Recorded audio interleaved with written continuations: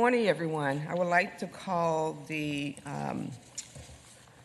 Ramsey County Budget Committee of the Whole to order. Today, our focus would be on safety and justice service team. I hope everyone had a great weekend.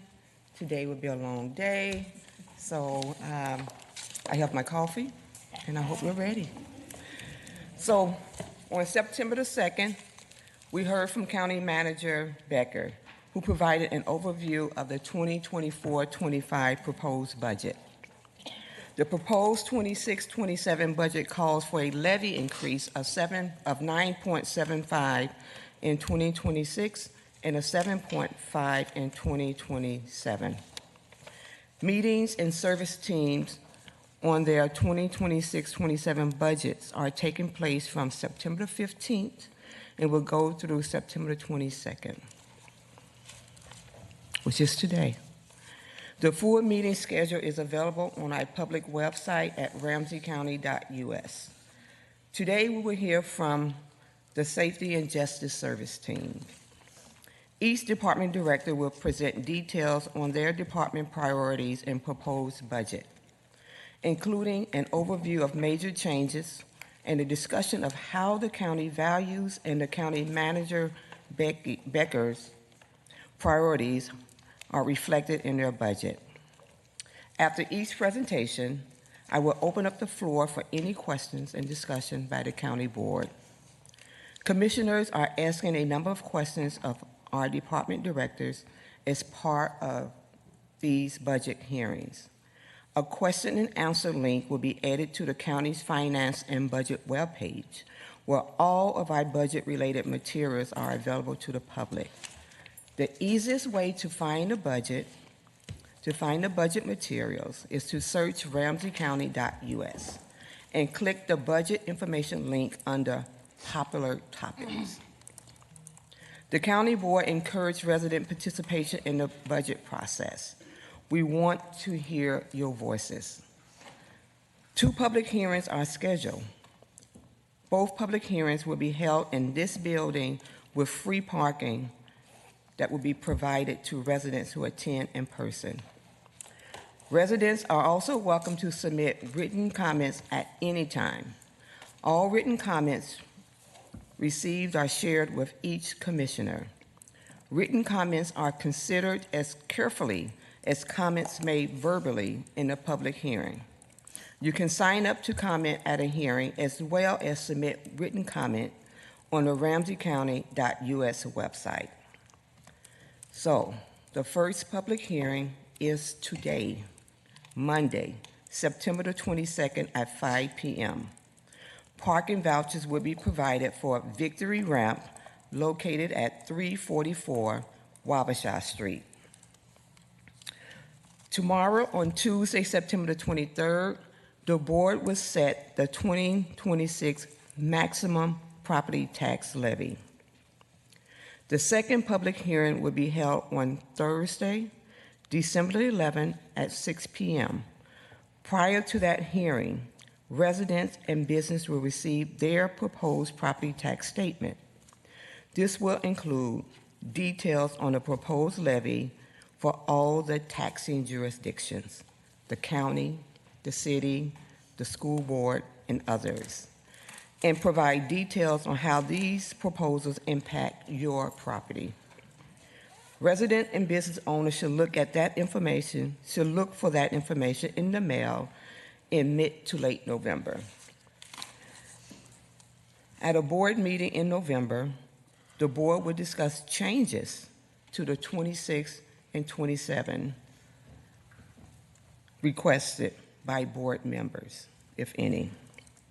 On Tuesday, December the 16th, the county board will give final approval to the 2026-27 budget, including any changes approved by the committee, and set the final 2026 property tax levy. Okay, so with that, we're going to begin our public hearing on safety and justice service team, and with opening comments from Deputy County Manager Reyes. Welcome, Deputy County Manager.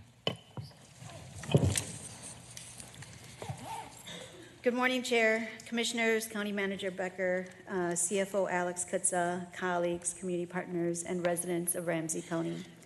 My name is Gloria Reyes, Deputy County Manager for the Safety and Justice Service Team. On behalf of the Safety and Justice Service Team, I am pleased to present our 2026-2027 budget. Before I begin, I want to pause and thank the entire Safety and Justice Service Team directors, County Attorney John Choi and his team, Sheriff Fletcher and his team. As you know, preparing these budgets is no small task. It requires a tremendous amount of detail, coordination, and foresight. A special thank you to our Controller, Chris Taylor, former Controller Holly Pratt, and our Accountant Hannah Lemaire, who led our budget preparation for today. And a special thank you to our finance team for their support as we transitioned controllers just as we began our budget process. Thank you for your patience and guidance. Our team's thoughtful and diligent work has ensured that the proposals before you today reflect not just numbers on a page, but the priorities and values of the residents we serve. I am grateful for their dedication, professionalism, and commitment to operating as one Ramsey County.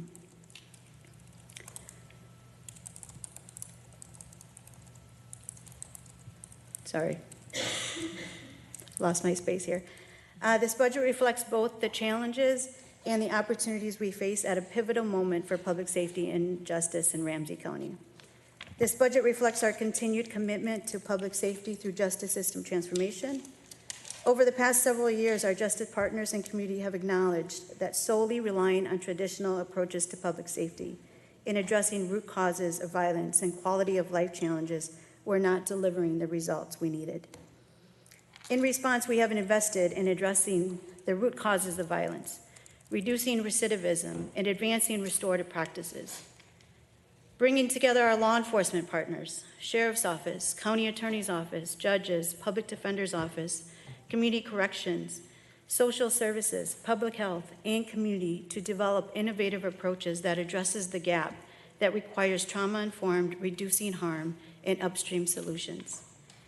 With that foundation in mind, I'll walk you through the key elements of the Office of Safety and Justice budget, which you will find on pages 215 through 218. The Office of Safety and Justice provides strategic leadership and coordination for Ramsey County Safety and Justice Service Team. This team encompasses critical county responsible services that includes emergency management, emergency communications, medical examiner's office, sheriff's office, county attorney's office, and the 2nd Judicial District Court. Through these collaborations, the Office of Safety and Justice works to enhance community safety and well-being by aligning the justice system with community values, strengthening our families, advancing racial equity, and building community resilience. As I mentioned, in 2026-2027 biennium, the Office of Safety and Justice will continue driving justice system transformation. Our major initiatives include sustaining and expanding reform efforts, such as pretrial justice, youth justice system transformation, and appropriate responses for 911 and non-emergency calls. While staff lead from the Office of Safety and Justice, these efforts reach across multiple county areas, in addition to our elected offices, municipalities, law enforcement agencies, and community stakeholders. Today, I will share how our budget aligns with the themes of our county manager's priorities: delivering county responsible services, operating as one Ramsey County, investing in organizational excellence, advancing in partnerships, and supporting long-term fiscal health. I will also highlight how partnerships, collaborations, and our organizational values guide the investments we are making. Before I walk through the broader Office of Safety and Justice budget, I want to highlight the major changes, beginning on page 218. First is the $1.6 million for the justice system transformation. It is funded by transferring 3 FTEs from the Transforming Systems Together initiative, which includes 2 existing FTEs, which is the Integrated Health and Justice Administrator and Administrative Planning Assistant, and 1 contract consulting position that has since been converted to a full-time Youth Justice System Transformation Planning Manager. Just to note that Youth Justice System Transformation Planning Manager conversion occurred after the budget book went to print and will be reflected in the forthcoming addenda. The rest of the Youth Justice Transformation appropriation is programmatic funding to build out new youth justice models and community response. Again, this is not an expansion of headcount. It is a transfer and realignment of existing positions and resources from the Transforming Systems Together project and into the Office of Safety and Justice. Second notable major change is the Appropriate Response Initiative. In the budget book, ARI is shown as $3 million in 2027. This funding sustains a cross-departmental initiative that began under American Rescue Plan Act ARPA funds in 2021, and now transitions into the levy. The ARI budget supports 21 positions in total. This reflects 14 FTEs in social services, 1.5 FTEs in public health, 2.5 FTEs in the Office of Safety and Justice, and 3 FTEs equivalent of intermittent staff. The 2 positions in Emergency Communications Center are already part of their base budget and are not incremental. That makes 21 positions total. Importantly, there are new FTEs being requested as these are existing positions. There are no new FTEs being requested as these are existing positions transferred or stabilized as ARPA funding concludes. The $3 million investment ensures that ARI continues to provide timely, trauma-informed responses to behavioral health crisis. It sustains critical harm reduction strategies like naloxone distribution and drug testing strips, and reduce overdoses and fatalities. Next, there is the $339,524 for interdepartmental service charge revenue to appropriately align cost of internally shared services such as finance and accounting, executive support and leadership, and administrative activities provided by the Office of Safety and Justice Department. Next, you will see a transfer of a position to the courts of $227,772, which will be covered in more detail during the court's presentation immediately following. The last major change is the increased cost of $280,807 in 2026 and $139,015 in 2027 to reflect increased cost of recently settled contracts, including updated classification and compensation plans, as well as across-the-board general wage adjustments.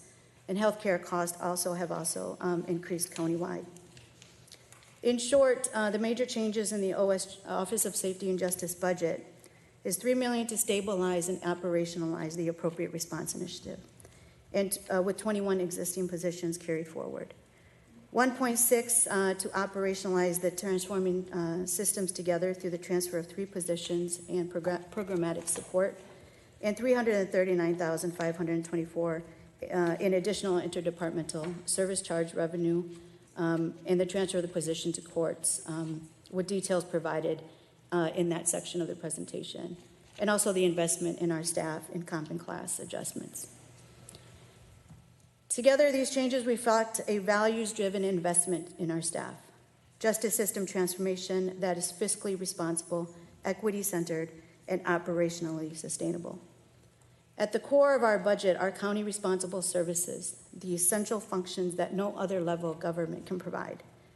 This biennium, we are making critical investments to sustain justice reforms and justice system transformation that residents and this board have championed. Each of these efforts reflects our responsibility as a county to protect safety while addressing the root causes of harm. They are not optional. They are core to the well-being of our residents. Our residents operating as one Ramsey County. Our residents do not experience government in silos. When a young person calls for help or when a family is in crisis, they need coordinated support, not disconnected services. The Appropriate Response Initiative is an example of that.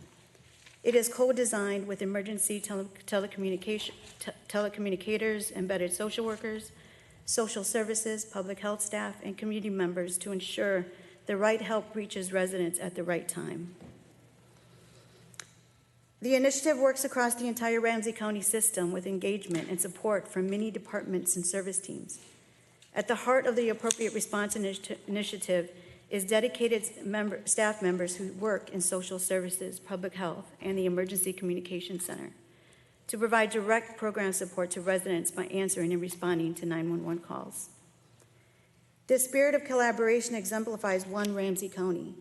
Every employee in every department contributes to our shared goals of safety, prosperity, and accountability. The Office of Safety and Justice is made up of staff who serve as planners, conveners, and collaborators in advancing justice system transformation. We work across Ramsey County service teams and departments to support and operationalize transformational justice, and again, operating as one Ramsey County. Investing in organizational excellence. Excellence requires people, systems, and processes that are sustainable. This budget strengthens our team's capacity to deliver justice reforms by adding staff dedicated to coordination and program implementation. We are also streamlining administrative functions across departments, reducing redundancies, improving processes, and ensuring accountability. Just as important, we are moving successful pilot programs into the regular budget. By reducing reliance on short-term grants, we ensure that justice system transformation initiatives are not temporary experiments, but lasting parts of our justice system. This is what organizational excellence looks like: efficient, accountable, and centered on community impact. Advancing partnerships. True public safety is built with the community, not just for the community. That is why partnerships are at the heart of every initiative in this budget. The Pretrial Justice Project, formerly known as Bail Reform Work Group, is a great example. It brings together the county attorney's office, sheriff's office, courts, prosecutors, public defenders, nonprofits, and community representatives to create a more equitable pretrial process, working in partnership to provide community navigators that support residents in a holistic way for those in the pretrial phase of the court process, holding regular community convenings that are led by community and practitioners to provide updates on our efforts in seeking feedback. The Youth Justice System Transformation Initiative partners with national partners like the Annie E. Casey Foundation, National Association of Counties, and local providers committed to restorative practices and youth justice system transformation, such as partnerships with Face to Face and Element Boxing Gym. We also partner with Ramsey County cities, including St. Paul Police Department Aspire program and Maplewood Police Department. And we are a strong partner with the Health and Wellness Service team in the implementation of our healing and treatment homes and community of practice partnerships with community and organizations. The Appropriate Response Initiative, in partnership with Public Health, Social Services, and Metro Transit, is working collaboratively through the Safe and Strong initiative to improve safety conditions along the Metro Green Line and University Avenue corridor. This effort brings together law enforcement, service providers, and city and county partners to ensure a safe and welcoming transit experience. Recognizing that law enforcement must focus on serious crime, the initiative fills a critical gap by addressing lower-level quality of life challenges such as addiction, homelessness, and mental health needs, by meeting people where they are and connecting them to holistic supports, including housing, addiction recovery, and harm reduction, case management, and other social services.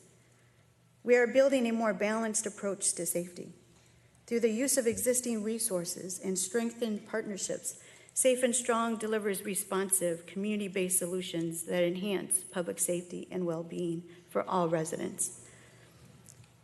Through these partnerships, our 2026-27 budget advances the vision of safety that is inclusive, preventative, and community-driven. We recognize the fiscal realities facing our county. Many of our most transformative initiatives were launched with one-time funds. The challenge is clear.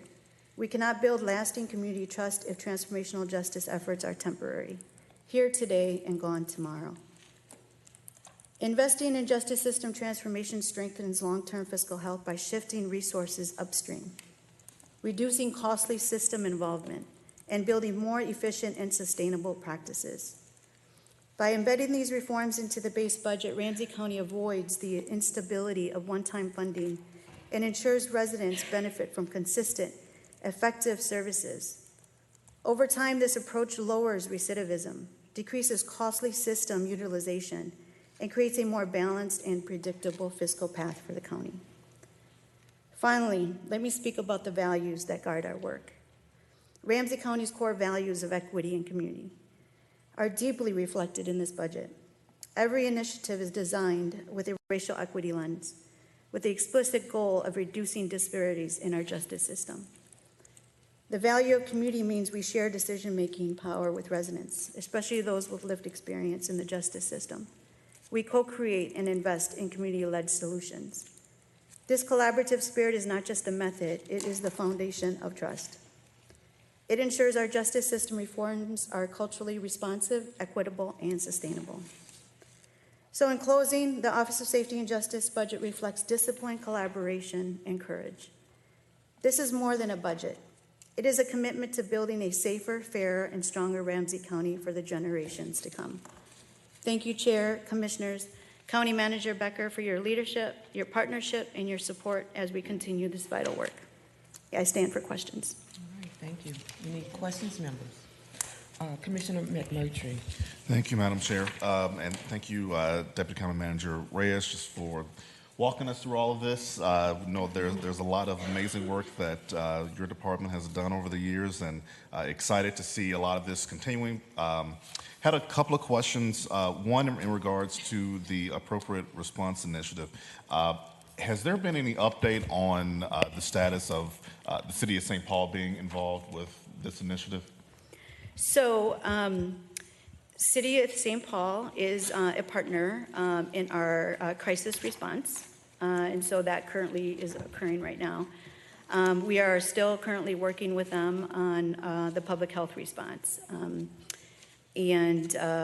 As you know, we are going through a transition here with public health and ARI as a whole. But our director, Amy Karen, has done an excellent job at meeting and partnering with the City of St. Paul, and with our tabletop scenario exercises that I've mentioned in the past. We continue to work in partnership with them. Public health is out on the Metro Transit Green Line University Corridor, and St. Paul is a strong partner in that, so that we are moving towards that is where we want to be at some point. Great. That's encouraging. Happy to hear that. In regards to the partnerships that you mentioned, and you had a few listed, especially internally, I wanted to highlight one to see if there is work being done specifically around economic development, just knowing that public safety is an important aspect of economic development. So are there efforts from your department of working with small businesses or with the teams that support small businesses here at the county with that lens of public safety? Has there been any efforts on you all's end? Yes, definitely. I'm glad you asked that question, Commissioner Chair. We are working with Workforce Solutions in the Power Within Us program, and with some funding that we are receiving with the youth treatment homes, supportive services. We are investing in continuing that Power Within Us Workforce Solutions program to continue that, and that's really focused on young people who are justice impacted. Great. A couple more in regards to the pilot programs for FY26 budget. How many would you say of the successful pilot programs are you rolling into the regular budget? Is there you have a dollar amount that we can look at that represents those pilots that are becoming regular? Yeah, I mean, I don't have the total amount altogether, but if you look at Appropriate Response Initiative, right, is an example. The pretrial justice it's funded by public safety aid funds, and will continue until 2027. But all those initiatives are slowly embedding and operationalizing within our regular county budget. And are you all continuing to try to locate other funding sources in addition to utilizing the levy, but are there other funding sources that you all are trying to find to continue to support these programs? Yes, we definitely are always looking for funding to support the programs. We are at a very, a really good time right now as we have the ARI, pretrial justice, and supporting the healing and treatment homes, and the youth justice transformation work. Those are the 4 areas that we really are focused on within the Office of Safety and Justice, and we are always looking for funding to support those efforts. That's great. Of course, we have the new grants and revenue offices coming, so I think Yes. that could be a great opportunity for us to continue to find other revenue sources for these projects. And then the last one that I have in regards to the budget pressures, you mentioned that you all have been leveraging other service teams to carry innovations from pilot to fully operational. Can you give a couple of examples of this exactly and how much these service teams are absorbing to fully operate these different programs? Yeah, so ARI again is a good example, right? We are operationalizing those FTEs within their current FTEs, but we are in 2026. Once the budget passes, we are going to move the funding within those departments to sustain that work. And so that's a good example of we are slowly incremental, like taking steps to make sure that the appropriate response initiative has a really good set foundation that is supported by planners and slowly move and dissolve and, and so that other departments can take that on and sustain that work. Great. Thank you. Okay, Commissioner Jettison. Yes, so just following up on the question about the pilots and some of the transformative work that's going on, I will say that it's really exciting to see the cross-sectional work, the interaction with community, and really having them at the center of the work that we're doing here. One of the questions that I have is how are we evaluating this work? I think most importantly to see the impacts on individuals and our community, but also because these are budget hearings, this is why I'm bringing this specifically up, is potential cost savings. If we can find appropriate community-based services and placements for individuals, it keeps them out of our JDC, our ADC, emergency rooms. The investments that we make upstream may or may not necessarily come as revenue or expense cuts in our specific budgets, but may be within individuals' medical expenses or other providers as they are carrying these burdens too. So I guess the question I have is, I know that this budget reflects some investments in evaluative work, and I'm just wondering if you can give us an update on how we're doing right now, doing both quantitative and qualitative to capture the narrative of this work and why these investments are how they're paying off in our community. And also, this is R&D. Sometimes we learn things that then we know, well, that didn't work the way we thought it did, but it informs future policy making. I'm just wondering, how thoughtful are we being, and what should we look for as far as evaluation? Yeah, evaluation is a critical component to justice system transformation, right? We won't see the immediate results, but we have to show that what we're doing is working. We really heavily rely on health and wellness service team and their evaluation team to support the appropriate response initiative, to support what we do across the board. For example, healing and treatment homes. It's consistent throughout the work that we do, and you will see it when we do our performance measures every other year. We come in and we demonstrate and show you where we are on our performance measures, so there is built-in accountability. I think what's important for us to think about is, yes, if it's not working, then let's not continue to do that work, but really reevaluate and make sure we are investing in the best areas. And right now we are sitting really well and really focusing on our appropriate response initiative, our youth justice system transformation, and our pretrial justice work. And of course, supporting health and wellness in healing and treatment homes and other initiatives that they have. Those, it's really, those are small enough, they're big projects, but we'll see some results, really big results in the future.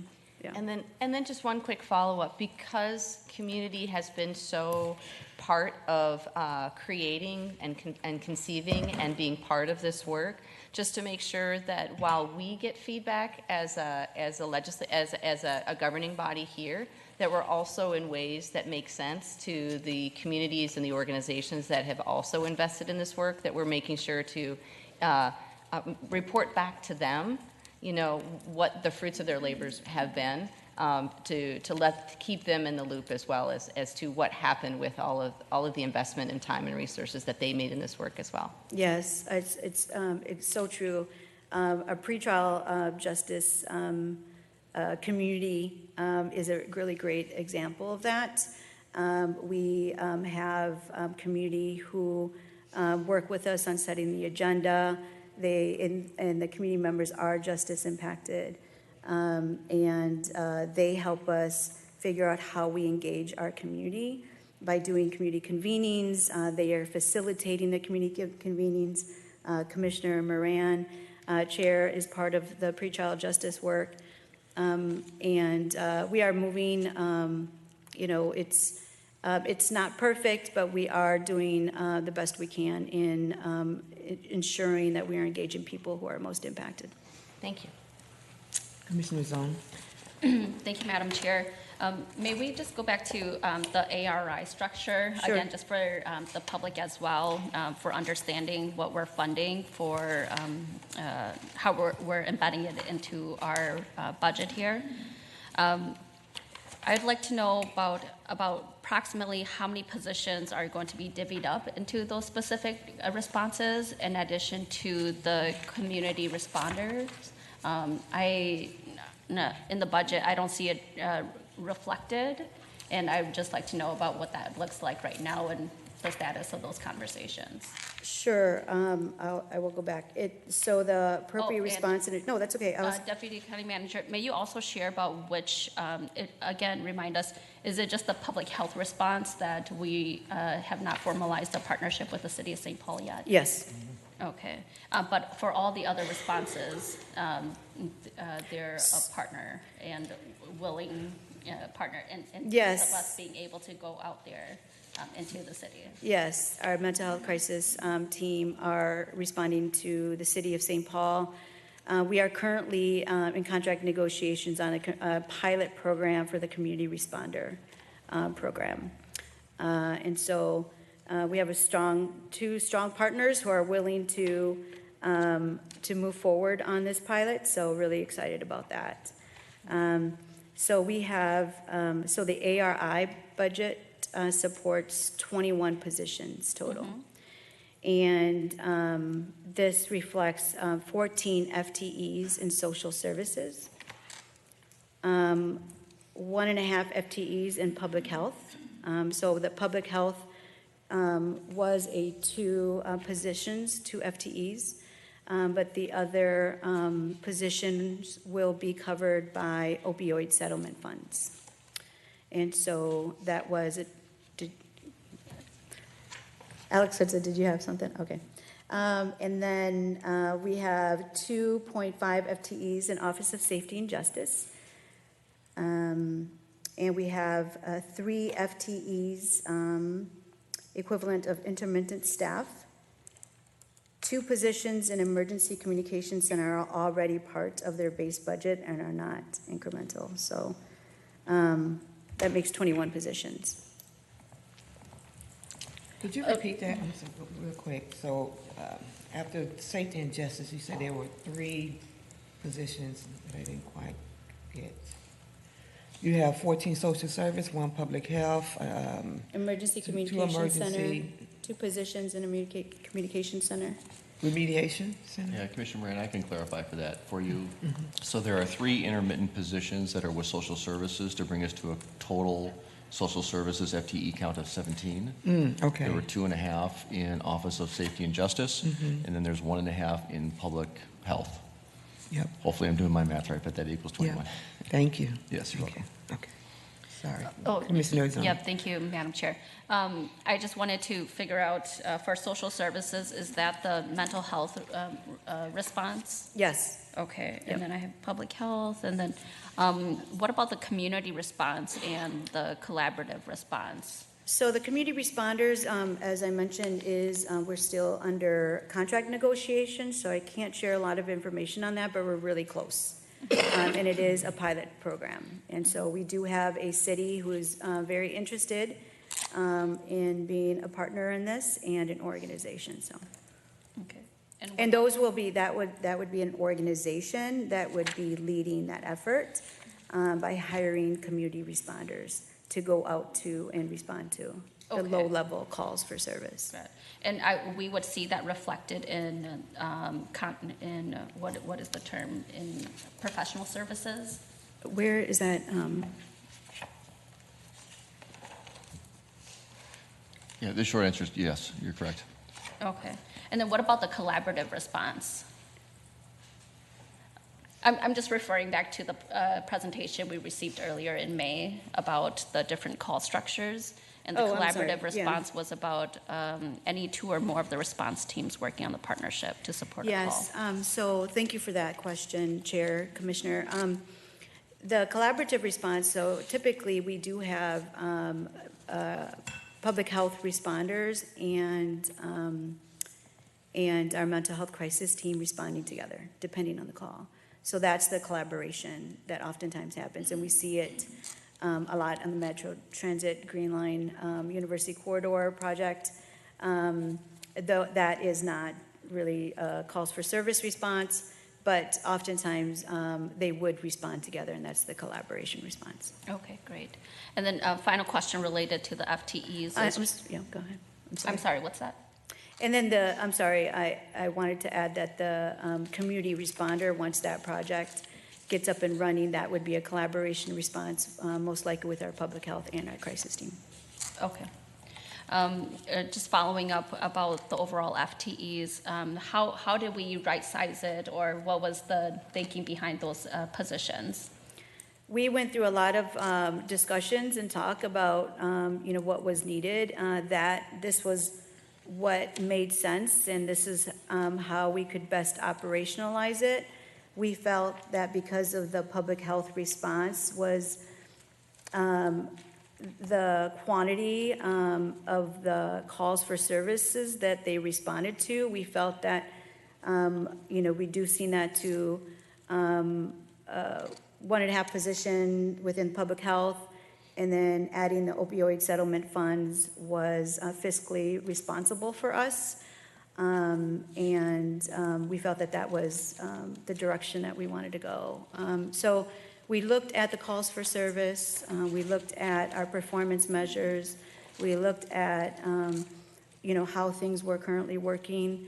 We also, in social services, we felt that they definitely needed the support and the expansion because of the work that they will be doing on the Metro Transit Green Line, University Corridor, and then also the demand for the calls for service that they require in responding to the calls for service. So, Okay.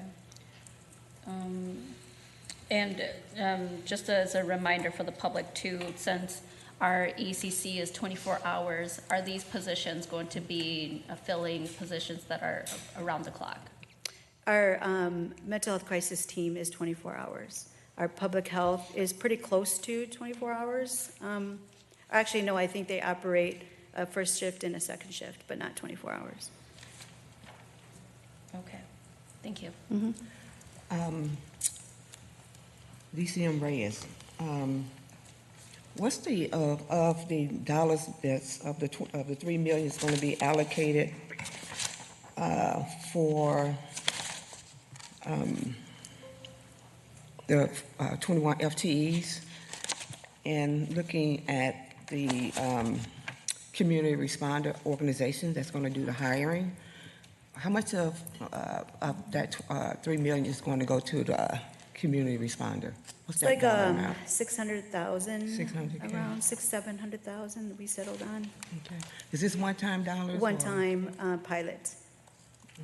Okay. And so I'm also looking under, as we talk about organizational excellence and talking about the pilot programs, and I can say this probably is a pilot program too, that maybe you would like to see as being part of the regular budget. And I know, as I'm reading here, that that is a priority to do that and not just rely on one-time grants. How do you see making this, integrating this into like more of a priority? Which project? Commissioner? Chair? Just here alone. Do you want me to help? Sure. Yes. Thank you, Madam Chair. Deputy County Manager Reyes, she's talking about your long-term budget pressures. Yes.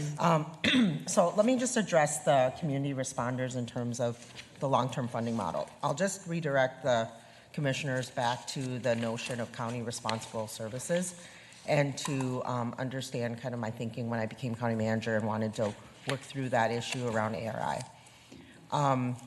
Responding to 911 calls outside of sort of our sheriff's response into our community is not a line of business that actually the county has traditionally done. You know what I mean? We answer 911 calls, but we're not necessarily in the business of responding to every emergency per se. There's cities with police departments, cities with, their own appropriate responses that they're working on as well. As a function, our public health response is a county responsible service because we are the county's public health department. So I appreciate the questions about pushing us on those conversations with the city of St. Paul, certainly, as we continue to work through that issue. Some of those hiccups that I think we struggled through is that law enforcement takes a very serious interest in obviously the safety and well-being of their responses, as they are responsible for showing up in those emergencies, and we need to continue to keep law enforcement at the table along with community in order to talk through those things. And so I think there was a chance during the work that maybe at times we weren't talking to all people at the same time at a table, and we're resetting that. And I've talked to Deputy Mayor Tincher about that significantly, as well as Deputy County Manager Reyes talking with Fire Chief Inks and with Police Chief Axel Henry. That's, and along with all our other municipalities. Going back to the community responder and answering your question about the sustainability funding model, it is not financially sustainable for the county to singly pay for a community response long term. We can pilot something, and we are going to. It is a very expensive thing if we would do around the whole county and all 18 cities in one township. Rather, it makes a lot more sense to prove out the model with one or two jurisdictions and then bring those jurisdictions to the table to talk about how that saved them money and effort and how they can be part of a funding model. I mean, a long-term community response model in our community should involve the city's law enforcement to be a part of that funding model, in my opinion. And so that's a conversation that we need to have. I mean, if done well and done right, it takes pressure and work off the public safety response. And so I just want to make sure we continue to right-size our role and not completely just build a system outside of the existing public safety system. This is the hard work of the transformation.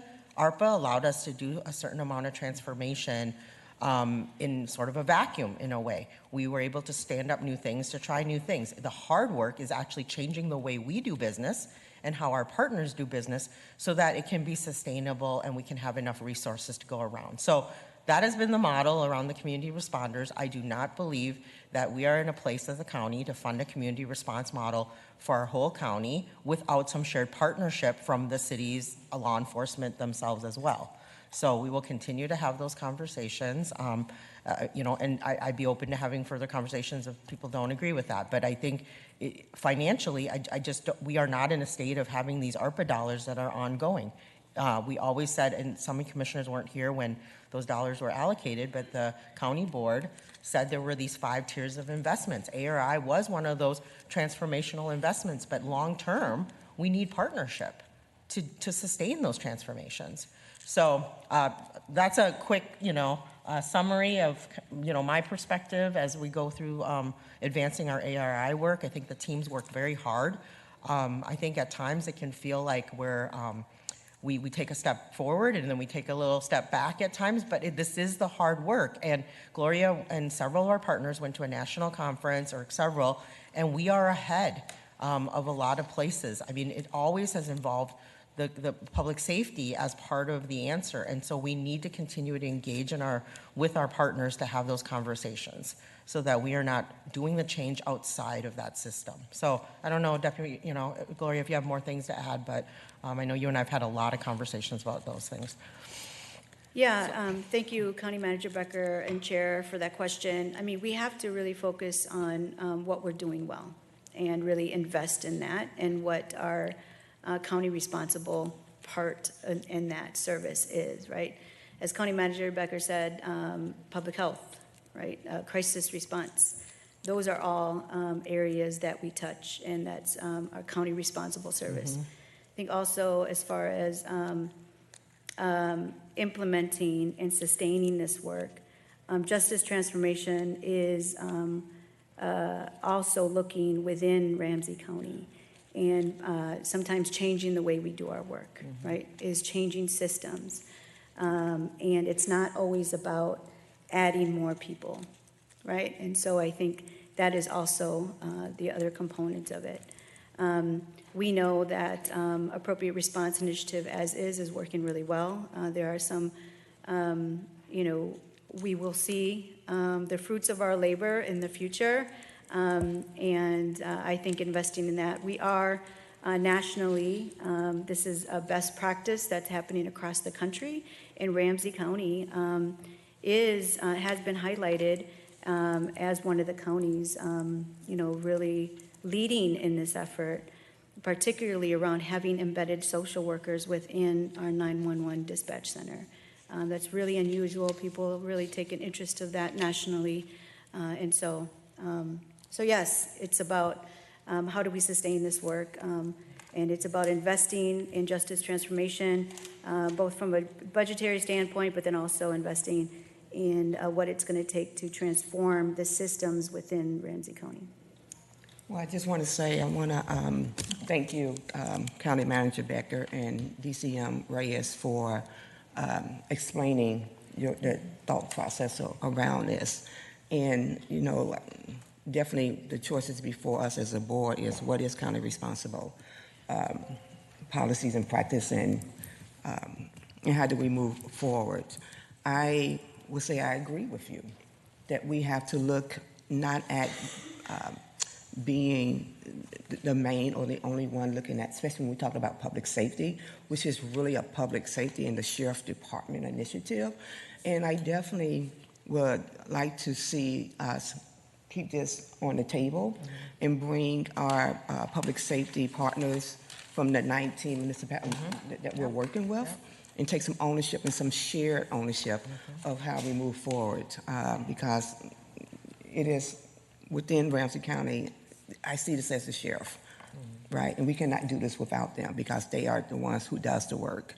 And so I appreciate the thought process behind this work and how we can support something that we have said that is a value to us, but look at the long term of how do we look at our budget and the pressures that we're putting on our budget, which we're putting on the taxpayers, and then say to our partners around Ramsey County, how do we all come to the table and invest in this?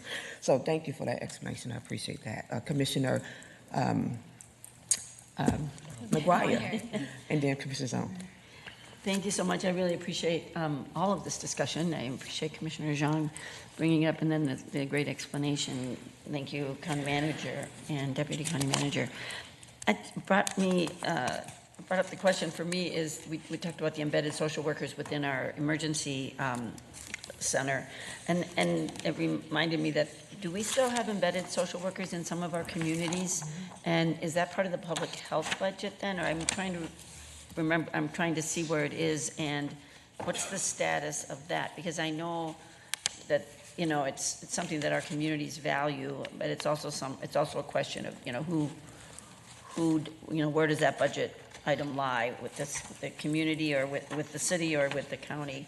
And just curious where that is. Yeah, Chair, Commissioner, I don't have the question, or I don't have the answer to that question, but we can respond to that. Because I'm trying to remember how many communities, I know that a couple of my communities had one, and maybe they still do. I'm just not sure where that's at. I haven't talked to them Yes, I recently. do know that, because we work closely with Maplewood Police Department, they have one. They have one, and I know Roseville had one, and I'm not sure if that's still there. I Yeah. know New Brighton wanted, I think all of my communities wanted one. Right. And I know we weren't able to you know, fund one in every community, so I was just curious. So that would be great to get back to us on that, and what's in the budget for that, because I know that working with the community, as you've been saying, is really crucial. And so I think it is figuring out the sustainable funding model for that. Thank Great. you. Thank you, Commissioner. Commissioner Zhang. I would like to just gain a better understanding of what metrics we are using, or at least the data that we're using to help right size the number of FTEs. And if I'm right, some parts of this program has been already operationalized, meaning that we do have staff in our ARI program already. And I just, from our meeting in May, you know, we looked at some of the numbers about like the call data, as well as the calls handled by our embedded social workers. So I appreciate that. I'd like to just get more recent numbers, as well as what goes into at least our social services work, at least. Because at least I'm looking at it where it says 61% of those calls resulted in like additional follow-up for services, or for mental health services. So I'm just trying to figure out about like ways in which we can utilize our budget and not just rely on property taxes for funding this program, in more collaborative ways. In addition to that, you know, again, I question about how or why all those positions in this response for the embedded social workers, why that's not funded with our opioid dollars, as well as our mental health response and our public health response. That's a good question. Chair, Commissioner, Manager we can Reyes. definitely get back to you on that question, and on how we use our performance measures in determining our decisions around that, and our creative ways in how we can invest in those positions. Okay, thank you. Very good question. Thank you. Commissioner Miller. I had similar questions. Exactly what Commissioner Zhang asked is, I understand, and from going what we just said, that we can't do this work without our partners, and really it was initiatives from the board, and that was a priority area. But I guess my question goes to as what's our timeline to keep funding this internally? And also, since this is new,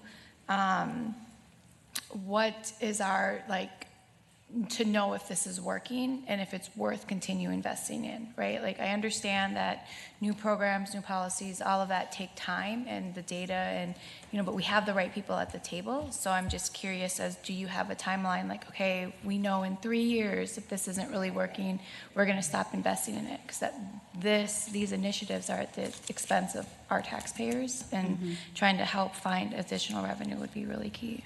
Yeah, I think what I can say is that, Chair, Commissioner, is that we will continue to evaluate, and you will see next year when we do our performance measures, how we are continuing to do this work and monitoring our calls for service and our response. And so we will continue to evaluate our response to see if, we are, whether it's working.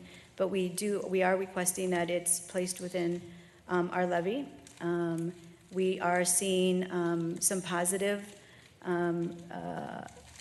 impact on our responses as it is right now in having public health and crisis workers out in our communities. I think that we all can agree that sending law enforcement is a very expensive call.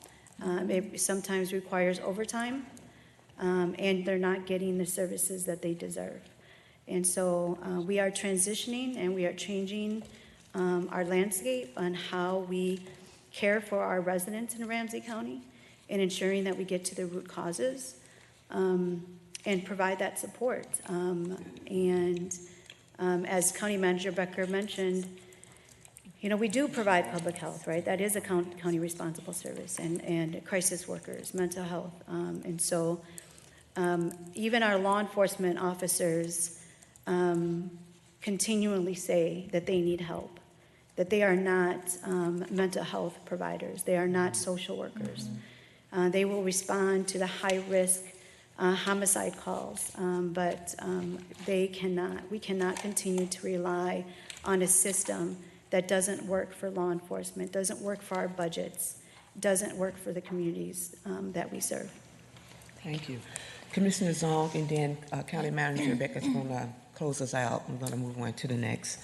In the spirit of both the collaboration and also the partnerships with all the different jurisdictions, is when we have our staff on the green line, is Metro Transit or Met Council paying for a share of that?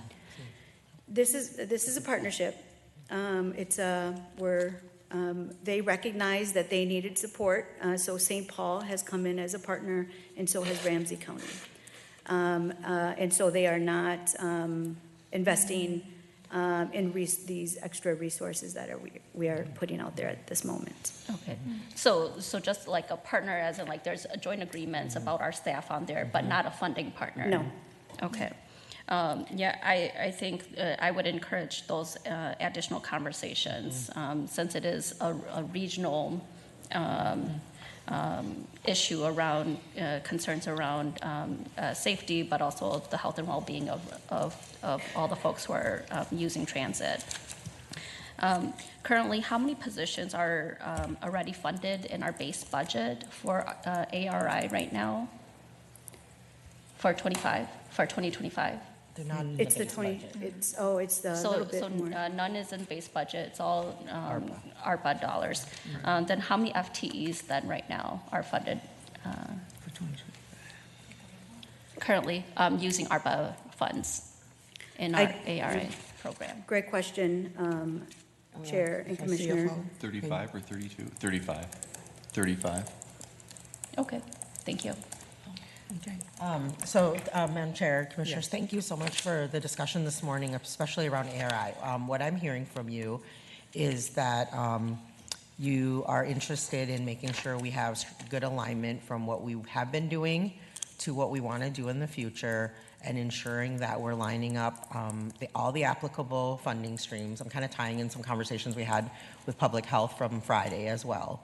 And so I think we will do that exercise for you all. I'll work with the team to figure out kind of what is our as-is and what we are saying the future, at least the 26-27 vision is for ARI, the roles and responsibilities, the funding streams that are possible, to make sure we are not leaving anything on the table that doesn't have to be funded with levy, to be accessing another funding source if appropriate. I also, again, I appreciate, Commissioner Zhang, what you were saying about the Green Line. That's exactly what I meant about like these community responders. I mean, there are public safety agencies all throughout Ramsey County, and we cannot build another public safety response system alongside of them. We have to be not only, when we're say transforming systems together, like it literally means together, like not just Ramsey County, but with our partners. And so they have budgets and they have constraints. They're the same taxpayers. We will do better on behalf of all Ramsey County residents if we actually are figuring out how to pay for these things collaboratively and not duplicating. The reason for the pilot with this one municipality, my goal would be to really see how have we reduced your response of your public safety police force, because now we are doing community responders, and then have those conversations around, well, you know, you now are saving an FTE. How do you lean into, how, you know, that translates maybe to an FTE. How does that end up helping to sustain the model or something like that, right? And then also the second phase that we haven't done as well on, I don't think, with community responders is we not only have resources as a county for that community responder to share with whoever family or individual they're supporting, but we have a lot of community partners, whether it's through our collaboratives or through our, you know, ecosystem. So we are the bridge. We don't have to be the funder of all these things. I think we can set the table. Particularly with ARI, we have kicked the door open in a really positive way of saying this is important and we need to do it and be a leader. But we can't carry this ongoing on the backs of our property tax alone. And so I commit to doing that work again around the $3 million. I think the challenge is we're not quite there to be able to bring everybody to the table. And when I said I wanted to invest in some things that were these big swings, I didn't want to give up on the vision of it, you know, without more time. And without being able to get more money from other people at this time, we had to put our own levy to keep the momentum. And so that's kind of the point of the moment we're at, is not wanting to lose the significant momentum while not having all the answers in the future funding model figured out. So thank you. Yeah. And I would just close by saying that we do have a few tables, at least, with partners at the table around this issue who's been coming together over the last 2.5 years, at least that I know of. And so we definitely can continue with that group and expand that base to some of the other local cities within Ramsey County. So I want to thank you for this part of around the Office of Safety and Justice, and we're going to move on to the district courts, the Second Judicial District. Great, and I will present on that. The Second Judicial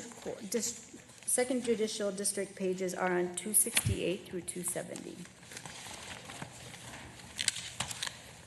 The District Courts Department supports the mission of the Second Judicial District to provide a fair, impartial, accessible, safe, and open judicial forum for the timely and efficient resolution of all matters brought before it, which includes criminal, civil, juvenile, family, and probate matters.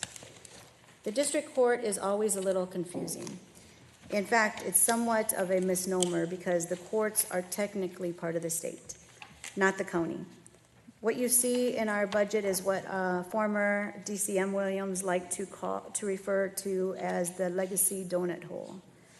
Prior to 2003, just for some history, the district courts were the county's responsibility.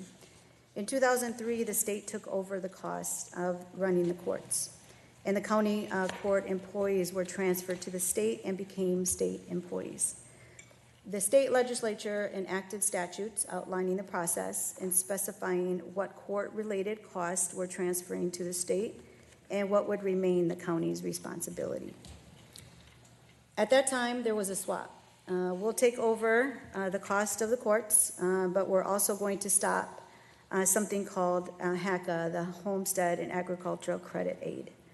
But it wasn't quite enough, so to pay for it all, the counties were left with this gap, which has been about $4 million. The biggest piece of that gap is for rent for our courtrooms. Roughly 3/4 of this budget is tied to property management costs. This year, rate increases in property management alone are driving additional costs. The rest of this budget is almost entirely for court-appointed attorneys. Under state law, when someone cannot afford an attorney in certain types of cases, the county is required to pay for one. For instance, our CHIPS cases, children in need of protection or services. These involve parents in child protection proceedings, often facing termination of parental rights. Almost all of these parents qualify for appointed counsel. Commitment court cases. Individuals moving through the involuntary commitment process are also entitled to representation at the county's expense. Paternity cases. Individuals in paternity cases are entitled to representation at county's expense up to the point in the case that paternity is established. Also, the Indian Child Welfare Act, ICWA, third-party custody cases, private family court cases where a non-parent is petitioning the court for custody of an Indian child, thereby implicating the protections of the Indian Child Welfare Act, which include the right to counsel regardless of the ability to afford it. Together, these panel of attorneys make up the next largest share of the budget. We are also seeing new obligations. Recent state legislation now requires the appointment of attorneys in housing court cases, particularly for tenants in public housing evictions that are not related to non-payment of rent. At the same time, we are carefully watching caseload trends. Recent data show a striking reduction in the number of CHIPS cases. That decline is largely due to transformational work in social services, where child welfare teams are resolving cases at intake through safety plans and diversion, keeping families out of the court system.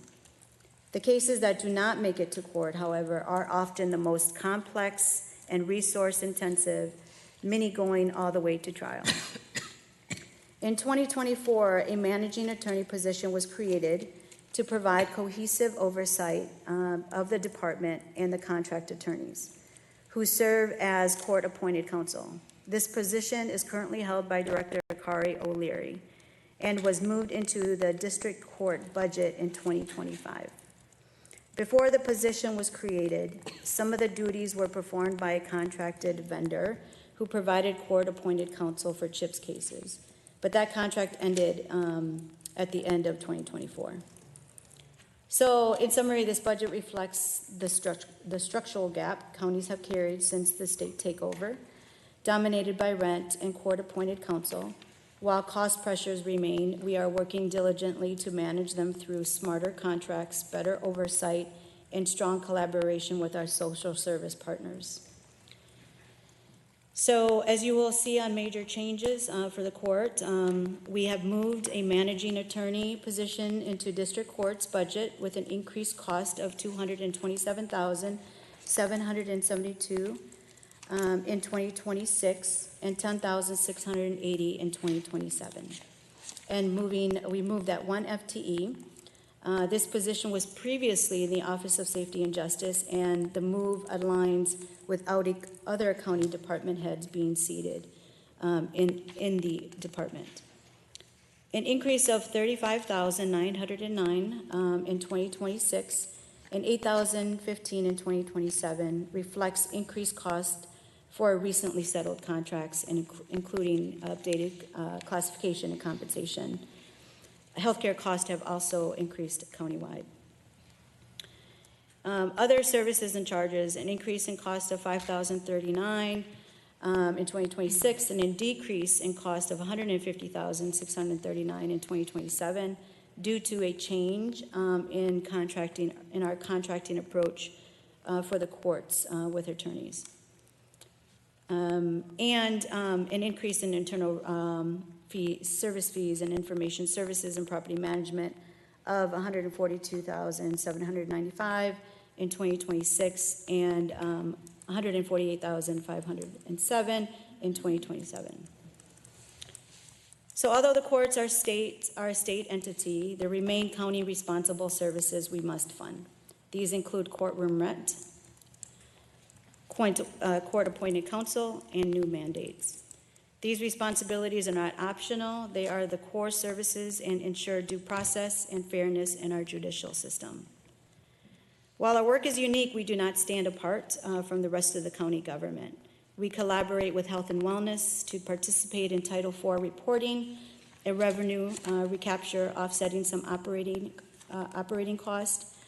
We align with social services and child welfare teams whose innovative work in family stabilization has significantly reduced the number of CHIPS cases. While the overall caseload is down, the cases that do proceed are more complex and often go to trial, as I mentioned. We work alongside the Office of Safety and Justice and other system partners on reforms and affect court operations from bail reform to youth justice system transformation. Operating as one Ramsey County means residents experience justice not as a fragmented system, as I mentioned, but as part of a broader, coordinated county response.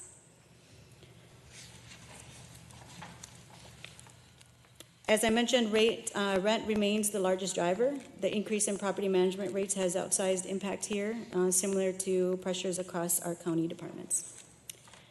So we cannot eliminate the legacy donut hole we have here, but we can manage it responsibly, leveraging partnerships, recapturing revenue, and ensuring costs are transparent and predictable. So in closing, 2026-27 budget for the Second Judicial District Court continues to manage the legacy funding gap from the state takeover while advancing the county manager's priorities. Thank you for your leadership and your partnership as we continue to provide justice for our residents. And I stand for questions. Okay. Members, any questions? Okay, Commissioner Jevonsing.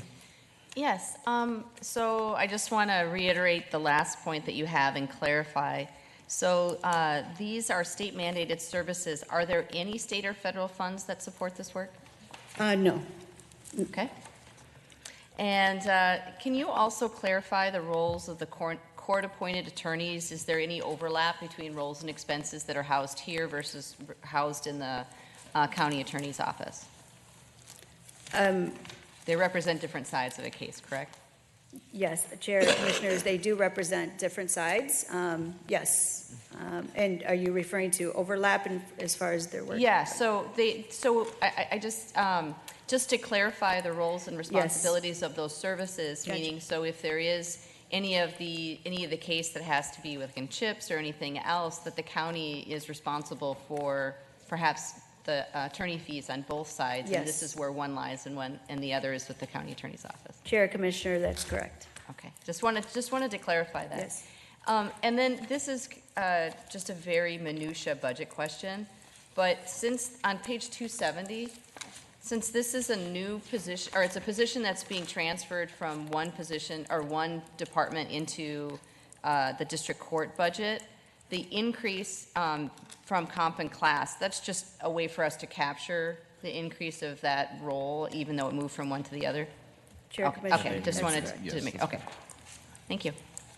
Commissioner McGuire. Thank you, Madam Chair. I'm going to follow along with Commissioner Jevonsing's question. I know the state took over the courts, so they pay for the judges' salaries, but they don't pay for the courtrooms, which we pay for, and they don't pay for the public defenders and any of the other attorneys that were needed in any of these other cases, even though, as Commissioner Jevonsing asked, we're required to do all that. Is there, I mean, I'm trying to think, I'm going to ask my colleague from the legislature, was there an attempt to try to get them to help pay for public defenders as well?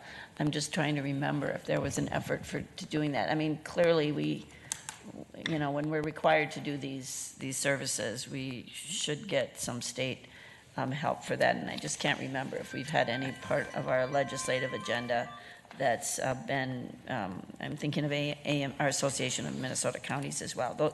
Those are questions I'm going to be asking around to see where this is maybe at, to get some funding for, as we always are trying to get funding for mandated services. But I just wanted to be clear about what we were going to be looking for. We have Commissioner Ortega. Maybe To can this respond. point, Commissioner McGuire, in the past, we have attempted Yeah. to get some state assistance in terms of the public defenders. That's what I thought. So I know Thank you. there was some legislation that moved to give a pay increase for public defenders, right? And I don't know how that impact counties, or can anyone talk to that? Because there were some increases that was given to public defenders. Chair, Commissioners, that was not, we have not been impacted by that as far as Okay. I know. Okay. Which would be weird if we're paying for the, excuse me, Madam Chair, if we're paying for the public defenders and they got a required increase from the state, we didn't pay that? I mean, that's what I'm curious, if we're paying for the public defenders, I feel like, is there some partnership that they're paying some and we're paying some? I'm just not clear. That's exactly correct. Okay, thank you. So the state part of it increased. Thank you. Chair Commissioners, I can come back Yeah. with a response on that. And I might just say I support public defenders. I mean, I think we all do, but it is a required, service that we have to provide, and so we should get state funding for it, but it's definitely a needed service. Absolutely. Commissioner McMurtry. Thank you, Madam Chair. Just a quick question on this federal Title 4E and maximizing the revenue reimbursements there. Are we currently maximizing those revenue reimbursements, or is this an opportunity for us to find additional funds? Yes, Chair, Commissioner, thank you for that question. That's a great point. I think, I believe we are maximizing, but I would like to, it's an opportunity for us to review, and I can get back to you on that. Great, thank you. Okay. Seeing no other questions? Okay? Thank you. Thank you so much. So why don't we take a 10-minute break, and we'll come back. Well, I don't You know. wanna? Deputy County Manager is, what time is the county attorney supposed to get here? Is it 10:45? Yeah, that's what's. Okay, so maybe that'll work then. Who's next? Okay. Okay, it's 10:20, let's come Yeah. back at 10:30. Okay. Or you want to take a longer break? Well, that's what I'm saying. I'm not You gonna sure come back at I don't know if he'll be 10:45? here yet, so that's Well, what I was. let's come kinda- back at 10:40. Okay. Okay, thank you. That's what I meant. I didn't think. Yeah.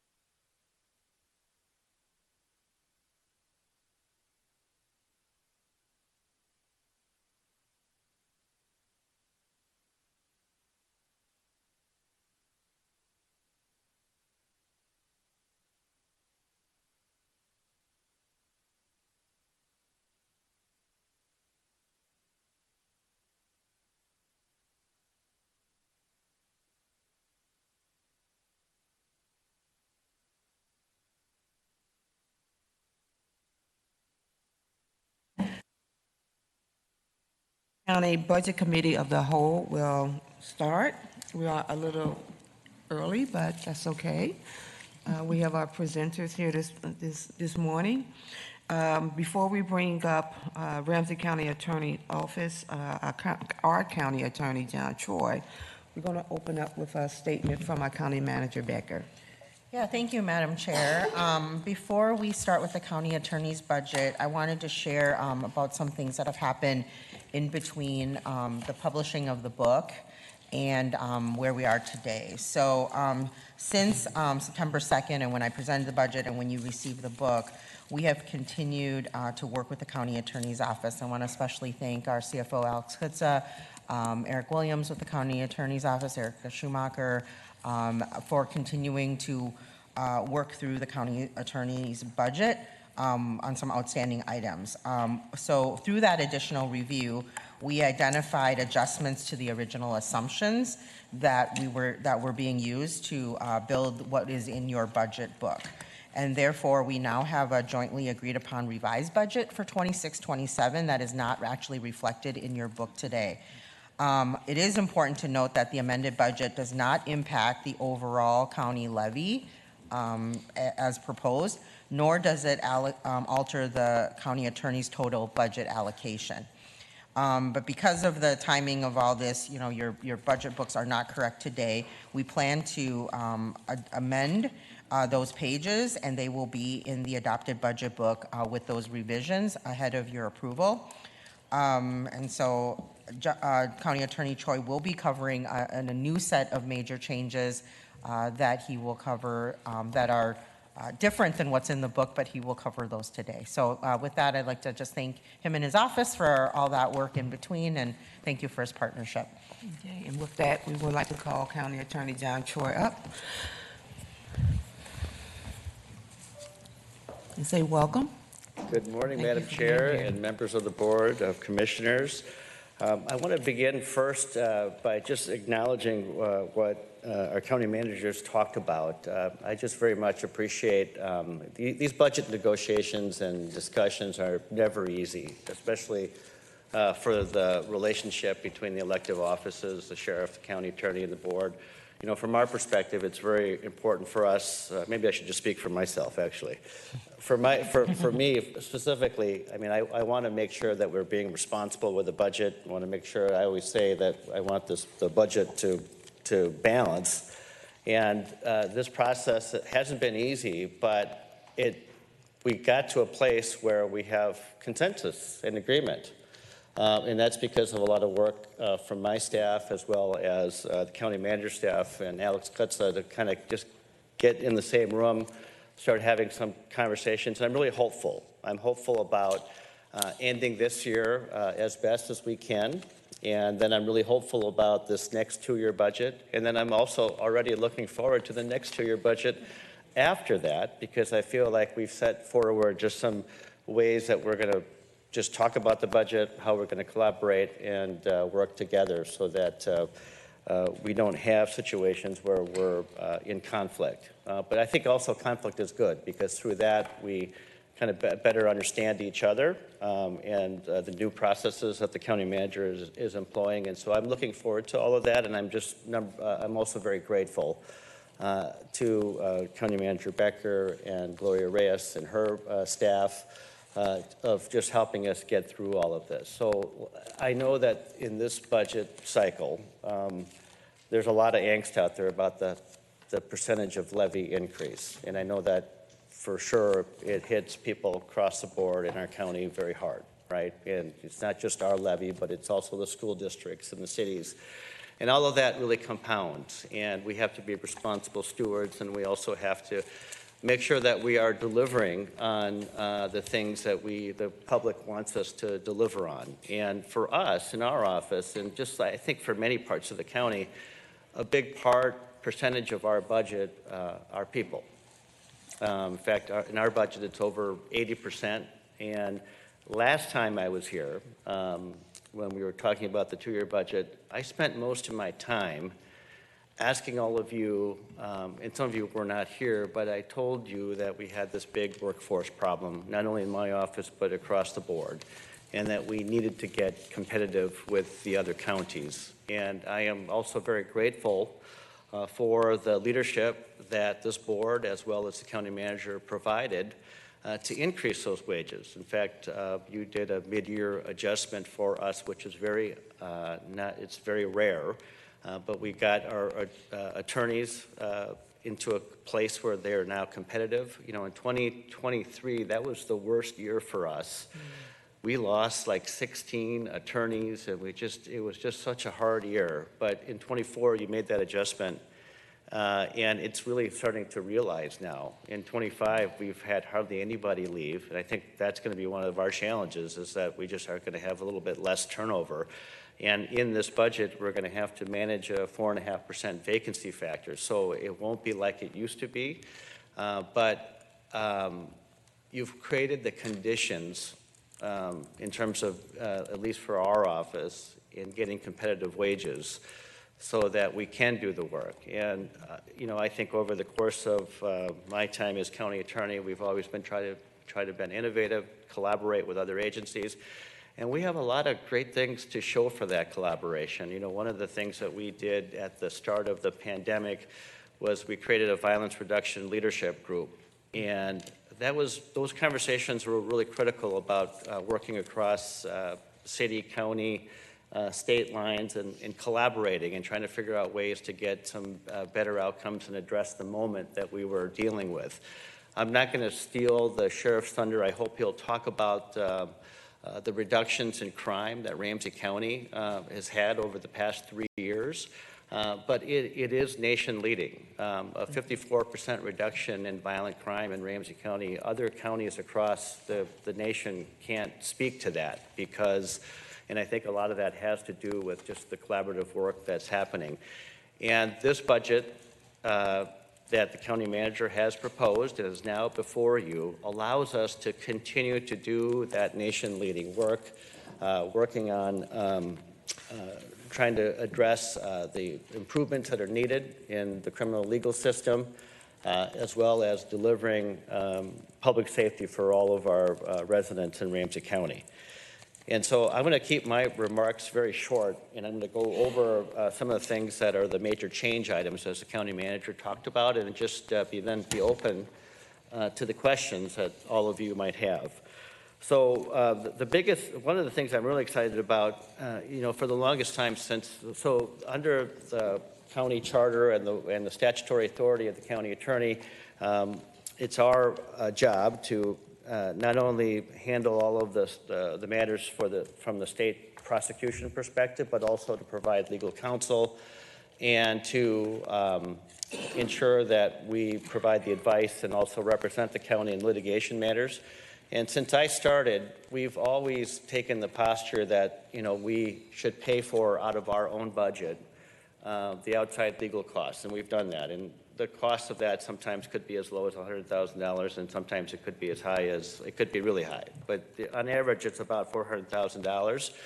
And so with this budget, we're able to actually have a line item finally in this budget, which provides us some additional comfort in knowing that we're actually budgeting for this line item. Typically in the past, we had just budgeted about $66,000 for this line item, but now we have this line item in there.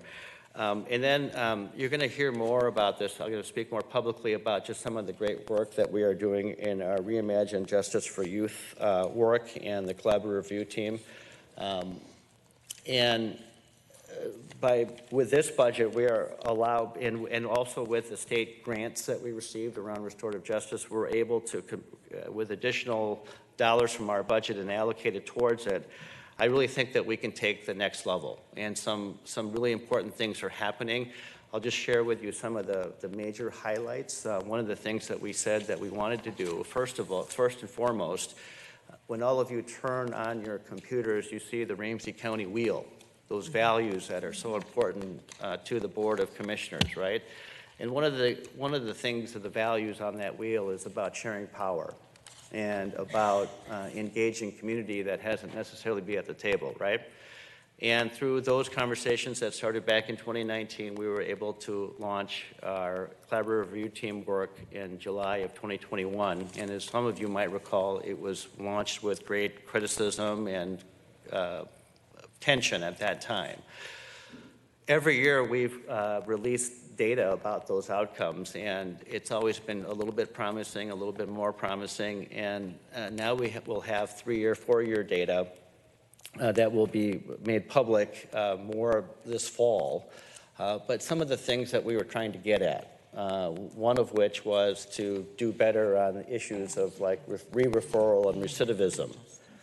Also to address racial disparity that we saw with multiple referrals to our office over the past 10 years. And so my elevator speech for the work that we're doing in our youth justice program is to do better than we did prior to 2021 in the past 10 years around issues around referral, success rates, et cetera. And the numbers are going to be really compelling and very promising that what we're doing by sharing some of that decision-making power with community perspective, as well as asking the right questions about what we do in response to situations involving our youth and involving our victims, that we're getting a better quality of an outcome. Better re-referral rates, better recidivism rates, as well as the elimination of racial disparity for those who are actually successful in some sort of an alternative, better than we ever had before. And so those outcomes are going to continue, and they're going to expand because of this budget. And I really appreciate that, because this work is done in collaboration with so many people in our community. And so the major change item of additional $269,000 to be able to support our collaborative review team is much appreciated. In addition to that, we also talked about doing better on solving cases, and that's where the Violence Reduction Leadership Group really had one of its biggest values. You know, we really sucked at combating crime at the beginning part of the pandemic, and the reason why is because we were blaming each other. You know, the police would blame me for not prosecuting, and I would maybe deflect it to the judges, and we were all really pointing our fingers. And during that time period, we were experiencing as a community things that we had never experienced for a really, really long time. We had carjackings, we didn't even count those things to begin with, right? And through some of that collaborative work, one of the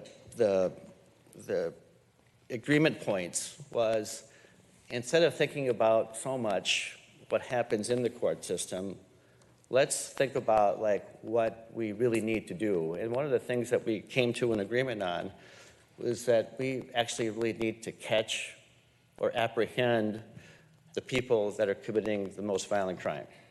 And so in one of those areas was around non-fatal shootings. You know, we had a low clearance rate. Actually, it was pretty good throughout the country, but it was low for our standards. It was about 35%. And through the work of the St. Paul Police Department and the leadership of Mayor Carter, reconfiguring resources from the city perspective, and then the county, County Manager Ryan O'Connor and you, the board, allocated a significant chunk of money for the non-fatal shooting initiative to have emergency funds available, et cetera. One of those things was a 2-year commitment to have expedited forensic work done at the BCA. And we funded that for 2 years. But now, with this budget, we are able to continue that for the next 2 years. And of course, we'll be able to continue that on. And it's not abnormal that we would pay the BCA some additional money to prioritize our cases. St. Paul Police Department does that, and now we do that. And I think having the expedited testing for gun cases as well as sexual assaults, this money will go for that as well. We're able to continue that work. In addition to that, I appreciate you, Madam Chair, on the conversations on the Minnesota African American Family Preservation Act. I have every confidence that Ramsey County in 2 years or whatever time, that we're going to have some really great stories about how we implemented MAFPA. And I appreciate the work that you're doing to invest in the workforce with respect to the Social Service Agency, the Child Protection Agency.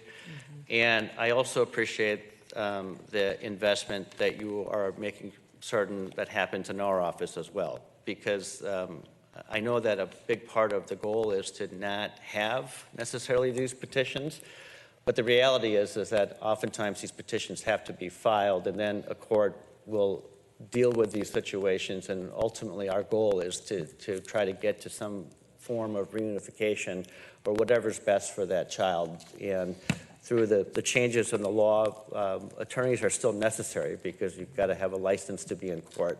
So there's an impact to our office, and I appreciate the fact that we're making available some additional resources so that we can support our Human Services Legal Division.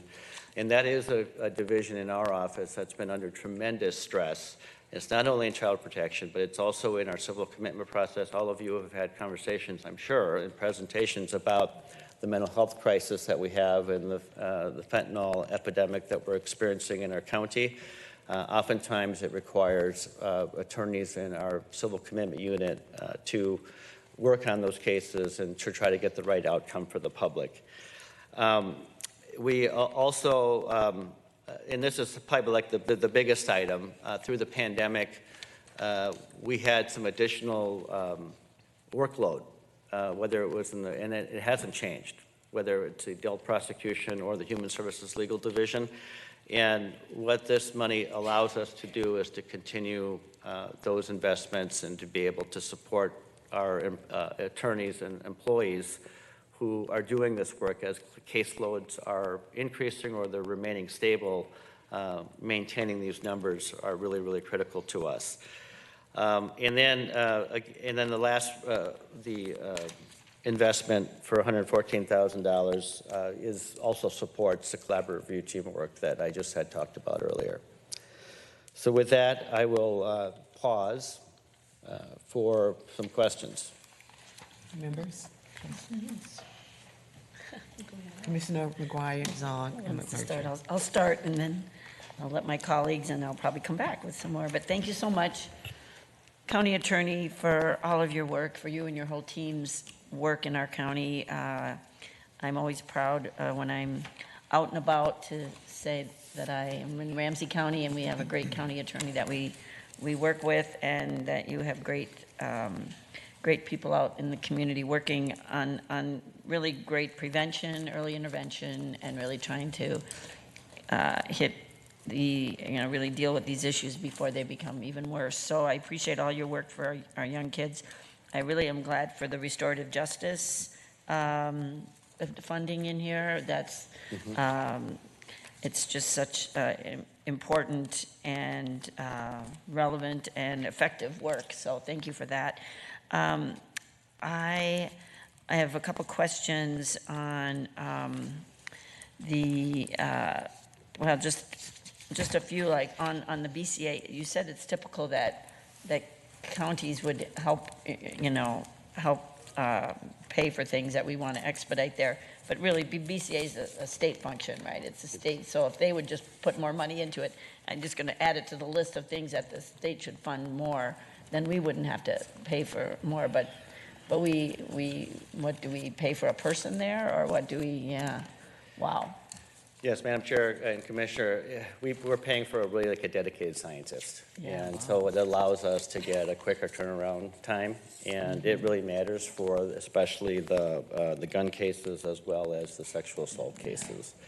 And so I wouldn't be asking for this to continue unless I thought it really made a difference to be able to more quickly get to a charging decision and to understand the truth of what happened.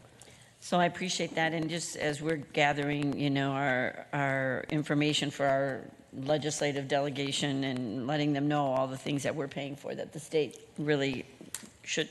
Is this something that arguably the state should fund their capacity, or is it a good model that the counties pay for? Yeah, Madam Chair and Commissioner, I think arguably yes, because we experience more gun violence than many other counties, not maybe Hennepin County, but and so those are those are priorities. And so if there's a way that we can have more dedicated resources from the BCA, that would be great. But I view this to be a relatively small investment of $115,000 that gets us that dedicated forensic scientist and allows us, I mean, I got to be careful about how I say it, but in effect, we get to kind of, I guess, butt in line. But we have more of these incidents than other counties do. Yeah, no, I appreciate that. And then also, I know that we're a pilot county for the Minnesota African American Family Preservation Act, and we support this, and we did get funding from the state, but maybe not enough funding. Or I'm just curious, we're adding people because I don't know how much we got from the state to do this pilot. Well, maybe Commissioner Moran might have some thoughts about that. Yeah. But I'll just say that it's common that the legislature is always having unfunded mandates, right? And this would be certainly one of them. But there's a whole litany of things that the legislature, as you know, you've served in the legislature, great ideas happen, and we're appreciative of the pilot money resources that were given. I think it was $5 million between Hennepin and Ramsey.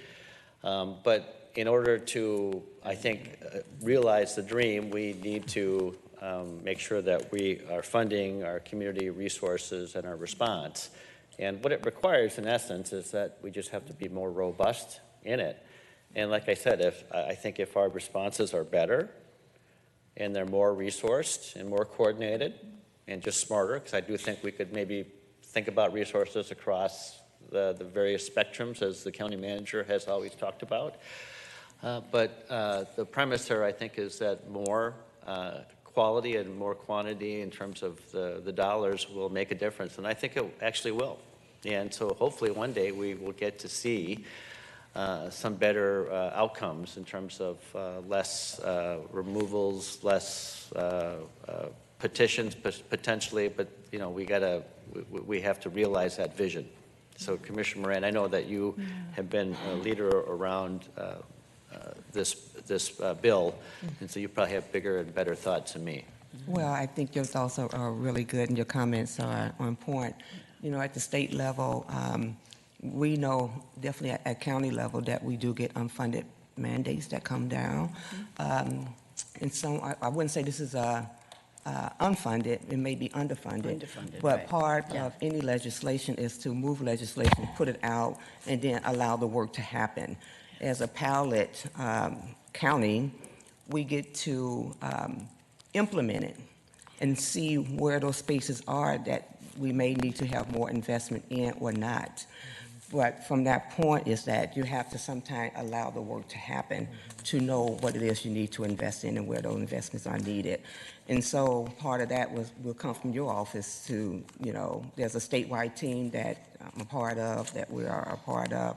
And there's a few other just like groups that are coming together to look at how we need to, based on Ramsey County and also Hennepin County being a pilot of the implementation of MAFA, to look in a greater sense is what would those recommendations need to be to the legislature. But of course, you have to let the work happen in order to have those answers or solutions. So, but your office has been really leading on what that needs to look like for families and children,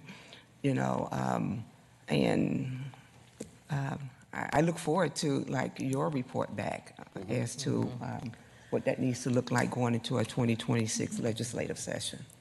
Yeah, and I really appreciate the investment that the county manager has made in this budget to address the issues that we have, just making sure that we're going to be in compliance and supporting the child protection group, because they've got tough jobs, and a big part of what they're wanting to do is making sure that they're in compliance with the law, because every time they got to go to court, we're there with them, and they got to answer questions, and sometimes they're really hard questions that the judge has for our workers.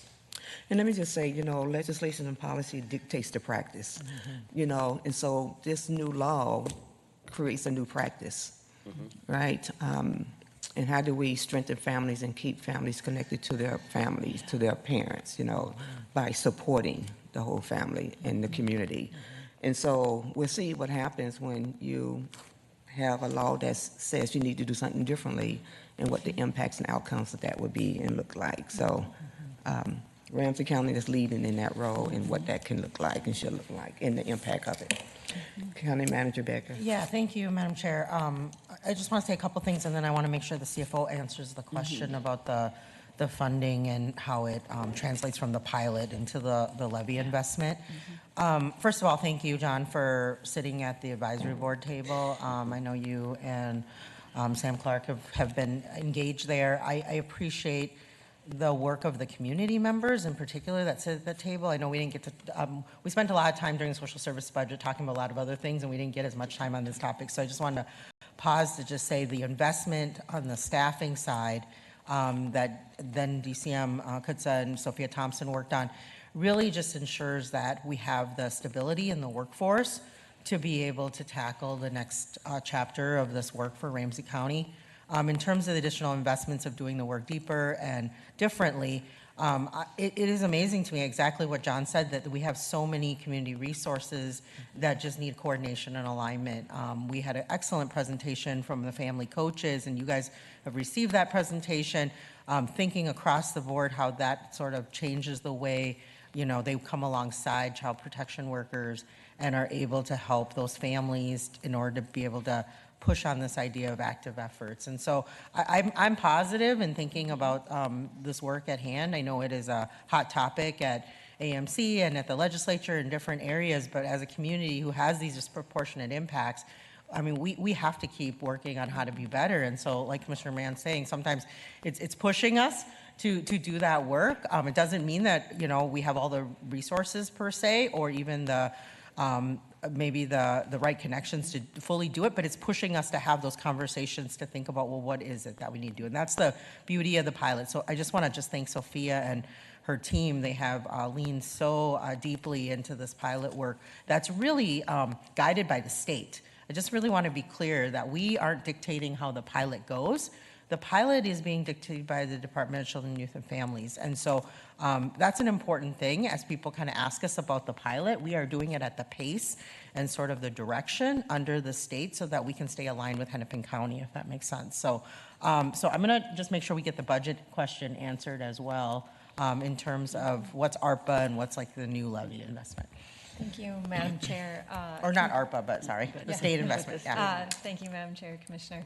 So that's correct. Everybody's kind of said it here. It was one-time money that came to the county, to Hennepin and Ramsey as the pilot. And so then we have ongoing funding for, I want to try and remember the words Director Thompson actually used. We had some areas in child protection where we needed to shore up our base and make sure we were covered and help address many requirements across the child protection area, and part of this is in County Attorney Choi's area, and much of it is in the social services. So after the pilot, there's not ongoing funding at the state currently. I appreciate that. And Madam Chair, I just want to thank you for your leadership in this, and I think this is really important work, and I'm glad that we're going to be a county that can demonstrate how this can best happen, because I think, that we can figure it out, and with the great people that we have in your office, John, and with our social services, that if anybody can do it, we can do it in the best way possible. And so I'm glad we're going to be able to model that for the other counties, because this is important work that needs to be done throughout the state and the country, quite frankly. But just thank you for that, and thanks for the clarification on the funding. And as I said, Commissioner Moran, this is really important work, and you've been leading on that, and it's really important to do. So thank you. Can I just say the disproportionate impact of out-of-home placement having on the Black community is huge. The inequities there will start vivid, and so like any other initiative. It is the work of Ramsey County and Hennepin County and the statewide group in DCYF to come together to the legislature in 2026, right, when we reconvene, and to say this is the cost. right? And if we need to move forward, this is what it's going to take. Not to say you're going to get everything that you ask for, because none of that just doesn't happen, right? In many places, and it just doesn't. But it's the opportunity for that to happen, and which is why you have a palette that is happening here. So as we talk about unfunded, it is the work of the work groups and DCYF and Ramsey Hennepin to present what I would say that would tell the story of what active effort could and should look like, and when it happens, what's the impact of that? Yeah. Can I make one more clarifying? Madam Chair, I just want to make one more clarifying remark. We've been using the word pilot a lot, but Sophia just texted me. We're part of a phase-in, so these P words can kind of get us a little confused. Yes, So it's a phase-in. The project's happening. We are the early adopters of the phasing in, the Hennepin and Ramsey. So I just, that's an important distinction that everybody understands. Yeah, and Right, it is the law of the land. It is the law. It is the law of the land. A pilot Yes. means you're just trying Yes, it out. we're to not see just if it's trying going it to out. be. This You're is right. the law, Yeah, right? it's the And law. we have to do it, and It is the law. we're one of the first to phase Yes, it in yes. and to learn from that. And it's dictated by the state, but hopefully Yes. they're going to learn from us as we're the first of the phase in to help, adjust for the other counties that are then going to, are required to start putting this into practice. Exactly. So, yeah, thank you. Yeah, That's thank good. you. That's a good decision. Okay, back to County Attorney John Troy. Yeah, and also too, I think it's an important distinction that we're actually funding for the next 2 years. And clearly, there's $2.5 million, but all of this gets into the base budget, and I think there is a commitment to continue on that funding. But I do think it's really important that we start this conversation with the legislature about the resources that are needed to support local counties in the successful implementation of this new law. Thank you. Madam Chair. Yes, I'm sorry, okay. Commissioner Zone. Thank you. May you explain, so I have quite a few different questions about some of the different programs for reimagining justice for youth. I see that you're adding an FTE for that. May you just explain a little bit more about that program and how that may be different from the youth justice transformation work? I'm just not familiar with that. Yeah, so I'm trying to think about how best to answer that question so that it doesn't take up too much time. I could just give you this whole presentation about the vision and the work around reimagining justice for youth. So a big part of the RJY initiative in our office was this intentional work that we did that you see every day when you open up your computer screens about sharing power and about really leaning in towards community engagement. And as we had this conversation starting in 2019, we were inspired by some of the things that were happening in Yellow Medicine County about utilizing restorative practices and how the county social service agency as well as the county attorney's office were able to change practices and processes, especially around child protection cases. And it got us having some deeper conversations about shifting the paradigms that exist in how county attorneys do their work around how we receive cases from the police and then make decisions on them. Instead, there was a vision that was created about being more restorative and more collaborative in our work and utilizing other partners. What is very different about what we're doing is that we actually incorporate the public defender as well as a community perspective into our decision making. We will make the initial decision about whether or not there's actual enough evidence or probable cause to make that decision. But then once we do that, we share that decision making for a big portion of our cases with this group. And through that, we're able to get more qualitative information about what would be best in our response for the young person as well as the person that was harmed. And through this work, we just kind of cobbled things together. In fact, we used a lot of savings that were in our budget. We repurposed positions within our office to create this new way of really kind of making decisions, right, in a more qualitative way and getting understanding not just like what happened, because typically when you get a police report, what it says is that what happened, right? This is what happened. But through this process, we're able to get more information about that young person, about the reasons for Justin's involvement, and thinking about how do we actually get the behavior to stop? How do we make amends to the person that was harmed? And we rely very heavily on community resources. And for the longest time, we've been utilizing our own budgetary savings, which is so important for our office to be innovative. We've also relied very, very heavily on grants.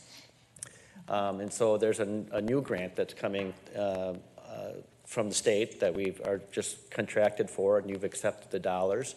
That will help us take it to the next level. We also, and this is the answer to your question, Commissioner Zhang, went to the St. Paul, Minnesota Foundation and asked them for some additional resources to fund a position, to help us with some of the work that needs to happen just in setting up these cases for decisions, and then also making sure that the decisions that we make about community-based accountability are followed through on. We needed those resources, and we knew that this would be something that our community foundations are very excited about, so we had an open door, and we asked the St. Paul, Minnesota Foundation to help us fund a position. This board accepted that position and the dollars, and but like every time you get a grant, there's always a cliff somewhere at the end, right? And this budget allows us to continue funding that position. Did that answer your question, Commissioner? The other part of it then is help me to understand then how that's not reflected in the 27 budget then. Does that mean that this position is going to be eliminated in 27? Base, right? I believe it is funded. I'm on the through- line item. Oh, okay. Yeah. Oh, yeah, that's the change from here. Sorry. Madam Chair, Commissioner, I'm looking at what document you're looking at. That tracks, that is in the base. If it's on that document in 26, that means it's in the base. 27 would show any increase over Got it. what's listed in 26. Okay. Thank you. And then help me, what's the distinction between this work and YJT then, the Youth Justice Transformation? Well, I think youth justice transformation would encompass this, but a whole bunch of things. I mean, we've been at this used to be the iteration of youth justice transformation today. It used to be, back in 2005, the Juvenile Detention Alternatives Initiative. It's kind of evolved into the work that we're doing today. So that work, starting with youth that were in pre-adjudication detention, the story there for Ramsey County, and it's a great one. We used to have 100 or so kids that were in, at any one day, would be in our juvenile detention center, having not been necessarily adjudicated of any particular crime, but waiting there in custody, in detention. That number today is, I haven't checked in a few months, but I bet you it's somewhere between 15 to 20, maybe less. Mm-hmm. So a lot of transformation has occurred there, and then we focused our shift to some of the deep end reform, and this is all led by community corrections, and some great outcomes were happening there, and then we've created this table around creating, and then a lot of things will come up through that process, like implementing the mobile ray. I know that there's been some delays on that, but I hope by now that they've done that. We've also had some really important conversations at those tables, and Commissioner Zhang, you've been a part of those conversations to talk about, remember we had that really intense conversation about just kids who would be caught with stealing a car, and then they get arrested, but they wouldn't be necessarily booked into the juvenile detention center, and their court dates would be like a few weeks out, and then we would find out that they would steal another car, and it would continue to happen, and it was maddening. And so we all got together and we came up with solutions, one of which was to make sure that the court appearance happened the next day. And that, there was only a few situations that it involved, but it really made a difference. And I think it helped with the relationships with law enforcement, so they had a little bit more clarity about what to do. And that work is now being led by our Deputy County Manager Gloria Reyes. And so I think just that work around youth justice transformation and Elijah Norris Holiday, we interface with all the things that are happening and try to support that reform. But the Reimagine Justice for Youth is very, very specific to the engagement that we did with the community about the county attorney's office and how we make decisions and looking at trying to change the trajectory of those kids, if that makes sense. So, County Attorney Choi, in my mind, I look at reimagining justice for youth as the overall vision of reimagining how we, what that looks like for a youth who have committed a crime, right? And so under that, you may get the youth justice transformation work that's bringing partners together. As you have here, the defenders, the judge, correction, social services, doing things in collaboration and partnership with others. You know, that's the work of reimagining how justice for youth looks like. Out of that came a process around the carjacking. If you looked at the numbers of carjacking in Ramsey County, those numbers are down. I mean, like really down because it was a different process that was created.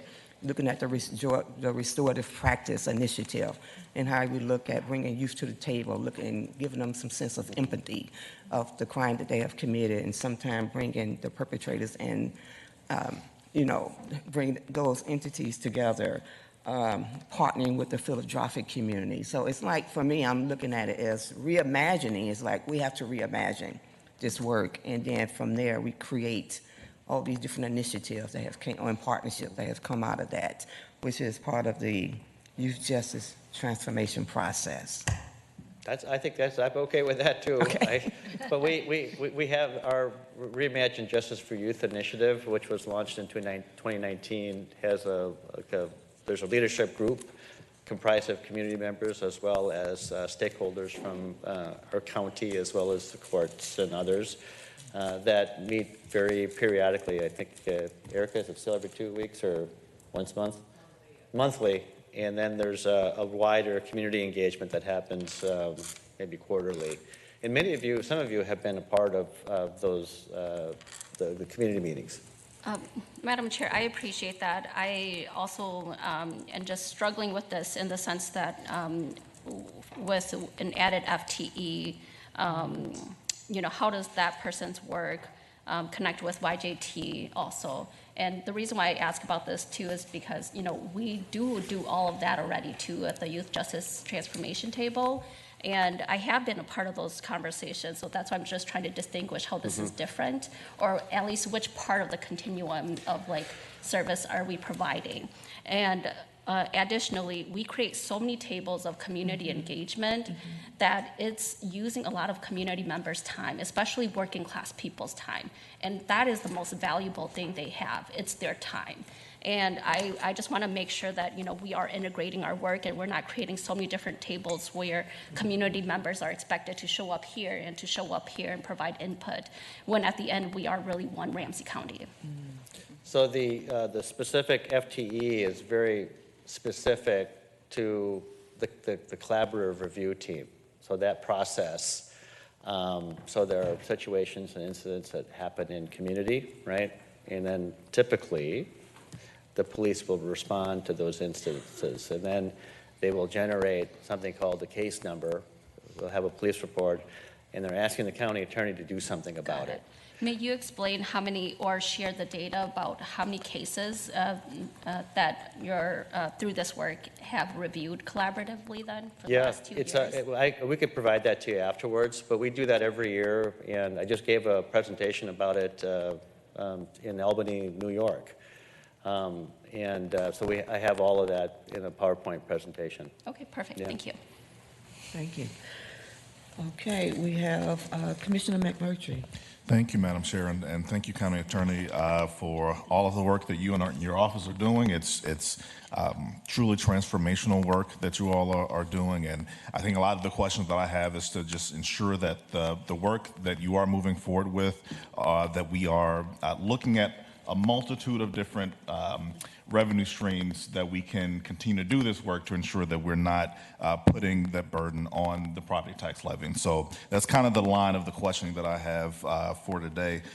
Starting with page 243, you mentioned with the new restorative outreach and support coordinator position that you had originally received some one-time philanthropic funding for it. Have you tried to ID like additional philanthropic funds to continue the funding for this particular role versus, using levy dollars? When the opportunity came to be able to get those dollars from the Minnesota St. Paul Foundation, it was clear to us that it was one-time resources. So I guess we took them at their word. We didn't go back and ask them for another round. It was discretionary dollars that the president CEO had at that time and was willing to help us. So we didn't ask any other organizations to fund that, but what I would just say is that it's like if for some reason you didn't want to fund that, I would not fund something else and still fund that. That's how important it is to the collaborative decision-making process. We need that resource in order for the collaborative review team to be successful with the cases. Gotcha. Okay, that's helpful. Next up, just knowing that you mentioned discontinuing the runaway intervention program, as well as on page 244 mentioned the Reimagine Justice for Youth and Sexual Assault Justice Initiative seeing significant impacts because of the lack of sufficient resources. Can you walk us through how you landed on those particular programs as being the ones either impacted or discontinued as you look at as you pull together your budget?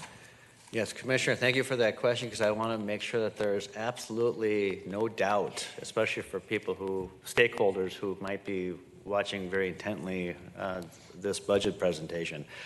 Because of the collaborative conversations and the spirit of engagement with my staff and our chief financial officer and our county manager, we believe that those painful cuts, and some of them are actually you can see them on what I just went over, right? Mm-hmm. But the one that we didn't include as a major change because it's always been historically funded since, I don't know, maybe 2012 or 2013 in our office, is the Runaway Intervention Program. That's one of the most important programs that we have, I think, in this county to help vulnerable girls and boys who have been sexually assaulted, or sexually exploited, I should say. And it's an evidence-based program. Just by having a nurse practitioner, public health nurse meet those kids where they're at, this program has proven to do better or improve these kids who have gone through extensive trauma. After 9 months in the program, they will do better than the typical student in the Minnesota Student Survey around 3 important issues: teen pregnancy, suicidal ideation, and actual incidents of self-harm. Mm-hmm. And so it's an important program. It is one that doesn't necessarily have to be in the county attorney's office, but it was one that was brought forward by the county attorney's office back in 2012, and it's remained in the budget. There was a time when I was believing in order to be a responsible steward of our budget that we had to make some dramatic cuts, but through some collaboration and better understanding of our budget situation, we believe we don't have to do that. And so I've informed Dr. Mark Hudson last week that he can disregard the letter that I had sent to him about having to not renew the contract. Great. That is good to know and very helpful. I think you all have been doing a lot of work around finding grant dollars and other funds for a lot of this work. And of course, I would highly encourage continuing that, especially as we launch the Grants and Revenue Office, to continue to find those different dollars that's out there for us to continue these efforts. In regards to at the end of 244 on to 45, you mentioned the use of technology and modernizing some of the technology that your office uses. Can you walk through what some of the challenges that you all are having on that front? Are other county attorney offices in the state facing these same modernization of technology issues? And I'm asking this to see if there is an angle for us to, is this something that we could be asking for state funding for? Are there other areas, especially if this is something that we're seeing statewide, that we can pull together a coalition to maybe garner some state funding for? Well, I think the future in incorporating artificial intelligence, it's just at some point it's just going to dramatically increase, and so we've been trying to prepare for that. We have an internal office-wide policy about the use of artificial intelligence. I think we're going to see more of it coming from our police agencies and making sure that what they're generating certain police reports that we're ready for that. And then I think there's some great opportunities about just making sure that artificial intelligence can be used to help us with data entry and analyzing data, et cetera. So we're going to have those issues in the future about just making sure that we're maximizing that. One of the most important things that we are, in terms of technological investments that we have, is our case management system, and so that number of what it takes to manage all of that continues to usually grow. I also think that the way that the county is set up, we appreciate the technology fund that exists, and so oftentimes when we have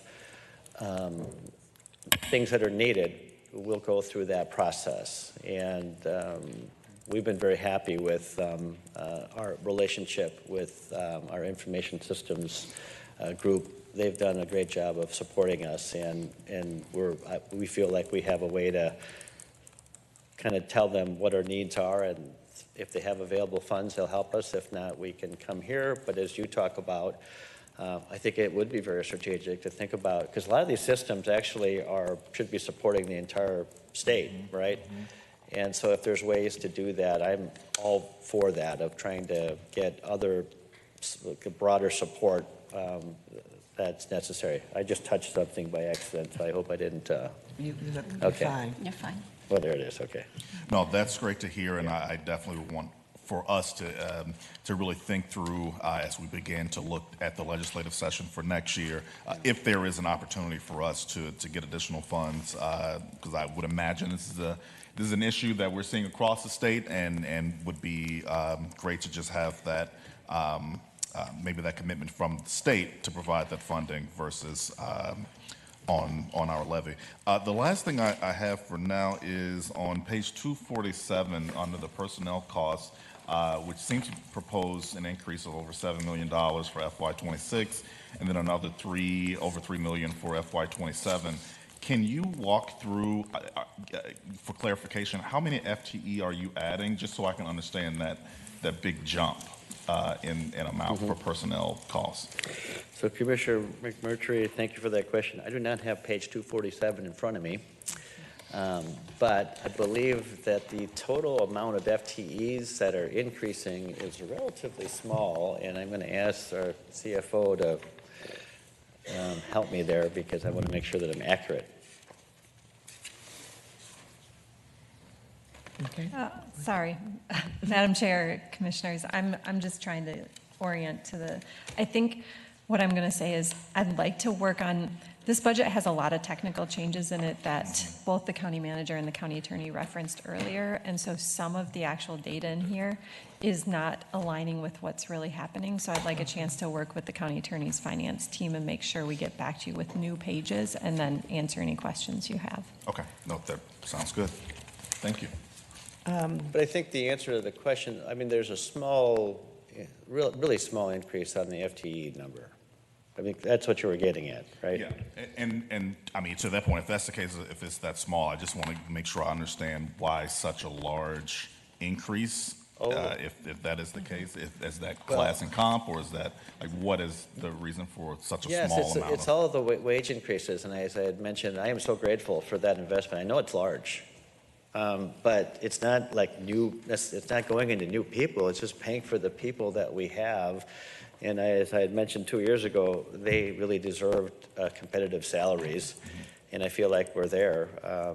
The work that we do and the conversations around our labor management table, the staff, they're very happy as well. But I guess it comes at a cost. I understand too that a little more than half of the tax levy is devoted to the wage increases, and we didn't do that back during the pandemic period.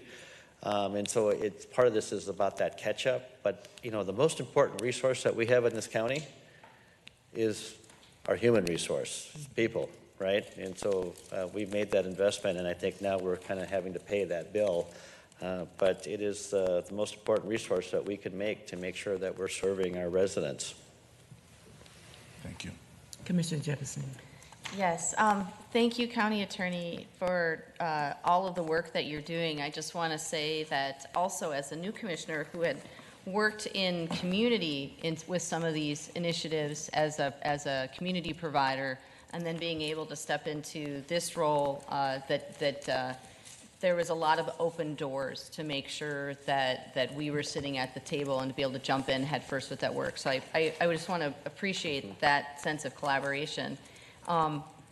But at the same time, we're here to talk about the dollars and all of that. So I'm going to ask some of those questions too. And it does not at all reflect my variance at all with my commitment to a lot of these projects. First of all, I just want to say I'm really happy about the robust conversation we had around the Minnesota African American Family Preservation Act. And sometimes in some of those shared circles that we have, we talk about those community circles. I've heard it come up, if the whole goal of this work is to keep families together, why would we divert any dollars away from that work towards attorneys' fees? And you mentioned it in your presentation, but I just want to give you the chance to clarify. Why would we have dollars going towards the county attorney's office towards this effort? So for two things. I mean, I think number one is the increase in legal advice and interaction with child protection, just more specific questions. And then the bigger one, and I think this is the piece that is the most important, most of the changes that are going to occur are going to be done with the supervision of a judge because of the situations that are going to be presented. And you can't do that without a license. So somebody needs to represent the county interest in having to make sure that whatever is the compliance with the new law, a judge will oversee that. Okay, and I really appreciate that. Yeah. So in order for us to do this work well, this is part of that work. So I appreciate that. Yeah. And then the other question I have, one of the other questions I have has to do with the Rule 20s or the civil commitment cases. Can you just explain a little bit more about what work is going on, how that's impacting your department, community, and the individuals that are part of some of those activities? Yeah, it is, and the good work that's happening there is not just my office. It's actually a collaboration with social services and addressing, I think just through the pandemic period, just more people with serious mental health have been finding themselves oftentimes in the criminal justice system committing acts of violence that none of us can accept. And so oftentimes they will end up in the criminal legal system. And there's been a huge increase in individuals that are suffering from serious mental illness, and sometimes in combination with drug addiction, which makes it even worse. But we can't prosecute them. We cannot prosecute these individuals for what they have done because they don't understand the proceedings that are happening. And so then in that instance, we don't just stop. We have to suspend their prosecution if there's a finding by a judge that the person is incompetent. But then a number of things have to happen. So if there's something that's very serious and it meets certain criteria, we could take the extraordinary measure of doing a civil commitment but that's a really high standard. And then there's something in between, and those were called gap cases, and we've suffered from that for the past, maybe 2 decades of people identifying that as a huge problem, but really having this huge gap where there weren't services. The legislature has passed a number of reforms in this particular area, and it allows for new processes to occur. So there is a way that judges can hold some certain individuals in those situations. But all of that has to be done in the context of just more cases and more referrals from our criminal court to our civil commitment attorneys. And so right now, at this moment in time, if there was and I should be careful how I say this, but if the top parts of our office where there's immense stress because of the workload, the civil commitment group would be certainly one of them. Experiencing that. And so some of the relief that because of the budget here, we're going to be able to make some investments to alleviate that. But that's, I don't know if that answers your question, but. Yeah, no, I really appreciate that. And so much of the work, I will say I've had the opportunity to sit in on those commitment hearings and to talk with some of the individuals who are really trying to work to wrap around those cases so that there's a lot of constructive information that's happening within the courts and outside of the courts as far as treatment that might be happening or community placement or other support. So there's a lot of work beyond the legal proceedings that's around that. And also just to acknowledge that you all are doing that work within a very complex ecosystem of which there are other areas or dead ends or slow times or big waiting lists that also are beyond your particular control that still sit within, that kind of gum up the work, so to speak, for those individuals and the work that you're doing. Right. So you're not working in isolation. There's a lot of systems that need to be transformed. No, in the fact, space. in many ways, we're trying to support the community interest. So I think one way for all of you to understand, why do we need attorneys? Okay? And the reason why is really simple.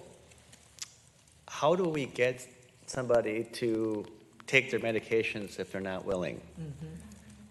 A judge has to order that, and somebody has to make a motion to do that.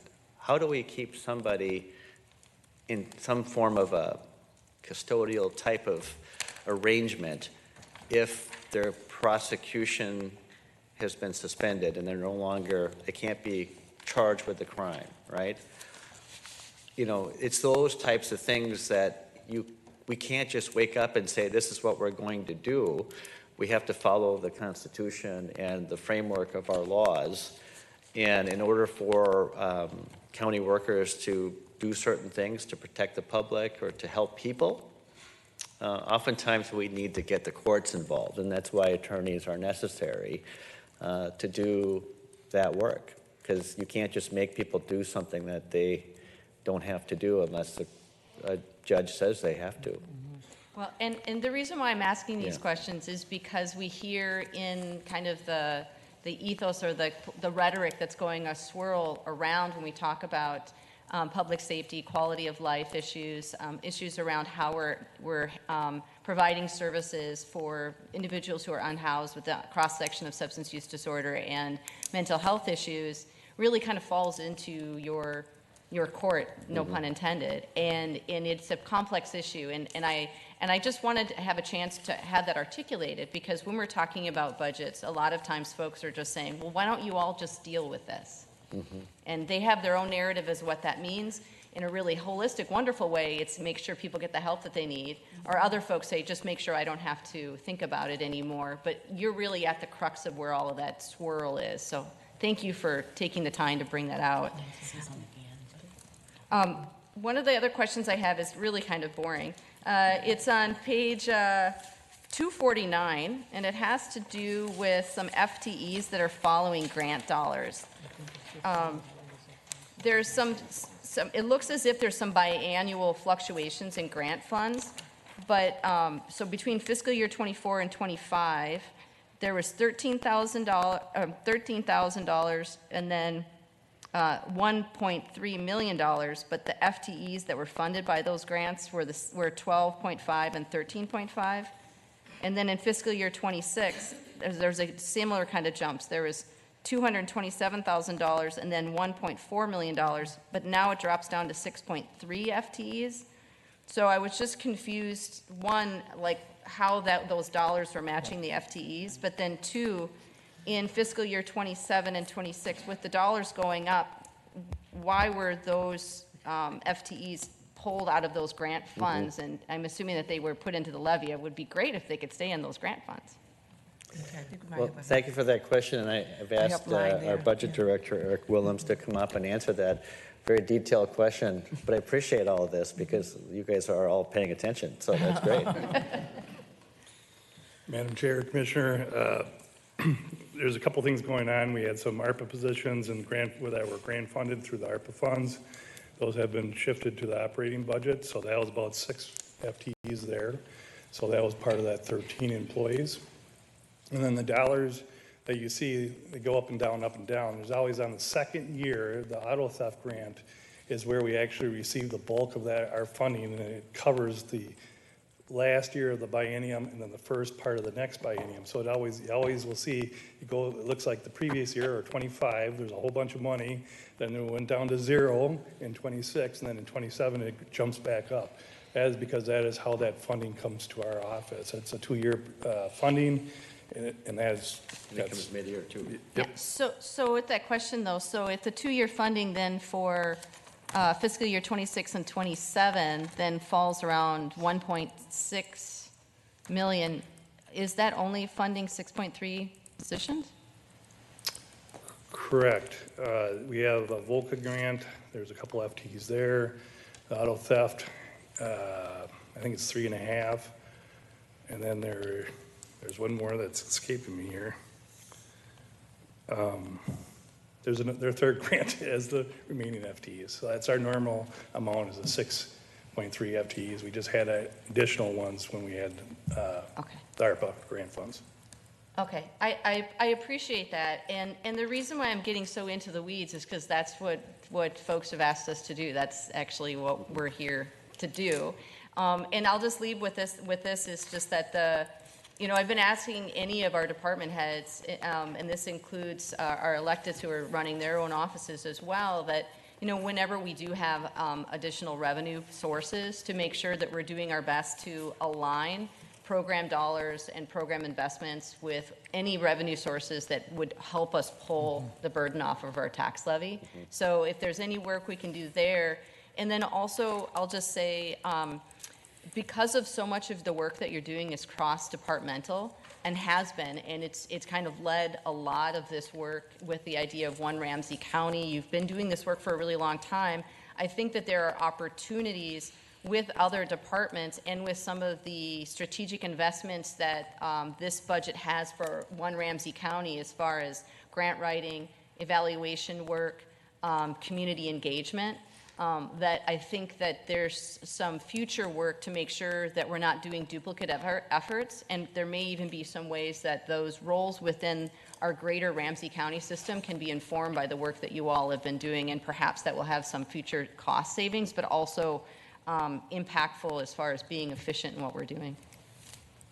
All right, thank you. And thank you, and I'm total agreement with that. The only thing that I would also say, just to give you a little bit more information about the grants, the ones that Eric just identified, the auto theft grant, especially, that is a grant that comes from the state of Minnesota, and we get 2 grants from that, actually. We're very unique. We get more funding than anybody else in the state. But one of those grants has historically been in our office for before my time. So it's a repetitive grant that funds prosecution. The other grant was around the youth auto theft initiative, working in conjunction with the sheriff's office, and a lot of those dollars go to the community, and that's been a huge just a benefit to have that, and it's really generated some of the great outcomes. If you haven't seen it, I'll share it with you, but just the reductions that Ramsey County has had around auto theft and youth carjacking, it leads the nation for 23 and 24. So those dollars are really critical. And the reason why I mention that is because, as a part of our legislative priorities, we have requested, we're going to be working on this regardless, but we want to expand that pie. So everybody in the state of Minnesota will pay $1 per year if they have comprehensive automobile insurance for the auto theft prevention grant program that funds the entire state. We certainly get more than our fair share, but we'd like to see the legislature expand that by increasing that number, or just by expanding it out to a broader base of people. Instead of just people with comprehensive auto, maybe it could be for commercial trucks and all of that, because that's not included. It could also be for, there's other ways to kind of expand that base, and so we've been working on this bill for the past 2 years, but it would be great if they would expand those dollars for the entire state. We feel like then we would have more ability to hold on to what we have and then not have an impact on the tax levy. The VOCA funds have been around, again, before my time, and that's been pretty stable funding, even despite the current administration. Those numbers have not resulted in any significant change. I just have one last question. I would be remiss if I didn't give you the opportunity to answer this, which is and I'm sure you as an elected official as well, get questions from our constituents all the time around the tax levy. And one of the recurring one is, why can't you keep the tax levy just to rate of inflation? And you've mentioned technology and new mandates and transformative work and challenges of the labor market as well. And so I guess I would just love to be able to hear, now we don't have the final actual numbers because some of them had just been readjusted, but I know that it's probably, your proposed tax levy budget is probably more than the rate of inflation. I guess it would be great to hear for community members, what would be the impact on public safety in Ramsey County if we were that restrictive with our funding? Yeah, and I think that's a great question for the public to really understand. So I think, like I said, the most important resources are people, right? And it was a really challenging time for us during the pandemic period and about 2023 in holding on to the experience. In fact, it was really painful to see the experience just go right out the door and go to another county. And I think that the pain that we're feeling today is somewhat of a catch-up of being able to pay for that, because I feel like our wages have been right-sized. And so this investment, hopefully it's not going to be an investment that has to continue on. In fact, I see that the levy in the second year is going to go down, and I would imagine that we get to a place where we're back to. But I view this budget to be somewhat of a catch-up. In the future, hopefully, we can model good government and, have the levy reflect kind of what the price of government as it increases, and you can tie that to a number of things like inflation and things like that. That's your job, not mine. But I think those are good principles to have about trying to make sure that we stay within, we have the growth of government is relatively done in a reasonable way. All right, thank you. County Manager Becker. Yeah, thank you, Madam Chair. Thank you so much, John, for your partnership. I want to just give 2 final reflections here as we wrap up. We've talked a lot about One Ramsey County across all our departments over the last few days, and obviously we're going to be talking to the sheriff after lunch. But with the elected officials, it does feel different at times because that's just the way it's set up to be. But we really do invite you and the sheriff's office to be part of One Ramsey County, and we are doing it, and you are able to articulate a lot of it. When I was at NACO this past summer, I think the biggest thing I took away from one of the sessions, and I believe Commissioner Jevonsing, you were there with hearing some of this transformative work from California. Just the statement of, you're not going to be able to get the transformation you need around behavioral health, justice transformation, the youth work without being in close partnership with your county attorney and your sheriff's office. And that made me just want to work even harder at ensuring that we have a strong relationship, because it's not about the county or the county attorney's office, it's really about the people that we serve. And I think I just want to keep that as a North Star, and I know you do as well. I appreciated your team coming to the table to continue to refine the budget.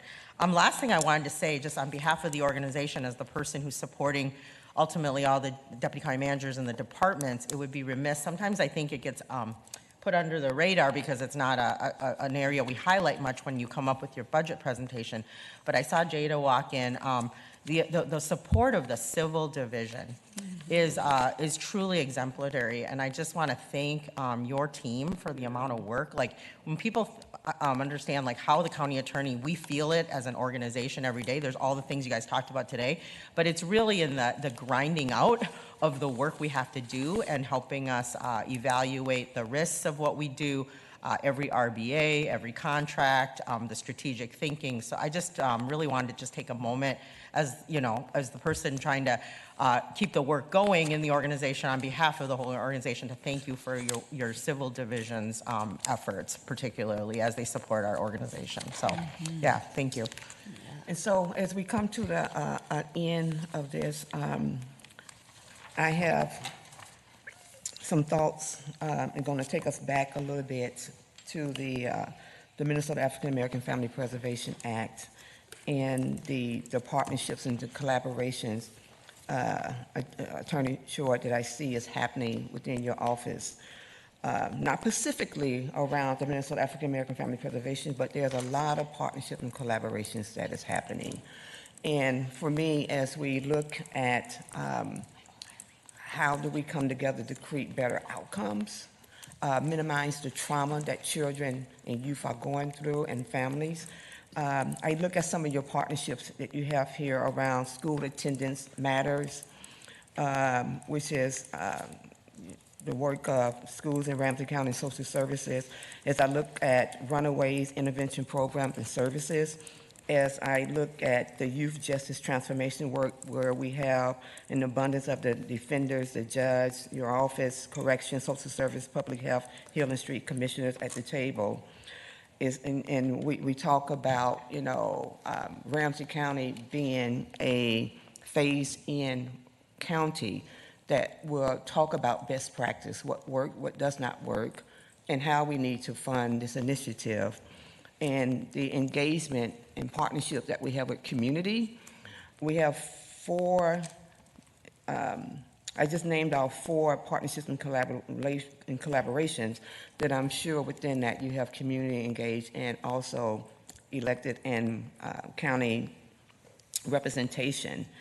And how do we take, because all of those in my mind looks at the act and the reports that goes in that brings or could bring kids in out-of-home placement.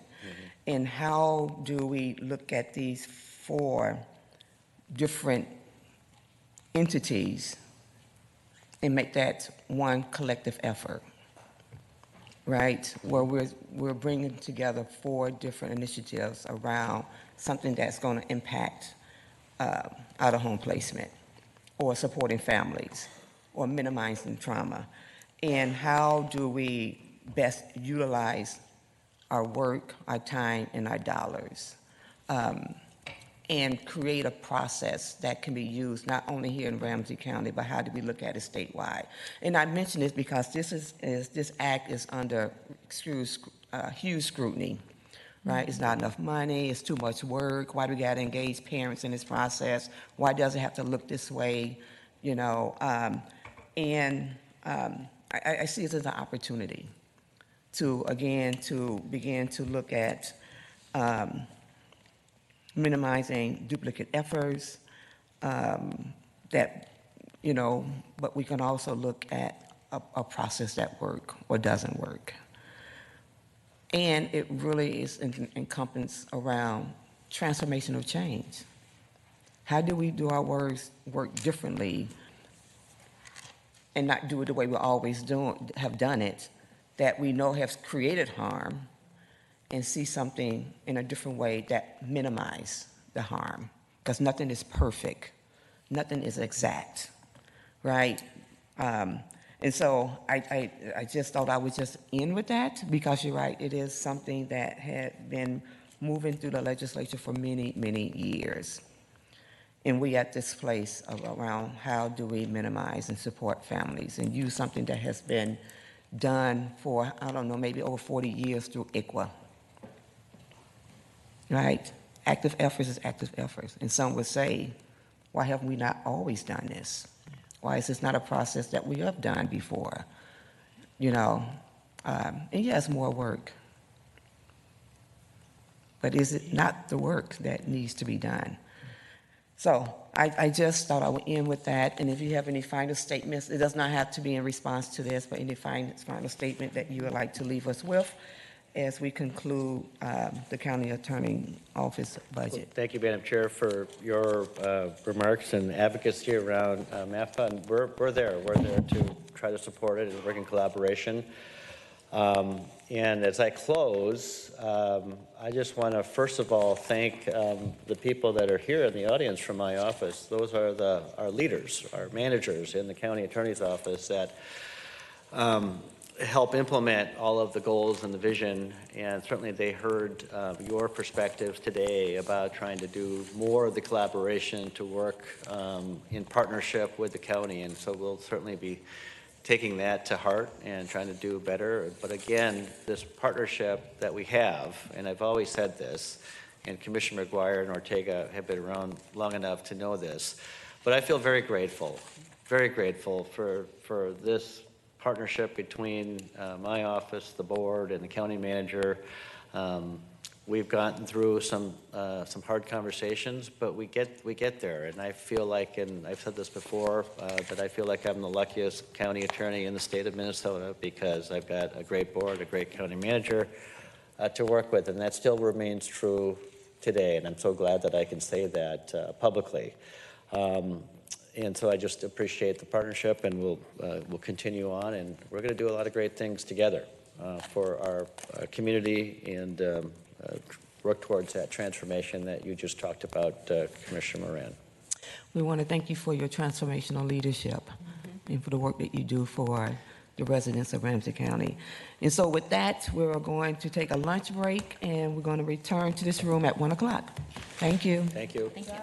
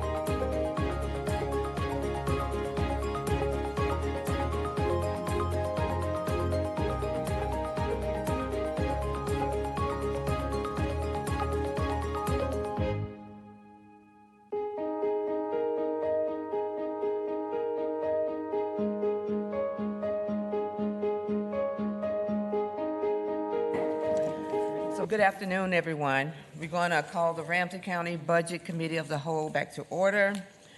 And we're going to open up with a report from our Ramsey County Sheriff Office and our Ramsey County Sheriff Bob Fletcher.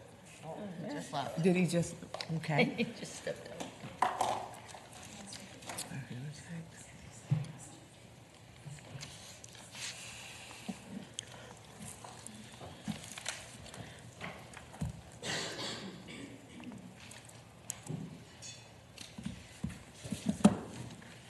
Let me say, this county board has been more prompt than any of the others that I have served on for many years, so congratulations.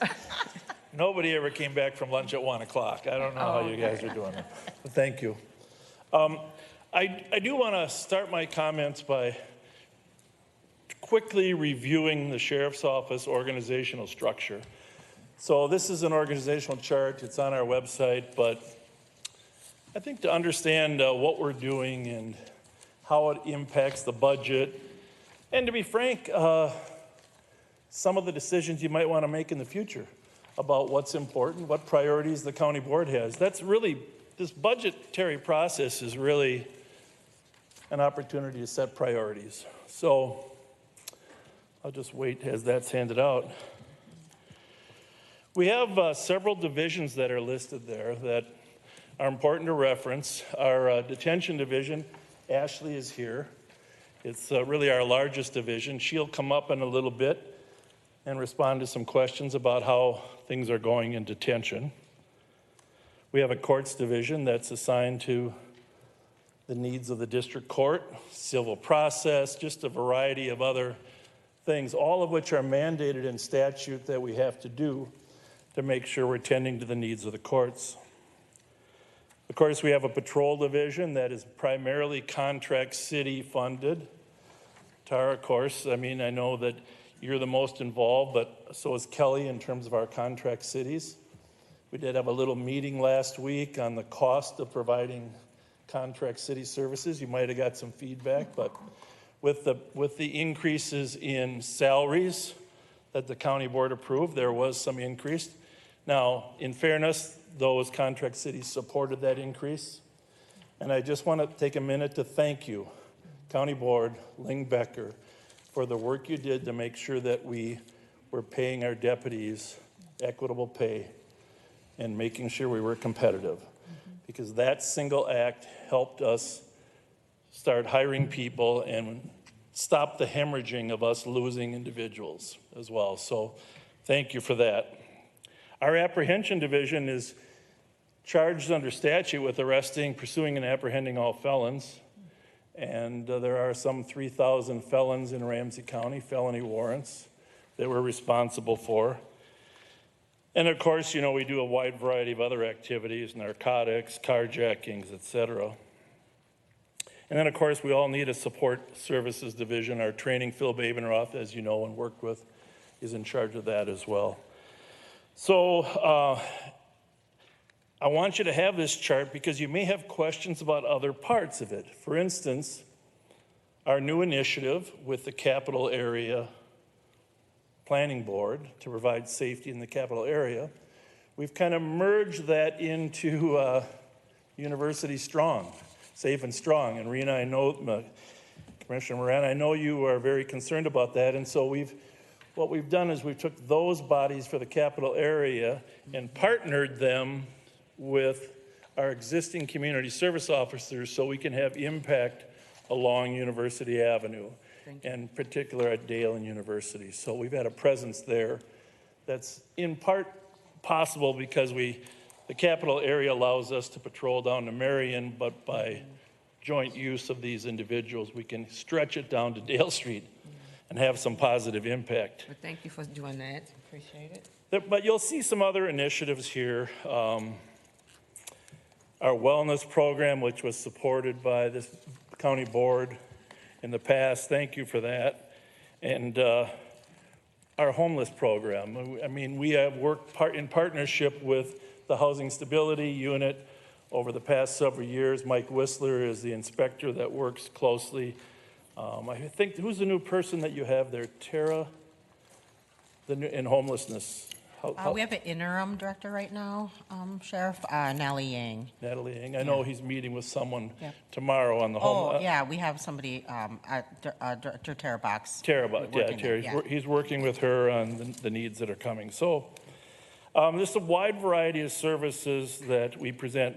Our budget that is in front of you is essentially a status quo budget.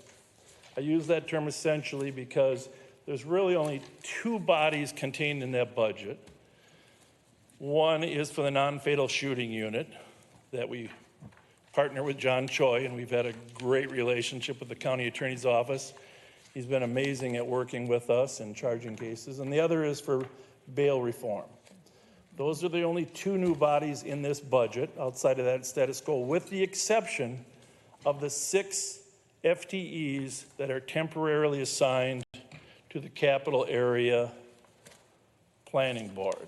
Those 6 are not technically listed as new FTEs, probably could be, but rest assured that we have hired 2 more deputies and 4 community service officers to be a part of that. And that plan was approved and submitted by the capital area planning board. So status quo for the most part. I will say this, that, well, actually, I'm going to let Kyle come up and talk a little bit about the detail in the budget book regarding revenue increases, revenue decreases. And then I know there will be some questions about the assistance from the Ramsey County Workhouse. That's been amazing. It's been an amazing plan. And Ashley can talk about your question. Your big question is, why can't we save money by doing that? And the simple answer is because the numbers of people coming into our facility and staying there is still increasing. But I'm sure that's a fair discussion. Kyle, if you want to take a minute. Welcome, Kyle. Thank you, Madam Chair, Commissioners. Starting on page 255 in the budget book, it details some of the major changes to our 2026-2027 proposed budget. First and foremost, it starts with no vacancy factor in 26 and 27. That is an increased cost, but that is due because as we have vacant positions, we fill them on overtime. It helps to offset additional overtime burdens that we incur when staff are on vacation, leave, and while we're going through a hiring process. Similar to the rest of the county, another major change to our budget was increases for personnel costs related to class and compensation work, as well as the new labor contracts. So for the sheriff's office, we saw larger than average increases for the majority of our unions, in part because our pay was so out of alignment with the metro area, metro agencies. As the sheriff touched on, having a competitive wage allows efforts to continue with recruitment, retention, building a diverse workforce. In terms of operational increases as well, similar to county departments, increases for property management and information services. For the sheriff's office specific, we have cost increases associated with both body cameras, in-car cameras, as well as a records management system. So those costs are reflected here as well. We know the body camera costs are estimated just under $1 million in 2026 and about $1 million total in 2027. It's substantial because you have the cloud-based solutions, you have the hosting, you've got the data, you have the physical hardware. Deputies wear body cameras, correctional officers wear body cameras. They also go into our vehicles. A consistent practice across the country is body cameras, and so we do that. Additional operational increases also include tort liability insurance in both 26 and 27. Going on to page 256, our workers' compensation costs have also increased, greater than what other county departments experience, in part because of the nature of our work. Sometimes people get injured, sometimes they get hurt, sometimes they get shot. We also have seen an uptick consistent with other agencies in the metro and across the country in terms of post-traumatic stress disorder claims. So those get billed back to us through how the county assigns the work compensation plan cost allocation. And then an additional program cost in 2026 and 2027 is $300,000 for community engagement work, funded directly from the county manager for that. And then other details within the budget also reflect that we've aligned revenue to align with historical averages of what we've historically collected. And then we've made some other programmatic changes in terms of making sure that food service costs are covered and so forth. So that's a high-level overview of our major changes.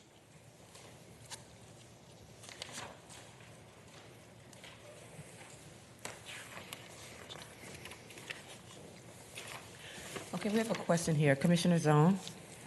Thank you, Madam Chair. I just have a question for the, a few questions about the liability insurance increases. That is just paying into the pool for, or to the county's liability and tort fund, right? Madam Chair, Commissioner John, thank you for the question. Yes, so how the tort liability fund works, or our overall liability fund, is it's on a 3-year average, and so any cases that are settled or costs in that fund are on a 3-year rolling basis are charged out to the departments from where those liability cases stemmed from. Okay. So the increase is due to older settlements than the past couple of years. Okay. I can get the exact years. That's how the whole fund works, and the money goes into the fund, to your question. Okay. So then will we be anticipating some increases after the 26 and 27 budget years then? Madam Chair, Commissioner, yes, based on the settlements recently, we would be.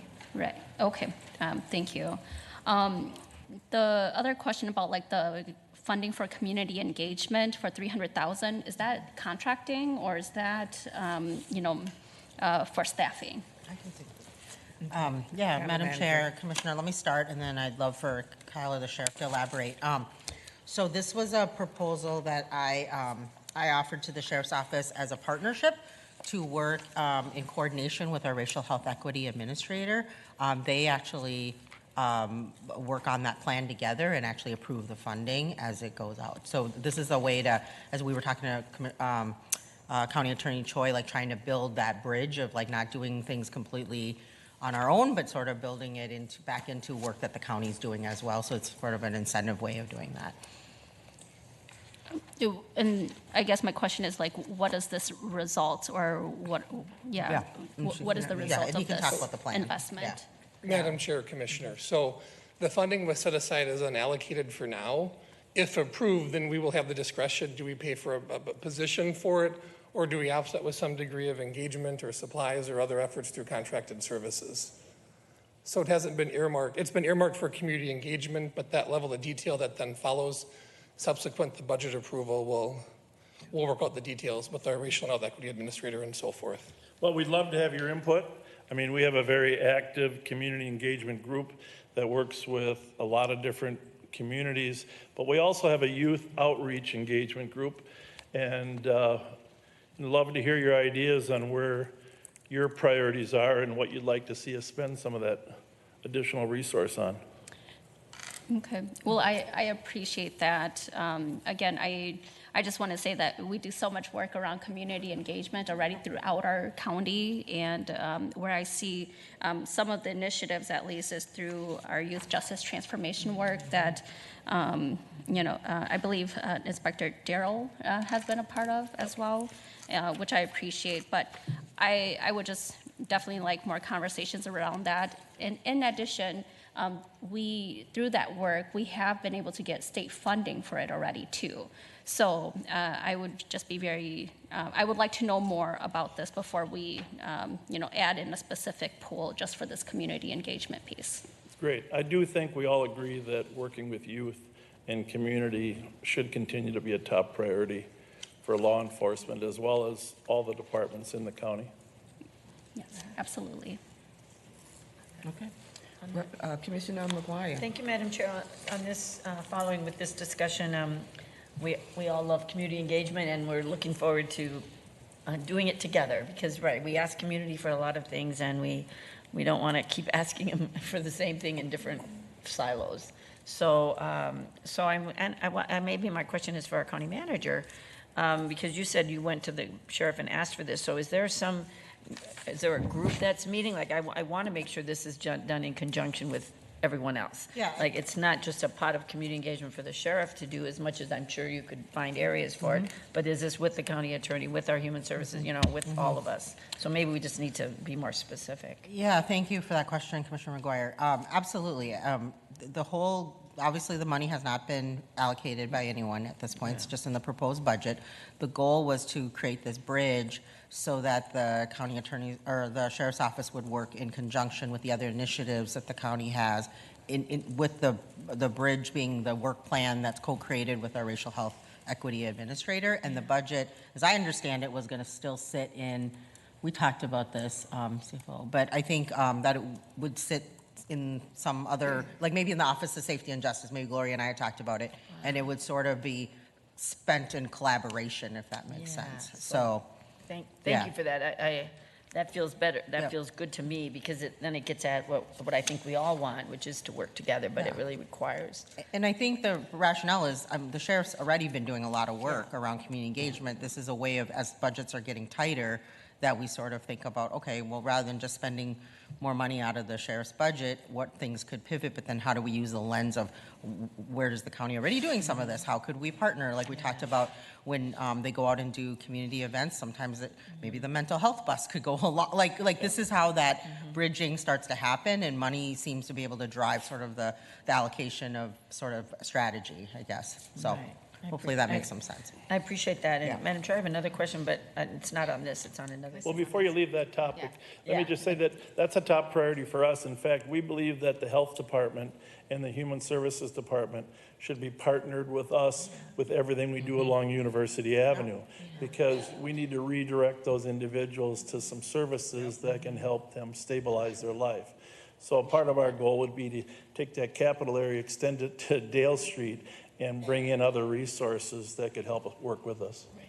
Appreciate that. And to this point, Commissioner Jefferson. Yeah, following up on the community engagement. So this, I will say that being in community, since being in this role, it's very unusual for me to get to a community event and not see the Sheriff's Department there. So you are very much committed to this work.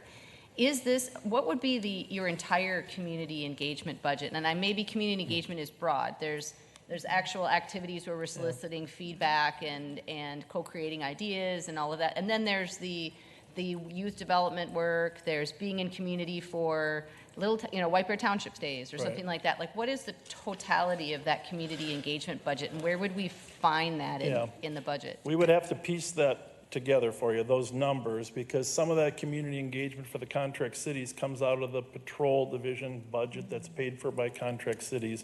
Some comes out of our youth engagement, and we have several grants that we've received in order to provide youth engagement in the inner city community. And then we have other adult-based community engagement as well. So we could pull those pieces together for you. We actually have an organizational chart that outlines those different functions. But some days we're fishing with kids, some days we're tubing. I mean, there's just a lot of different stuff that's taking place, but I don't have a hard number for you. Well, and I asked that in conjunction with other questions that'll come up, but I will say I think it's really good for us to have a grasp on what that kind of physical presence in community costs, right? To make sure that we're, to the county manager's point, really being really smart about how we're doing that. I also will see our public health department there as well. And in my mind, I know that there's always cost to have a footprint at these different events. And can we be collaborating and sharing those efforts? I really do encourage that. So I think that would be really helpful to get a breakdown of what is that every year. And to that point, the other piece of that would be helpful is to be able to delineate. I've had folks ask, I'll be at an event and I can see that there is security there, which makes me feel good because then I feel safe. But then there's the community engagement presence. There's different vehicles. Everybody's in uniform. So it's hard for them to know who's here because they're part of security and who's here for outreach. And not to say that all of those things don't have value, but it's confusing to folks as to how much does that cost and are we being smart about our endeavors? Well, those are great questions. We started having that conversation with the county manager's office about the different types of services and the different type of presence. Since June 14th, obviously, the request for security services, in addition to just engagement services, has increased dramatically. And it continues with the events of the last 2 weeks. There are a lot of people that are nervous about their public events. I can't really say that I blame them any longer. With violence is trending, and that's disturbing to all of us. And so, yes, we do have a security presence at more events than we used to, in addition to an engagement presence. What that balance is, you know, Ling and I have been trying to figure that out. And it's a question that doesn't seem to be going away anytime soon. And I bring it up not to question the intent or the value, but to be able to demonstrate to community the choices that we're making. Because I will say, when I'm in community, and I'm sure all of my colleagues here, when you ask what is one of the most high priorities, it's public safety. And also I'll say, what's your second priority? And they say, keep my taxes low. Yeah. And sometimes those two things are in conflict, right? And so if we have a way to quantify this, then we have a way to say to our taxpayers, this is something you've asked for, this is how much it costs, how do you feel about that? And that informs our decision. So it's helpful to have the numbers. Yeah, those are great questions. Time for a moment of levity. What percentage of the overall county budget are we? Oh, geez. 15?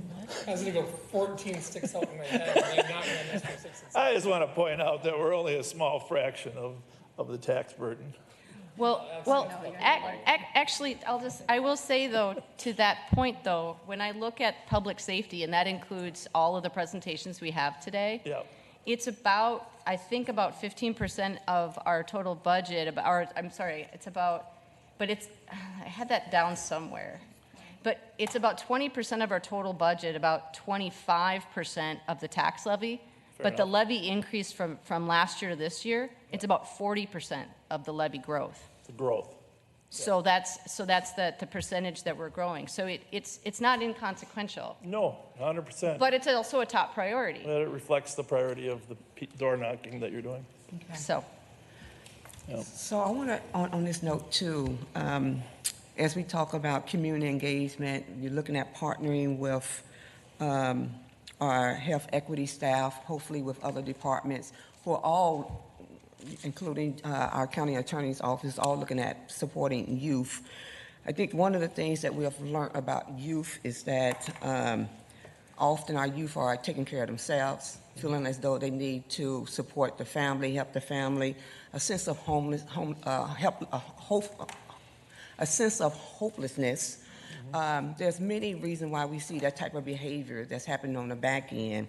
And so as we think about all the dollars that departments have and not too many meetings with doing too much of the same similar stuff, is that I kind of believe that the best social service program is a job.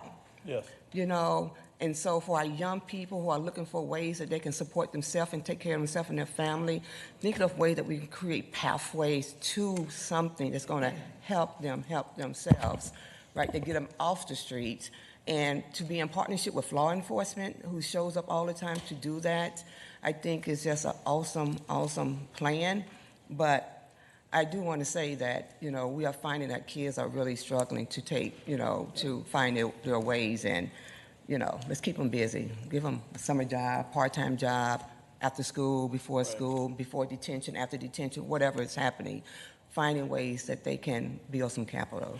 We agree 100% with the employment piece being a key pathway out of their environment. And we believe that a summer program, a countywide summer program, may be led by the sheriff's office for employment for that 3-month period, with an evaluation at the end that allows them to get jobs with other employees and some recommendations from us, would be a key part of that puzzle. And maybe a portion of that $300,000 should go to summer employment for youth. Yeah, because we've had lots of meetings. Yes. Right, we've brought lots of parties and people together, And I believe we have a lot of the solutions too. We just need to implement something and do something that is tangible for the population that we're trying to serve. Tell us what you want, we'll get it implemented. Okay, thank you.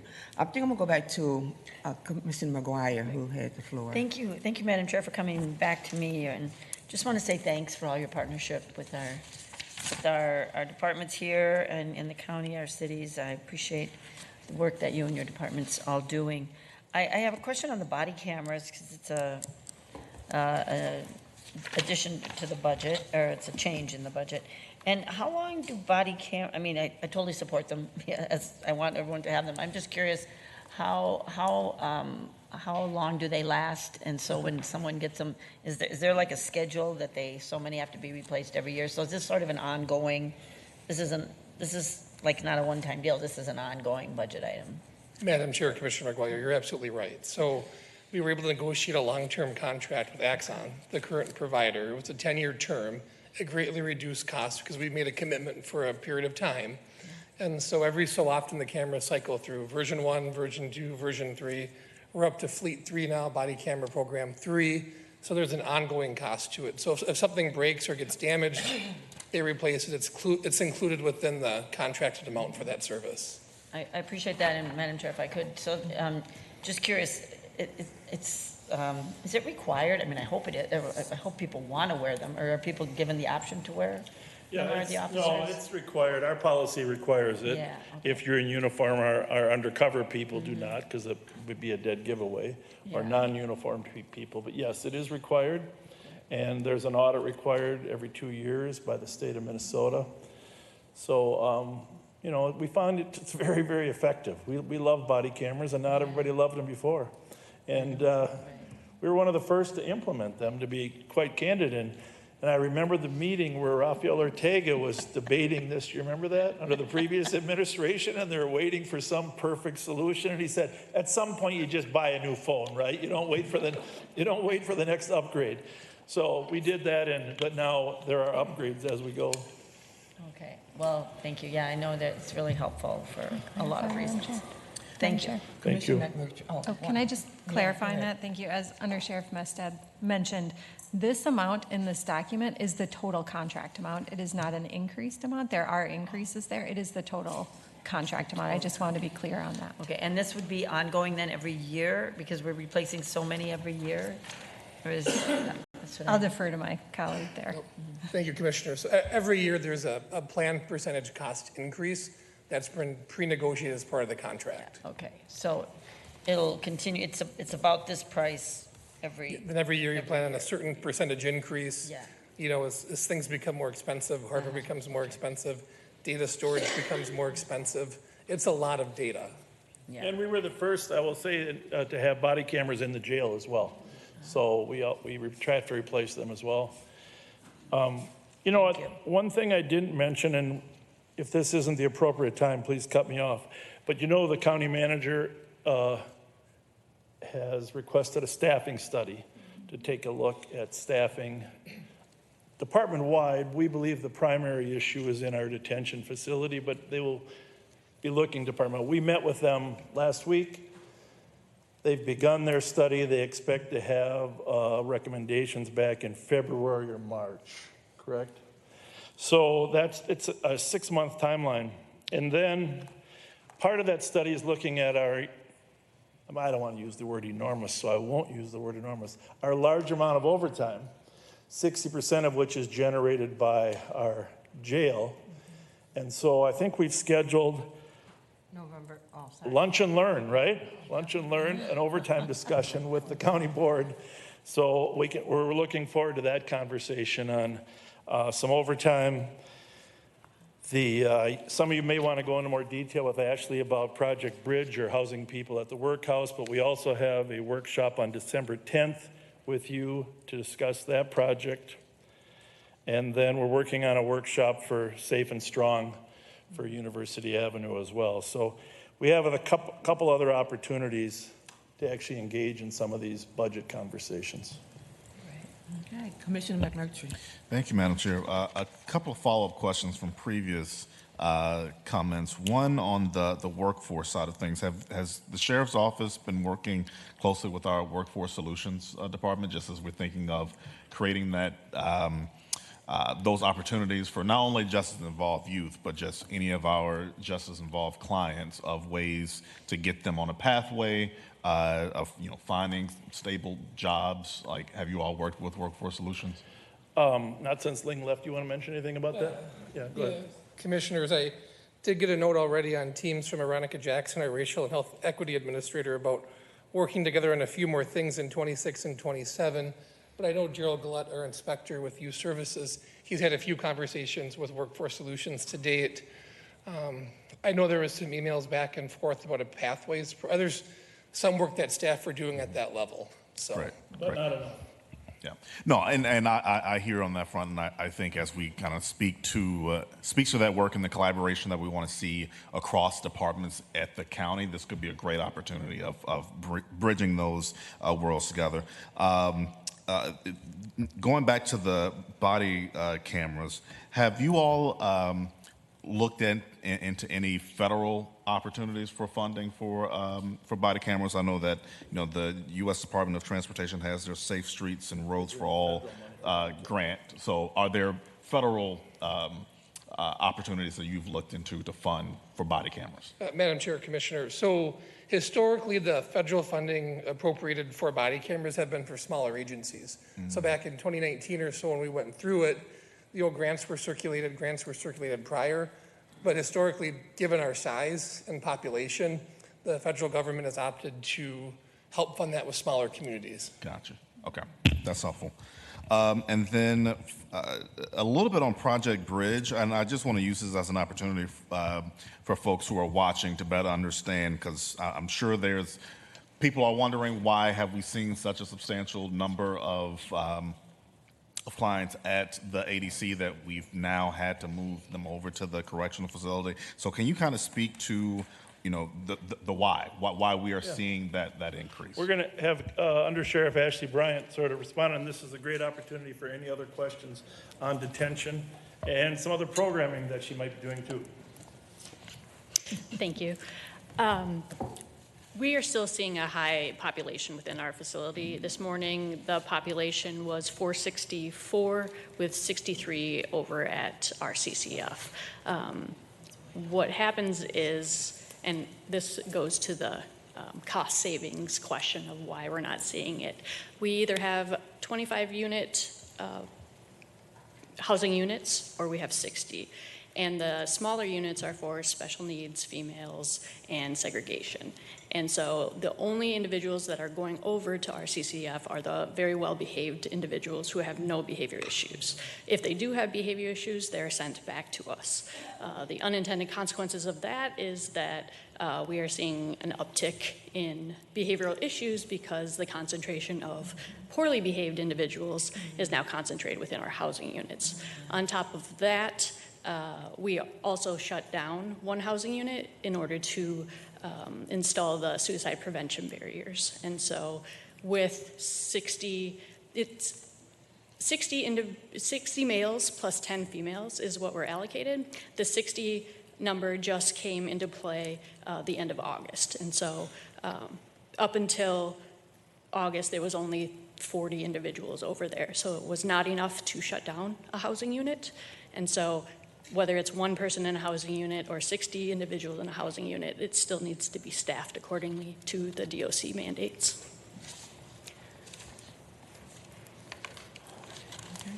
Commissioner Miller.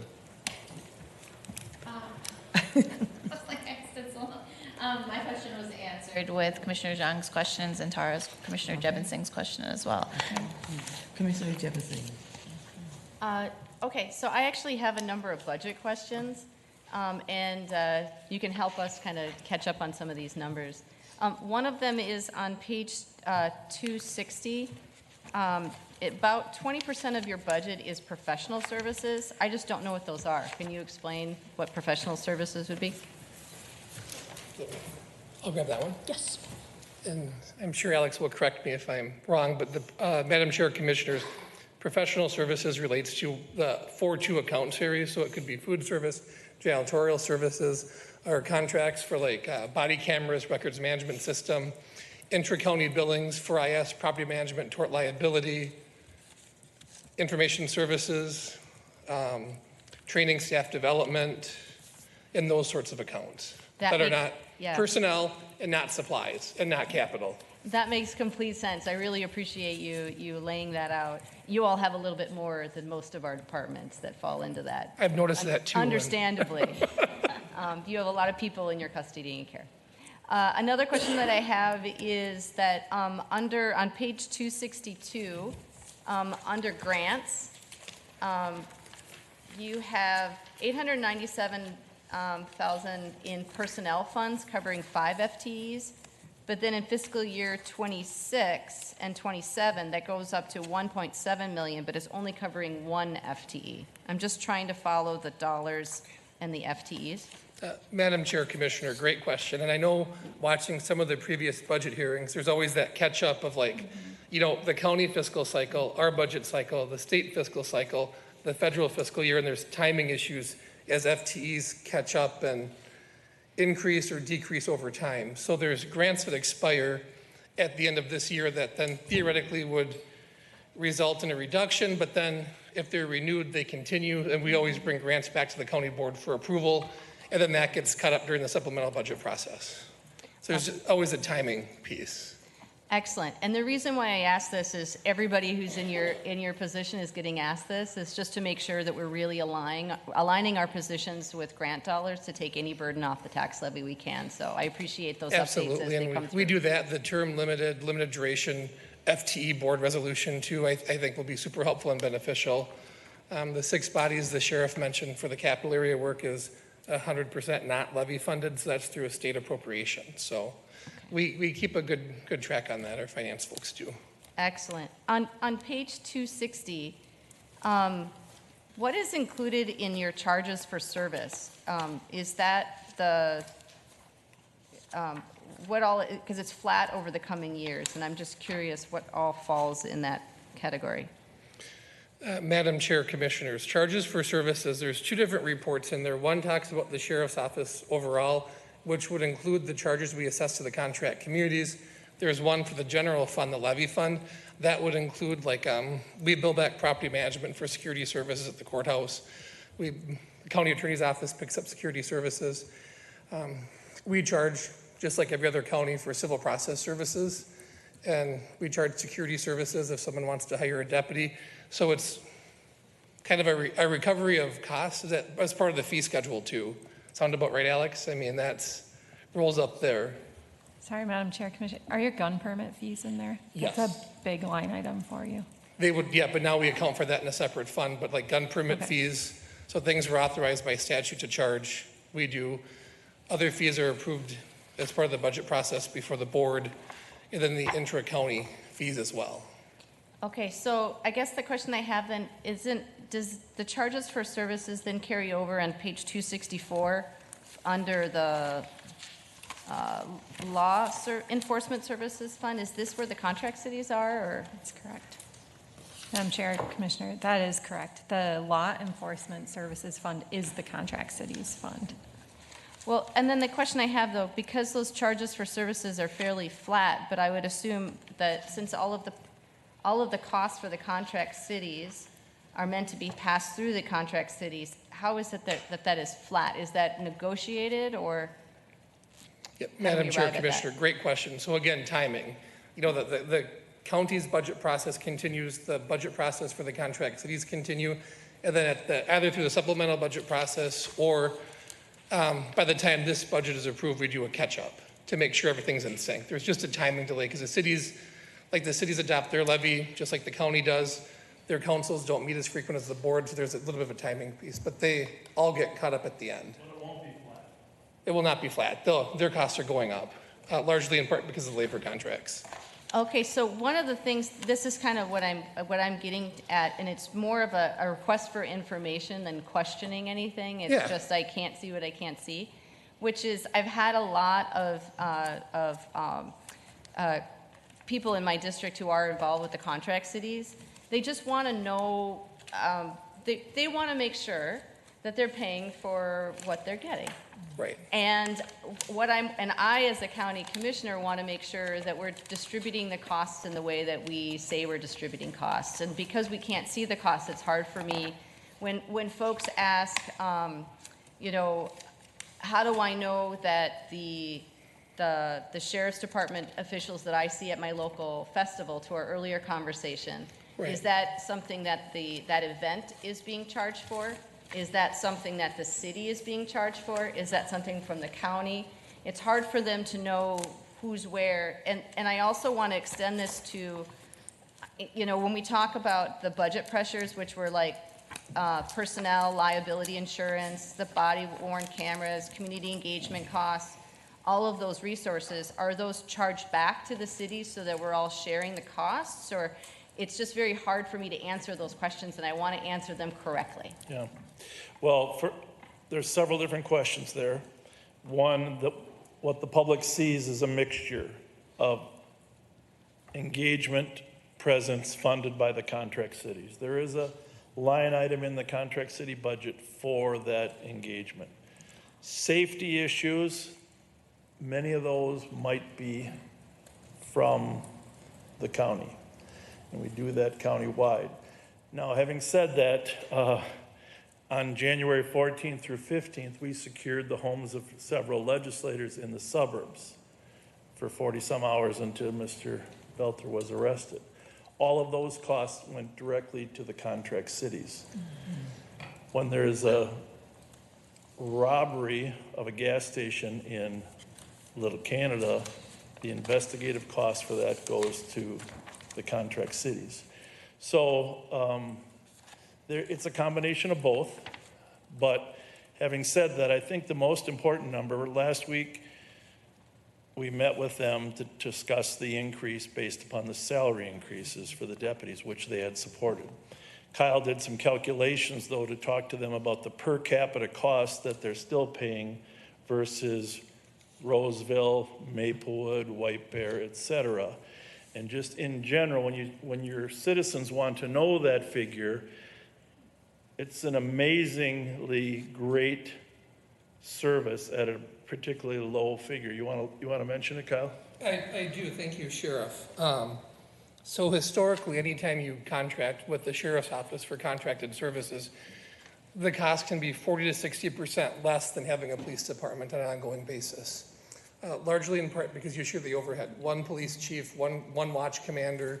The administrative infrastructure is there for training and fleet and body cameras and technology and radio maintenance, repairs to the vehicles and whatnot. So every year as we present the contract city's budget, we equip the city managers and the township administrator with some talking points and a PowerPoint. And it says, you know, cost per resident for police services. In the contract cities, I think we're hovering under 298-ish with the new labor contracts. Look at a White Bear Lake and Maplewood, Lauderdale. Lauderdale, I think, hits $440 per resident. I mean, there's St. Anthony, so there's a substantial cost savings to what we do here.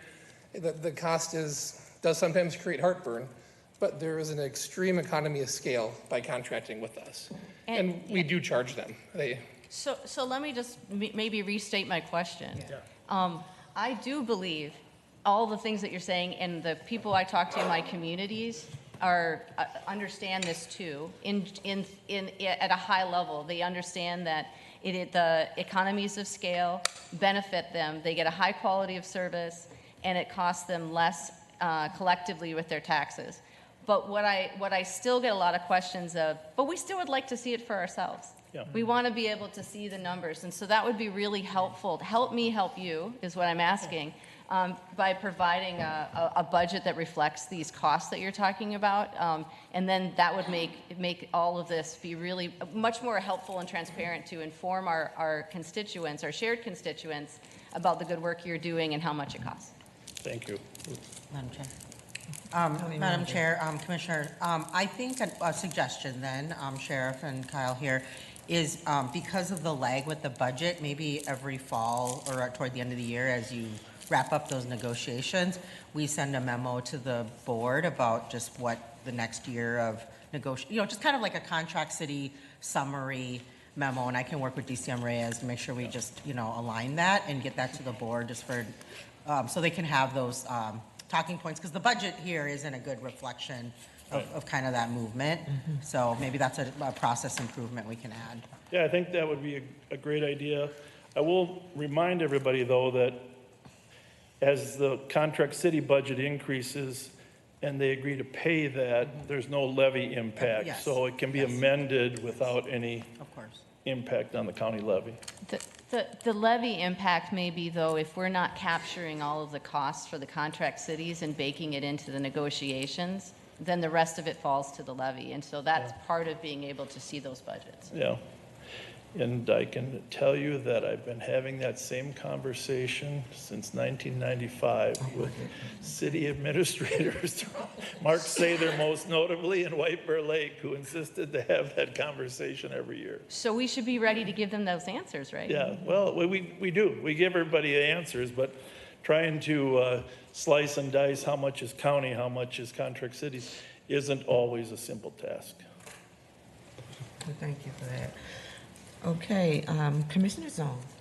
Thank you. I'm looking at the updated expenditure sheet that you provided here. Go ahead. May you explain the court services and why it jumps up to about like 300% from 25 to 26? Madam Chair, Commissioner, in preparation of the new ERP software coming in and different operational changes we're making in-house, administratively, we've combined the Court Services Department and the Court Security Department into one department in the financial system and the personnel system. So the dollars in personnel are now all reflected in one department versus two. So court security refers to our sworn staff, our deputies that secure the 5 courthouse locations and keep everybody safe. The court services extensions will be warrants, criminal history, gun permits, non-sworn staff that still serve upon the terms of district court as required by statute. It's just easier if all of our court functions are in one department. Okay. And reflected in the budget and the personnel system. Okay, yeah, that's definitely very helpful. And then that follows through on both the FTE assignments, the revenue, and the expenditures. Okay. May you share a little bit more about the 1 million investment in the capital area one? Is that a grant from the state, or, and I guess, what does that work entail? Madam Chair, Commissioner, I don't know if the sheriff has comments on this too, but there was a state appropriation for $3 million to the Ramsey County Sheriff's Office to do public safety and vitality work in and around the Capitol. So the cost associated with that work and that project is not levy. The state pays for it, basically. And then we meet with the Department of Administration on a regular basis. We ensure all the costs are being charged appropriately to that grant. Okay. That's great. Yeah, great job on making that happen. Okay. Commissioner McMurtry. Thanks, Madam Chair. Going back to this document that was just passed out, I see there are a number of grants that we have looked like we've gotten in previous years, but we're not for 26 and 27. Any particular reason why that we're either not pursuing those grants, or just want to get a better understanding of why it looks like we're not getting any funding from those grants for those upcoming years? Madam Chair, Commissioner, so the state grants operate on a different cycle than the county's fiscal year. So we write a lot of grants, we pursue a lot of grants. There's grants that we generally historically have always received. We budget and account for those.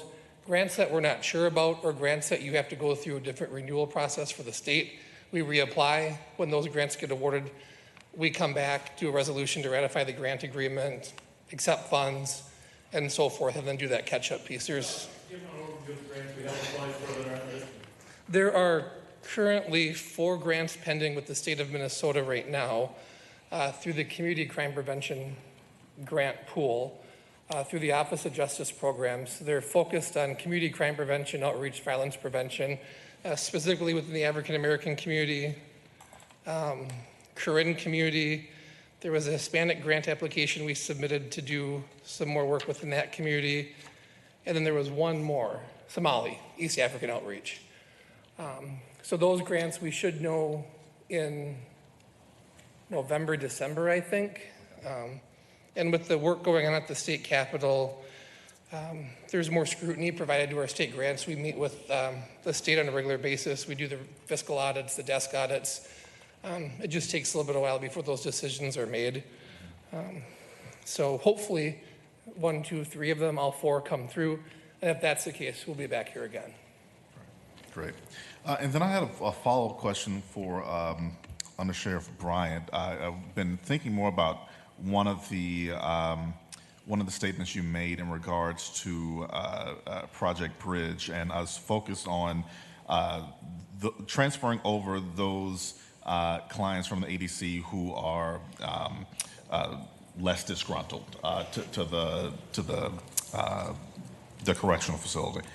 Can you walk me through that approach? Because it just had me thinking of, knowing that the correctional facility has more resources and things available, would we not want to have a space where also some of those clients from the ADC are in a space where we can provide those resources versus just those who are less unruly? Commissioner, thank you for your question. This is about relationship building at this time because it is a new program. We are going to give them the well-behaved individuals because they are doing us a huge favor by taking any of them. If you look at the ADC, you can look at it as kind of like an ER of a hospital. When individuals come in, they are not stabilized. A lot of them have decompensated with their mental health. And so we spend a lot of time with public health and mental health trying to get them back on track and stabilized. That is not always pretty. Our staff are trained to deal with that day in and day out. It is a daily occurrence of those type of behaviors. Because our CCF is post-sentence, generally individuals going there are stabilized and they know they're getting out as well and they are on their best behavior. And so we are just transitioning the individuals that they're used to seeing because they're doing us a favor. Now what Project Bridge would look like in the future, absolutely it could be considered, but what we're doing right now is working so far. No, and I appreciate that in the comparison of the ADC kind of being the ER. I completely get. But going back to the previous question I had around the reasons for the overcrowding, we know that a lot of the backlogs that we're also seeing. So a number of folks who are probably in this ER situation who should be in and out are staying in a lot longer, and so just. It'll be interesting to see as we continue to build the relationship with the correctional facility and with Project Bridge to see if there are opportunities, especially if we don't see any improvements with these backlogs, to make sure that those folks who may need additional resources are getting it. Absolutely. I have a question to that because maybe I missed it. For those individuals that should be getting out but they're not getting out, why is that? What's keeping them in when they should be out? Well, they're judicial orders that are keeping them in. We have no control over who is removed from our facility. And so it is usually a judge's order. I think what we're generally talking about is the Rule 20s. Okay. And those Rule 20s have a process in which they have to be evaluated. And sometimes they go through multiple Rule 20s before they are determined competent or not to stand trial. And so those individuals stay longer term. Okay. Yeah, thank you, Madam Chair. I just wanted to speak a little bit about the evolution of Project Bridge. When I first became county manager, I had some conversations with several people. The sheriff and John Choi were 2 of the people I met with, and when they said to me, if you wanted to make an impact right away on the residents that we have in our care, this is one of the most important things that you could help start moving. And in that agreement, I started talking with then DCM Kutza and with Dr. Long, and everyone agreed that it was a good thing to start to advance doing. We were able to do it with existing one-time money. We were able to do it fairly quickly. We didn't have to do a lot of building improvements because of the population. We decided to move. So someday there could be another conversation, but it would probably be a pivoting of kind of seeing what works, what's not working. Really, our decision over this past year has just been, let's just reduce the population and not get fined, and also let's just give some people again, not having all their meals in the same room for 200 days and getting some fresh air. I mean, it was just really a humanity sort of pivot. While at the AEC, they're doing the best they can, just by making sure we were using the resources we had of a facility that was available. Should we decide to talk about other populations, I think we would have to really think a little more strategically about how we work in an ecosystem where we start providing a place for people to go who are maybe more vulnerable in some ways, and also how a building would need to be modified potentially. So there's, we're not at perfect. I guess it's a good example of not getting to perfect to get to done, or getting to progress a little bit, if that makes sense. And I also appreciated what you said, Under Sheriff Bryan, about doing a favor. I also just want to re-stress, we're all one Ramsey County. Like we help each other as departments when it makes sense for the right things to do, and we shouldn't really, I know we're working on a mindset shift all around, but I think let's just all assume that every department has the same goals of wanting to serve our residents along with our elected officials, offices. As we said the same thing to County Attorney Choi, we're all here for the same purpose. And every time that our departments can help the sheriff's office in some way that makes sense for the good of our residents, we will, that's reasonable, we'll try to do that, and vice versa. I just want to make sure we're not in this feeling like departments do favors for people because we're doing good for the, hopefully that makes sense what I'm trying to say. So, yeah, but thank you so much for, you guys showed up immediately at the meeting and you were like, we're ready to go. So, I mean, I was really excited, and I'll just give Director Long a lot of credit. She was extremely eager, and her staff too, to make this happen very quickly this last year. So, thank you. Thank you. Commissioner McGuire. Thank you, Madam Chair. I'm going to talk a little bit about the grants. We were talking a bit about them before.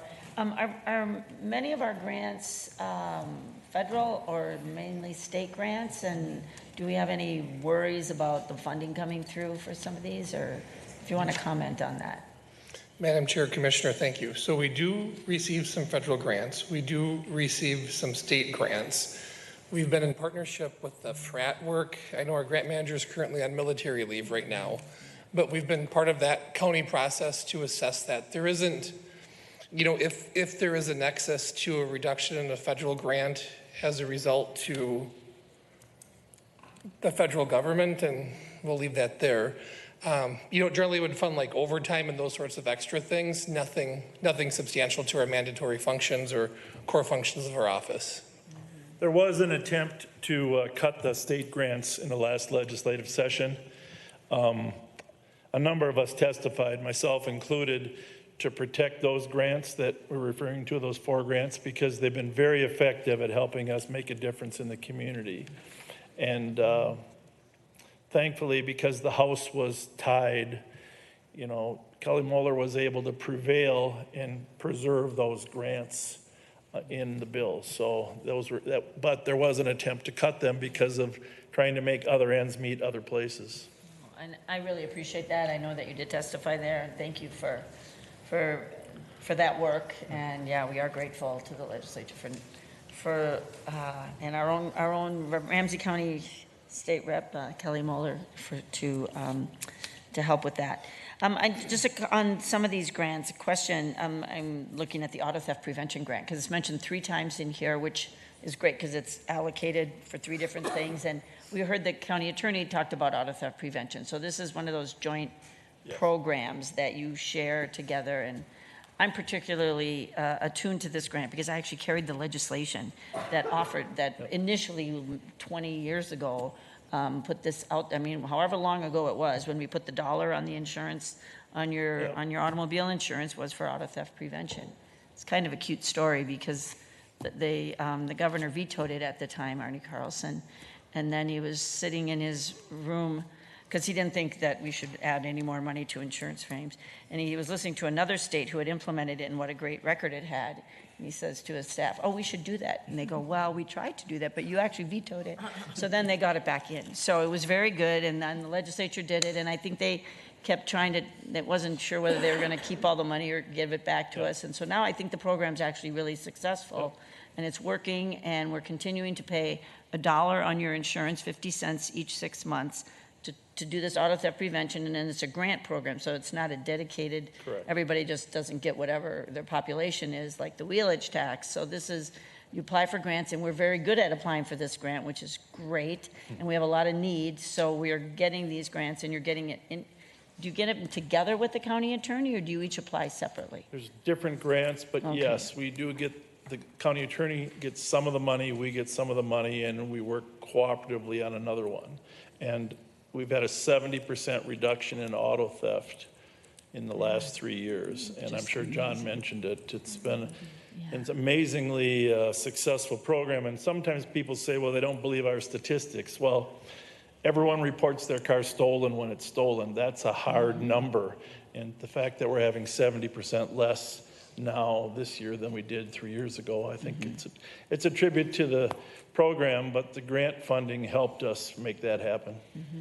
And I don't know if it was really 20 years ago, but it was a long time ago when I did it, and I think it kind of morphed back and forth between being in place and not. So I don't know how long we've been able to apply. And for we've grants. ask them to add money to that fund too. At sometimes, Right. sometimes they're not too crazy about enhancing that fund. Well, so my last question on this, do we actually, is the entire fund allocated, or sometimes the legislature collects dollars and then uses it for other purposes? That's a good question. Some years, they do not allocate the whole, but the next year, 3 years ago, they did not, but then 2 years ago, they gave us the extra. But then the next year, we found out we didn't get as much because they said, well, you got extra the year before. So it's up to them as to how much they want to give out. And I'm just going to give kudos to the sheriffs, because I think you lobby pretty constantly, Nancy Haas, I think you lobby pretty constantly on making sure that that entire amount stays in that budget, because it's so needed. Yes. So thanks. Well, thank you, and thank you for your initiative 20 years ago. I think it was probably only, you're young enough, maybe 10. Yeah, maybe 10. Yeah. Maybe it was just a long time ago, and I can't remember, and I'll have to look that up. It was brought to me by, it was quite frankly brought to me by people who wanted to prevent auto theft, and the insurance companies went along with it. Commissioner Jefferson. All righty. Well, I just want to also lift up the Project Bridge work and the work, the collaborative work between the county attorney's office, social services, by public safety, the sheriff's office. You know, when we as new commissioners first started to do our onboarding and we toured the ADC, I believe your labor negotiations were still going on. And to a person, everyone that I met, every one of those deputies, starting with Under Sheriff Bryant, the idea of being able to say, the number one thing you can do to help is this isn't working for the people who are in our care and custody, and it's not working for our staff, and we can do better. And so I just want to kudos, this has been a common theme, and to see this one Ramsey County and everybody come together to really lift that up. And I know too, as we had the conversation earlier with the county attorney, that the struggles we have to find appropriate safe places, hopefully that will leave people better than when they came in, is in a broader ecosystem of mental health care that's bigger than us here as Ramsey County Enterprise, bigger than Ramsey County as our providers, right? It's an ongoing effort. And so I just appreciate your being part of that greater initiative to make sure people are getting the most appropriate care where they can. Because right now it's bottlenecked within your facilities. And so we'll just keep working this from all the different angles. But it also demonstrates that the working across departments and the conversations around the youth development work, the outreach work, I really want to encourage that the history that you've already had, that muscle that you guys are flexing on Project Bridge, to think about how are we doing that with our community engagement, how are we doing it with our program evaluation, how are we doing it with grant writing. It seems as if there's a lot of duplicative things that different departments have found ways to do well, and we should all be leveraging those energies because we are one Ramsey County when the community interacts with us. And so I would just encourage ways to find ways that we're really being more focused in those efforts. And I was thinking about also the comment that you said of how difficult it is to parse out the different costs when it comes to the contract cities. And it came to an earlier conversation that we had last week around one of the things that's happened within our county budget, in the budget book, is that idea of charging to our different departments for IS and for our facilities costs. There are formulas that are used to have, real equitable distributions of costs against various departments. And I know that our Chief Financial Officer, Kutsi, had said that they're going to be looking at that kind of the way that you're doing that and updating them. And I'm almost wondering if there would be some help or some bridge to be able to help the sheriff's office create some kind of formula or a way to be able to finally, because if our cities have been asking for those reports since 1993 or something, we can find a way to get there so that people can reflect those true costs. And maybe that's something we can do. All of that, though, I just want to ask you the same question that I asked our colleague, the county attorney, earlier, which is, when we are in community, public safety is one of the number one priorities that people say. They also say, keep my taxes low. And a lot of times the benchmark that people ask us is to keep our taxes the same rate of inflation. This budget, the tax levy for your department is higher than that. But I want you to be able to explain, like, what would happen to public safety in our community if we held your budget to inflationary costs? What would be the implications to that? Well, it's a fair question, but much of the increase here is because of the salaries increase. So let's just get that into this year's budget, because in order to maintain a sheriff's office, we were going to need to pay people not at the bottom of the pay scale, but somewhere in the middle. So this year might be a bad example, but moving forward, we have to do the statutory requirements. I mean, we have to run the jail. We have to run the court system. We have to do a patrol function of some sort, and if it's paid for by the contract cities, it's really a wash. You have to have a training unit. You really have to have IT services, all these support services that line up. The only discretionary expenditures we really have is in our outreach and youth services. I mean, if we were forced to cut, that's the only place we can cut without negatively impacting our statutory mandates. Now, you could argue over the statutory mandates, how aggressive you are. We could stack up the courts, we could stack up the jail in terms of shorting, we could lock prisoners up, but that's not where we want to go either. So we would have to cut the discretionary services. And so far, I haven't heard anyone say that they're interested in doing that. Now, there might be an ability to cut some of our apprehension efforts, but crime is down 50% in Ramsey County over the past 3 years because of the aggressive, good police work. I have the statistics in my envelope for Arden Hills and Shoreview.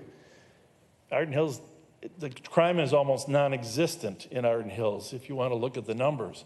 And it's in part because we're very proactive in what we do. We protect those cities. We have flock cameras out there. We have a well-staffed sheriff's office.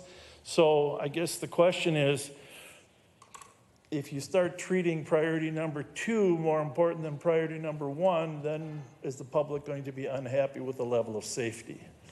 And that's why you guys get elected. Well, I appreciate that very much, because that really is the conundrum that we're at, and I wanted folks to be able to hear that directly from you all, so thank you. Thank you. Commissioner Miller. You're next. Should you have me on the list? I have you next. I just want to go back and quickly say, Ashley, that our Deputy Bryant, or Under Sheriff Bryant, that I appreciate the Project Bridge. I appreciated the tour and all the work that you're doing that. But I also want to highlight what you said, right? That the backlog, right? And the backlog is you get some inmates and you get them housed at the RCCF, and that helps, but then you got more coming in and you got more that are staying. And so it's not just a Ramsey County issue, it's also a state. So it feels like we have part of the team there at the table to try to reduce this backlog, to try to get, have them go through their due process. But if we don't have the state there helping reduce their backlog, it's just going to leave us in this continued cycle of being overstaffed or overcapacitated and understaffed. So just appreciate the work that you and your team do. Thank you. Yeah. Okay. Commissioner Zone. Thank you, Madam Chair. I have a question similar to what Commissioner Jebin Singh is asking about with contract cities. What I hear from my residents in St. Paul is, is there coordination between Sheriff, your office, as well as St. Paul Police, so that there aren't duplicative services? So I'd love to hear more about that. Yes, there is coordination and communication on a regular basis. We do slightly different things than they do. Our narcotics or violent crime enforcement team is actually made up of both St. Paul and Ramsey County deputies. Our apprehension team works, when they get warrants issued, they work to go apprehend the individuals that they want to apprehend. Our carjacking and auto theft unit is highly trained, and St. Paul is not allowed to pursue and use vehicle contact methods on persons that are fleeing from them. And we are, because we've had extensive training, we have every tool available to law enforcement to make sure we can apprehend those individuals. And Chief Axel Henry understands that we have a smaller number of people with a higher level of skill in that area and welcomes anything we can do to reduce the number of crime. His challenge, of course, is to train a larger number of people with that skill set, and it's extremely difficult. So we've reduced liability by extensive training of a small unit of people, and they do work closely and pursue and apprehend suspects that St. Paul may not be able to pursue and apprehend. You're getting blank stare, because help me to understand what that means, like pursuing.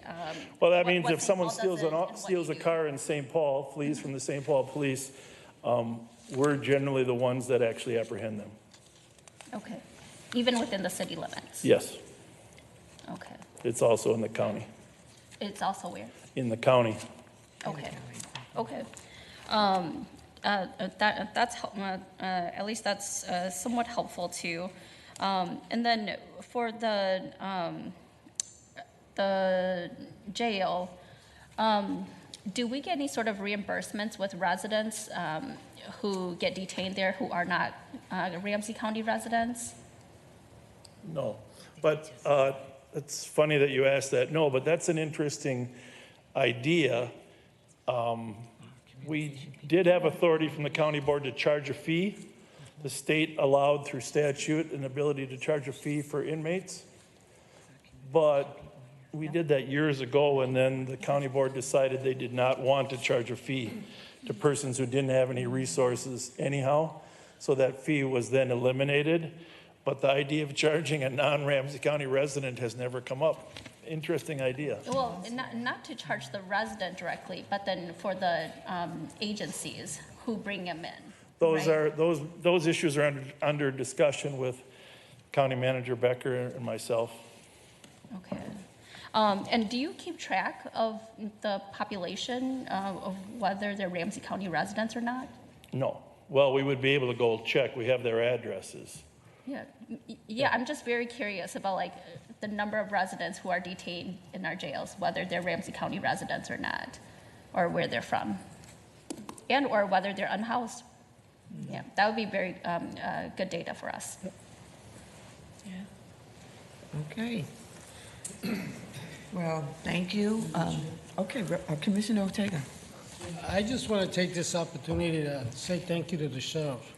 This year, you have been a great partner with us, with the board, and we really appreciate that. And just by the discussion, that is evident. And we need you at the table to solve many of these issues. Very kind of you to say that. We'd love to be at the table when you figure out what to do with detox. We want you at the table for that. In the spirit of that, before you cut me off, I just want to say, Raphael, you and I have been partners at this work for 30 years. It's your 30th first year, right? Right. That you're working on. Wow. And I've never seen you at this meeting, and I've been at dozens, hundreds of them without a tie. I just want to say that once in a while you got to try the no tie look. I'm not as hip as you are, Bob. And so, one more question? One more final one. I'm very curious to know just what you budget for I would say the items that aren't mandated, since we have been having conversations about what's mandated or like what are county responsibilities in your budget about what is something that's mandated by the state and what is core county responsibilities in the budget where, you do have some discretion about the programs that you provide and support. Well, those are ongoing questions in every budget cycle. We are mandated to do several things. What the amount of service necessary to comply with that mandate, I guess, can always be up for discussion. So, I'm just curious about what's in the budget, about what's presented in the budget, and how much is allocated to each of those programs. well, I think it's all in the budget document, but Kyle can break it down for you at a later date and send it over. Okay, I appreciate that. Thank you. Real quick, Commissioner Miller. So just quickly in closing, and not to kill the good mood as we're heading off, as a fan of Live on Patrol, are you monetized for that work in the streaming? I think it's over 47.6 million views on all your videos. We do not monetize. Okay. And, we welcome that discussion. The problem with monetizing is we would quickly be accused of trying to have more action than reality. Makes sense. Just to make money. That makes sense. And so we've made the decision not to head down that path. Thank you. Thank you. We probably would make some money for the county, I don't doubt that, but we would be second guessed on that. Well, my daughter likes to stream on Friday night, and she'll go and stream it on her TV. And Mom, did you see that? It's like, yes. Well, it has been an amazing outreach. I just want to say that in the category of outreach, social media has now taken over, not just us, but everywhere. When you go on your phone and you're flipping through these reels and all this stuff, how do you spend all that time on your phone? But people are. And so, we intend to leverage that to help reach the community the best that we can. And just the reality has hit us. Thank you. Thank you. Well, we want to really thank you for presenting here today. We want to thank you. I'm going to echo Commissioner Ortega.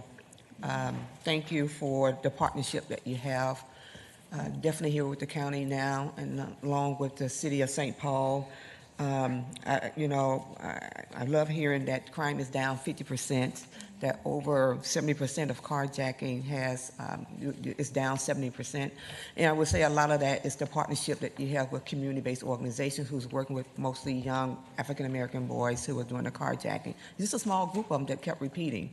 Right. But you're working really hard to build those relationships and bringing their families in to also be at the table. So thank you for that. And just thank you also the partnership that you have with our county attorney's office in relationship to Ramsey County. So appreciate the work. Thank you. Thank you for your work as well. It's no fun. I sat in those chairs 45 years ago. It's a big, long process. So thank you. Thank you. Thank you. Okay, with that, we're going to keep going. We're going to keep going through this. We're a little bit over, and we're going to... Y'all need a break? We just came back at 1 o'clock. Okay. It just says a break, that's why we... I know. But that's okay. You don't have to follow the agenda. Do you need 5 minutes? Do we need 5 minutes? Yeah, I don't know. We can do that. Let's keep going. Okay, communications, emergency communications center. Dan Palmer. Dan Palmer? Okay. We can do this. I'm not complaining. Oh. I'm good. Let's go. I'll have the break at the end before public comment. That's right, yeah. We may need a break before. Yeah, after this, maybe 5 minutes. Just We're 5 trying to minutes. work that, yeah.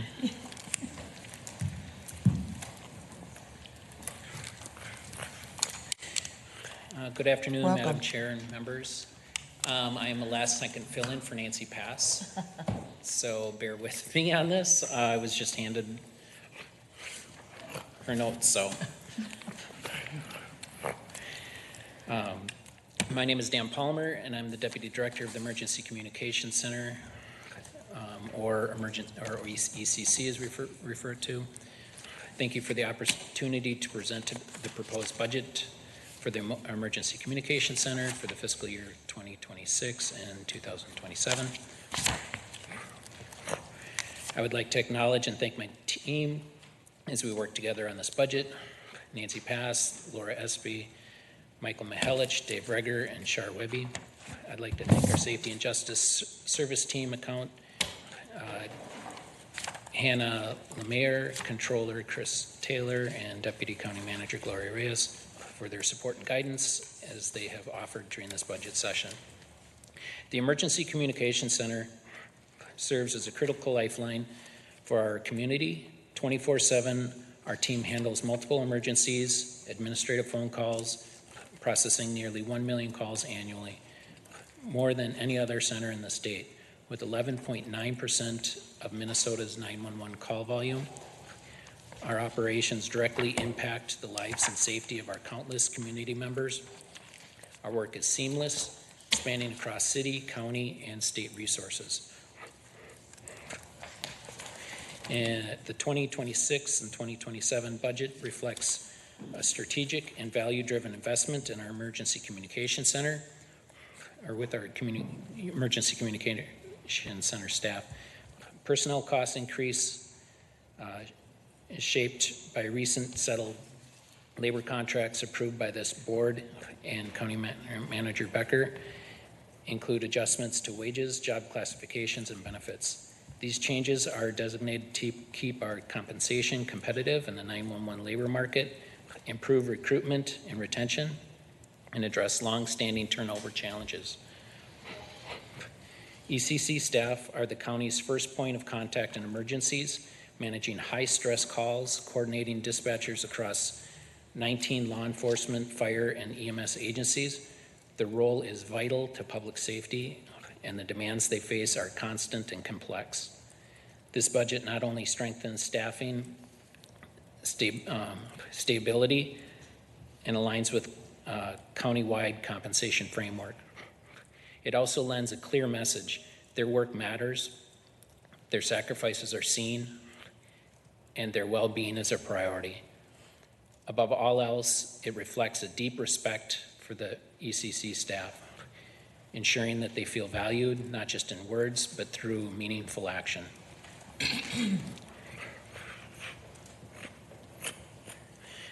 Early results showed reduced turnovers and improved retention since these contract adjustments took effect. Maintaining workforce stability is critical to reducing overtime dependencies and ensuring consistent service delivery. By funding these labor contracts in the 2026-2027 budget, the county positions the ECC to meet demand more effectively, improve scheduling reliability, and ensure uninterrupted emergencies.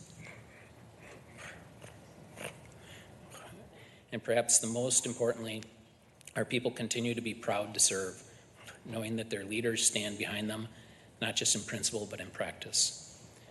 I want to extend my appreciation to you, along with County Manager Becker. Your commitment to competitive compensation is helping us build a stronger, more resilient workforce. For major changes from page 281 in the 2026-2027 biannual budget book, total ECC operating expenditures grow from $20.9 million in 2025 to $22.7 million in 26 and $23.9 million in 27.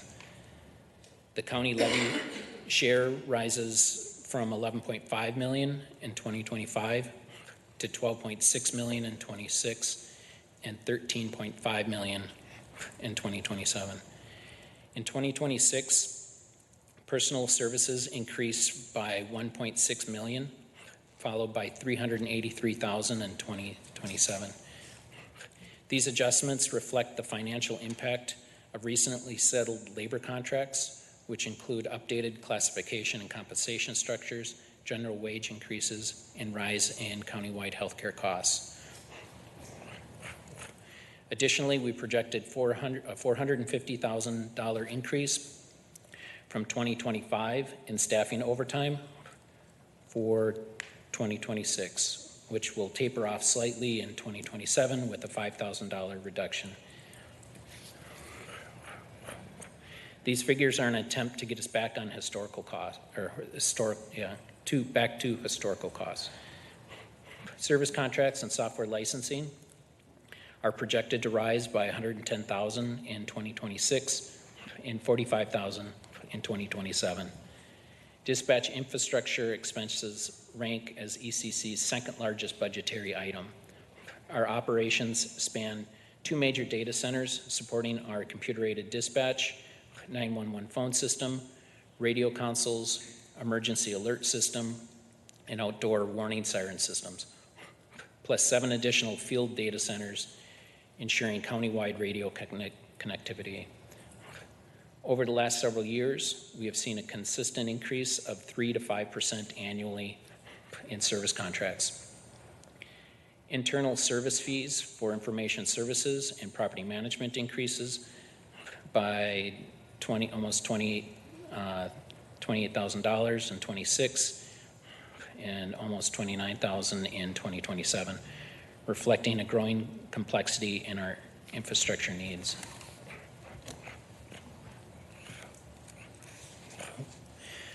We are making strategic investments in technology that directly enhance our service delivery, particularly keeping county responsible services in mind. The pace of innovation in 911 systems is accelerating rapidly, and if we fail to invest today, we risk falling behind with outdated tools and compromise our ability to deliver fast, efficient, and life-saving responses. Modernizing our technology is necessary to ensure that we remain equipped to serve our community with speed, precision, and reliability they deserve. In 2027, the budget includes $100,000 for Motorola Assist software. This follows one-time secured ECN funding for 2025 through 2026.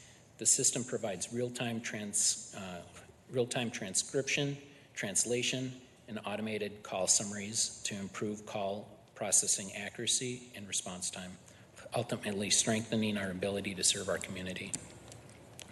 In 2027, budget includes $150,000 for AI-enabled non-emergency call handling.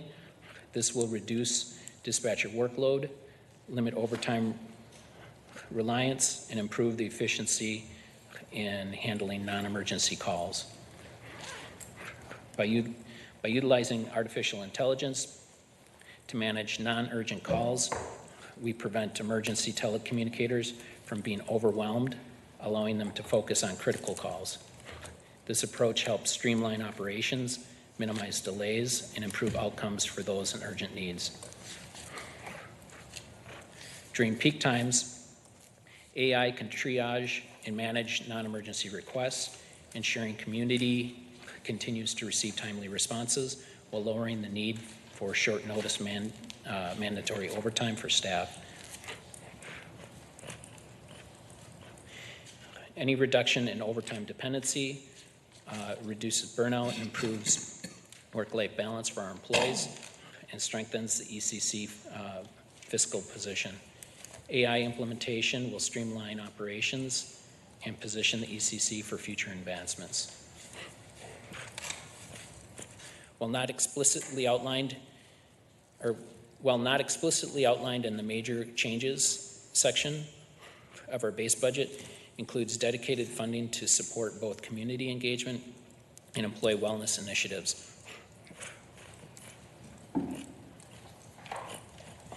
This allocation ensures the continuation of creative component wellness contracts currently supported by ARPA funds through 2026, and we intend to continue those services in 2027. These resources provide staff with consistent access to those therapeutic services, both on and off duty, reinforcing our commitment to the workforce well-being and operational excellence. Despite the significant progress we've made at the ECC, we're facing mounting budget pressures in 2025 and beyond. pressures that stem directly from our unique funding structure. The ECC is funded through a 60-40 funding model with 60% from the county levy and 40% from the city billings. This model, while functional in many respects, presents real challenges when it comes to financial flexibility. What makes the ECC's financial situation particularly complex is the city's contributions are locked in a year in advance, as outlined in our joint powers agreement. This means that we're unable to make mid-cycle adjustments even when circumstances change, such as labor contracts, updates, or other operational needs.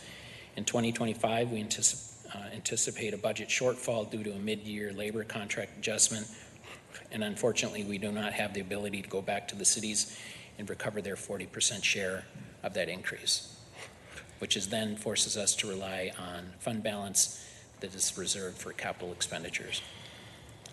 City contributions increased by $661,652 in 26 and $389,047 in 2027 under the Joint Powers funding model, reflected higher dispatch and CAD system costs. These figures reflect the growing demand on our systems and the need to maintain cutting-edge technology, and puts us on the right path not to utilize fund balance for operating, rather than putting us closer to saving $200,000 in 26 and $500,000 in 27. This more closely aligns with the amounts that we were putting in the fund balance prior to the pandemic. This reinforces long-term financial stability, ensures that we can continue investing in capital improvements without compromising day-to-day operations.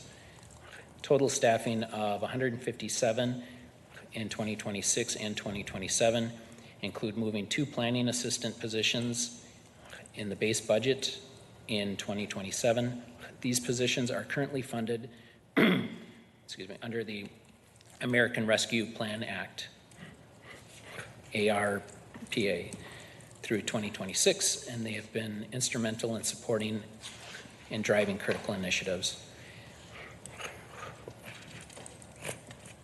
From page 282 to 283, advancing partnerships. An example of operating as one Ramsey County and advancing partnerships with community and other county departments. The ECC has been integral in the integration of embedded social workers, ESWs, through the Appropriate Response Initiative. ESWs work side by side with our staff, providing specialized support for mental health crisis and non-life-threatening situations, diverting calls from police when different approach is more appropriate. Their presence strengthens our emergency response framework by ensuring residents receive the right help at the right time, further reducing unnecessary dispatches of traditional responders and fostering trust in the system. Centering our county values of integrity, community, and equity, we have also established the 911 Community Voices Advisory Committee, our first ever platform for direct community input on emergency communications practices. This initiative enhances transparency and accountability, empowering residents to share concerns, ask questions, and propose new ideas. Such collaborative efforts lead to stronger, people-centered policies that reflect the real needs and experiences of those we serve.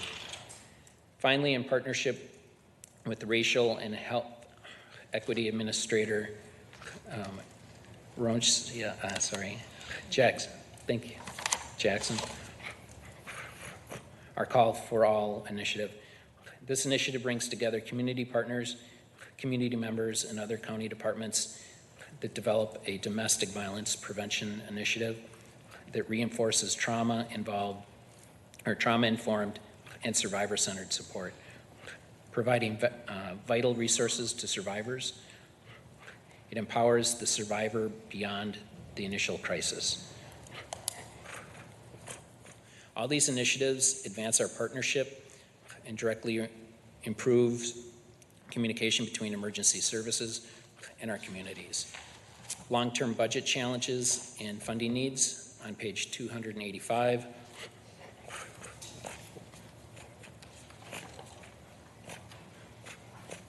As mentioned earlier, we anticipate several budget challenges in the years ahead, particularly related to our joint power agreement and the way we bill our partner cities. These issues will require thoughtful and collaborative discussions with our dispatch policy committee and city planners in the coming years.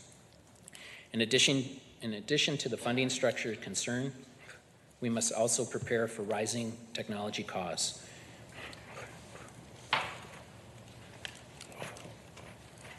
One major area of the focus will be Minnesota Allied Radio Matrix for Emergency Response, or ARMOR radio system, which is now over 20 years old and is due for critical updates within the next 5 years. The system is essential to public safety communications, and the cost center is funded entirely through the county levy. The estimated cost for the ARMOR system upgrade in today's numbers is anticipated at $13.1 million. Securing long-term funding for this investment is vital to maintaining reliable, high-performance emergency communications across the county. By proactively addressing this budget shortfall, making strategic investments, and strengthening our workforce, we can ensure that the ECC remains resilient and responsive, equipped to meet evolving demands by public safety and emergency response in the years ahead. Thank you for your time and consideration. I am happy to answer any questions you may have. Thank you.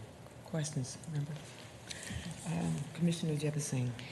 Sure. Well, thank you, first of all, for stepping in at the last minute. We can understand just how hair-raising that can be. So thank you. I was just going to ask a couple of general set of funding questions that might either be for our county manager or our CFO or for you. Just that Ramsey County provides these emergency communications services for all of the municipalities in Ramsey County.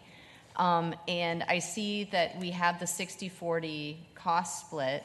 Does that include the ARI investments? Madam Chair, Commissioner, it does not. It does not, so No. that's separate. Yeah. And then I guess the question I have too is, when were these agreements last reviewed? Are they up to date? Is this something that we're looking at in the future?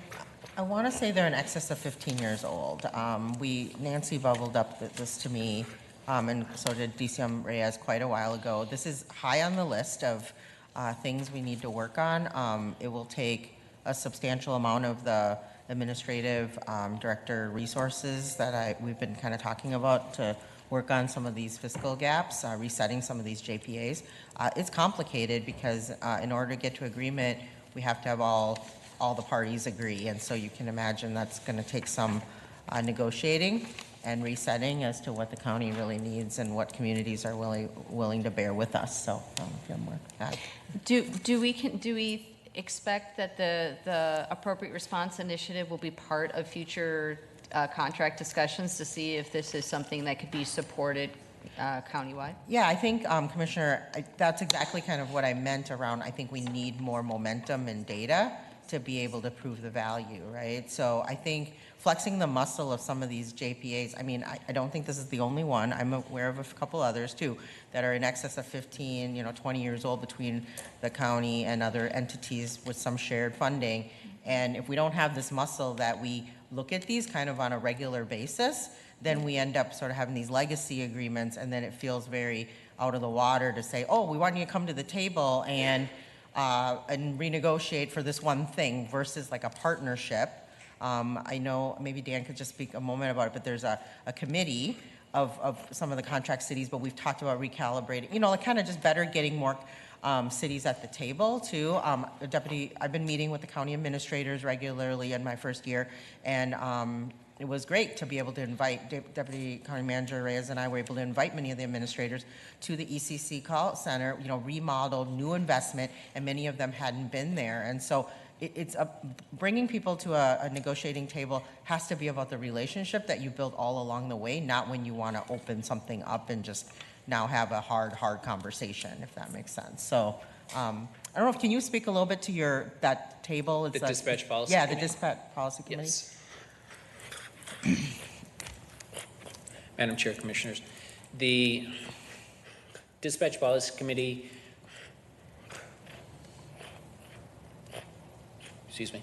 is formed of, I think it's around 13 representatives, 4 from St. Paul, and then I think Maplewood received some, and I think White Bear, right? White It's a White Bear. Bear. So, yeah. Yeah, and the rest are kind of gathered from so many from the other cities. The reason why it was structured that way was initially when we set up, St. Paul had 70%, around 70% of our call volume, and it was by dispatch center. So St. Paul had a dispatch center. We combined with Maplewood's dispatch center. We combined with the sheriff's office, and then later we combined with White Bear Lake. Yeah.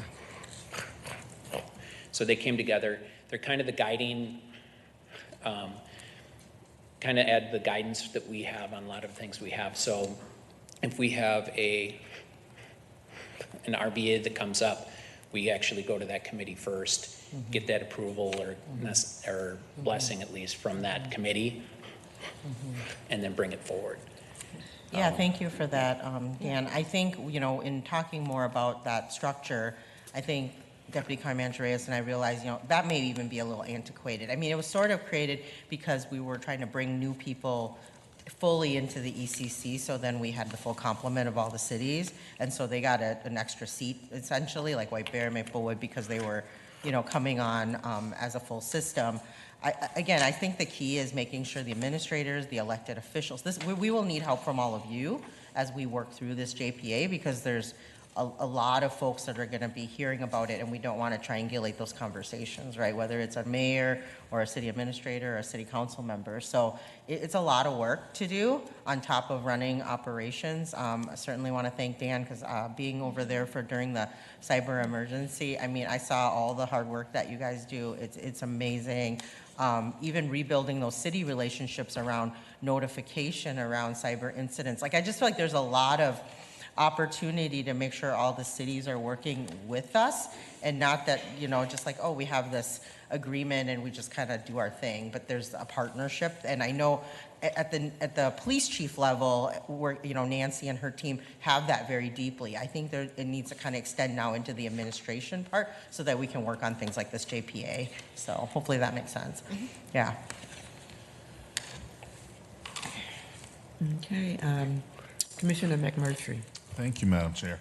I had a question around the frontline quality assurance system, and it's great. It looks like it explains here that the system is able to provide, timely feedback to employees. I was wondering, does that go both ways? Like, are the leaders and supervisors in the ECC also getting feedback via this particular platform? Or is it just for the employees? Which platform was it? The Frontline. It's on page 284.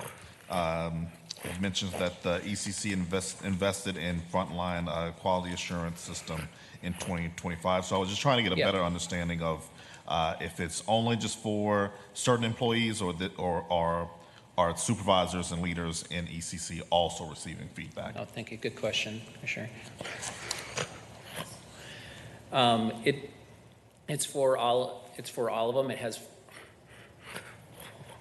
I think 4 sections to it, but one, it tracks all of our standard operating procedures. So then we have one data repository for that information that employees can go to. But it also handles for the supervisors. They can use that excuse me, to track the annual performance reviews and that kind of stuff. So it kind of tracks it so the supervisors are able to use that as well. Gotcha. Okay. And then my next question on page 286 is around, you mentioned some of the pressures you're still getting with filling some of these specialty roles, and I want to get a better understanding on what those roles are and if there is an opportunity for the ECC to work in collaboration with like Workforce Solutions to try to create that pathway of training employees so we can get some of those specialty roles filled. Like, just want to get a better sense of what those specialty roles are and if there is work being done to try to fill them. Yeah, I'm thinking that was the specialty roles would be for our training team, and yeah, so excuse me, a lot of those rules in there, like for the training team and everything else, and some of those other specialty ones we have, it's really key to have dispatching floor experience in there. So a lot of those positions have to be recruited internally, or it would be more beneficial to be recruited internally. And that also causes the issue that the more, if we're pulling people out of being call takers and dispatchers into these specialty positions, now we got to backfill those, and those are already a problem of trying to get quality people. So for being a dispatcher, you have to be one of our TCs for at least a year to be promoted up into a dispatcher. So we're constantly stealing our TC pool to be dispatchers and then to go into specialty positions and everything. So Knowing just how demanding it is, working in the ECC, and seeing that we have gone through the class and comp modernization, since that's been approved, where do we now stand in regards to like the 7-county metro when it comes to our dispatch and their pay? I think we're around the 65th percentile. So we're not way up there, but at least we're not at the bottom anymore. Yeah. So that's helped to stop some of our bleeding that we've had. We still have a higher turnover, but it's, in the next couple of years, hopefully that'll be less from them to going to other PSAPs and. Gotcha. And then my last question is just around the estimated cost, the $13 million that you mentioned for the dispatch radios. Have you all started conversations on, looking at potential revenue streams that you can tap into, whether it's the legislature or federal dollars? I'm thinking specifically through the community project funding, through the House Representatives, or even is this an opportunity for bonding or capital improvement money from the county? Like, would this fall under that category? It's a very good question, Commissioner. Currently, we're working with the state. So the state has the Armor radio system. We own a subsystem of that. So then we kind of have to pull together. If they decide to go one route, we'll end up having to go that route. So they're negotiating we're part of it, but we're negotiating the rates, what it's going to be, everything. We're looking at that it'll probably happen in 2029, 2030-ish. It might be able to get pushed off to 2031, somewhere in there. So as we start getting closer to that, we're definitely going to have to start looking at bonding and what legislatures can do and where we can get that money. The scary thing is that $13.9 million is today's money, but it's also today's quote. Is what if we were to do it today. So now you're pushing it out 5-6 years. How much is that equipment in 5 or 6 years? And then inflation and everything else. So I have a feeling it's going to end up being a lot more than that. So it's that scary for us and that important for us, and that's why we kind of brought it forward now to get everybody thinking about one of these future things that we're I see going it, to be Paul. struggling with. Also have a Madam response. Chair, thank you. Commissioner, you are right. We would look at bonding for this, and then we would need to look at how we would structure that. I think that should be part of the discussion, as County Manager Becker mentioned, when we do a deep dive into this area about how are we going to look at these agreements that we have, how are we going to move forward with these major investments that the department rightly raised up. We look at our bonding ability and how that might fit into the entire structure, and with the state of Minnesota, because there's a chance there that we could do something together. Okay. Commissioner Song. Thank you, Madam Chair. For the 8 ARI positions, are those reflected in the Office of Safety and Justice, or is that specifically with just the ECC? Thank you, Commissioner. I'll pass that over. Thank you, ma'am. Chair and Commissioner. There were 6 telecommunicator positions and 2 APA positions that are in the ECC. So in the numbers that we reviewed previously with ARI, that 21, as you recall, under OSJ, those 2 ECC positions have already been transferred into this department. So they are represented in the FTE count that you see as part of this department. Does that answer your question? And then what about the other 6 then? Oh, there's 6 telecommunicators and 2 APA positions. What Is are outlined APA here. positions? Madam Chair, Commissioner, they're associate planners. I Mhm. believe. Oh, okay. Yep. Okay, and then they're reflected in the budget now with our levy, right? Like the No, levies they're for not the reflected in the levy. The FTE count is reflected in the Department of ECC, so they're not held in OSJ as part of ARI. So the FTE are in ECC, but they're still ARPA funded until we get to 2027. Okay. And then those positions are in the levy funding that you have here. Okay, okay, Okay. that's helpful. Thank you. Really good question, Commissioner. That's why I had to, I knew that was coming, and that's why I had Chris prepared for that. Okay, I don't see any other questions. So I want to Oh, thank you. Madam Chair, very quickly, just a thought and a comment about the contracts. Is that, maybe that may be a greater opportunity to discuss about the ARI as well too, because those are added services that we're essentially providing in there. So I hope that that could be a part of the conversation in the contract negotiations with the cities. All right, thank you for that. Thank you. All right, I want to thank you so much for stepping in and doing a great job, and we appreciate the work you do in the department. Thank you very much. Okay, so I think we'll do maybe a 10-minute break. We'll be Yes, back in 10 minutes. thank you. So 10 after about.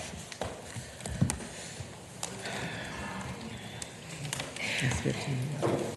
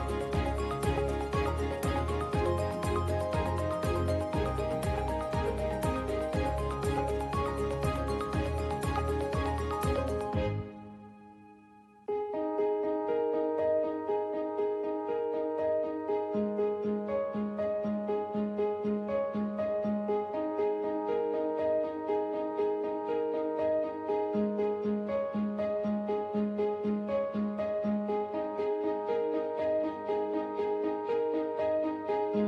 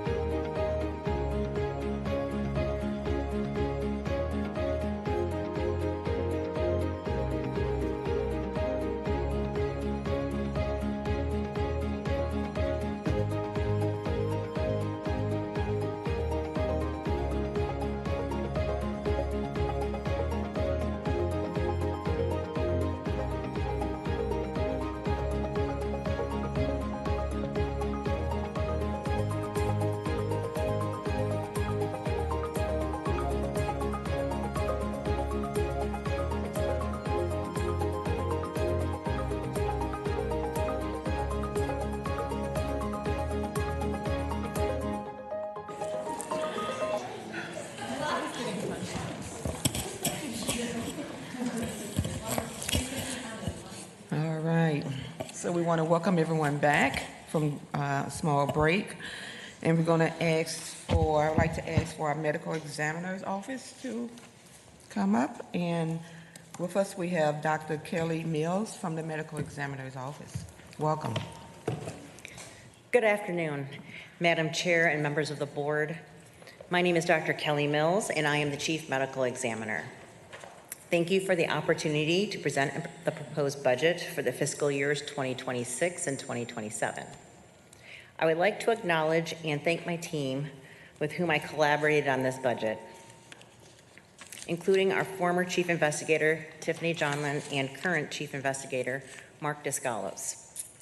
I want to thank our former Controller, Holly Pratt, and current Controller, Chris Taylor, Deputy County Manager, Gloria Reyes, and Accountant, Hannah Lemaire, for their support, guidance, and patience during this budget session. Before I walk through the broader budget, I want to highlight the major changes beginning on page 297. This budget includes 1.5 FTEs, which consists of 1 forensic technician to support the 5th forensic pathologist being added in 2026, and a part-time death investigator to meet growing caseload demand. To fund these additions without new levy reliance, cremation approval fees across our Midwest partner counties are being raised for the first time over a decade, aligning with peer medical examiner offices statewide. For 2026, expense increases total $473,694,000, with $331,351 in personnel services and $142,343 in class comp, healthcare, IS, and property management. Offsetting that, we project $285,832 in additional revenue and $45,526 in savings from other costs. The result is a net increase of $142,343. What this indicates is the additional revenue and other cost savings will offset salary costs to achieve full staffing levels.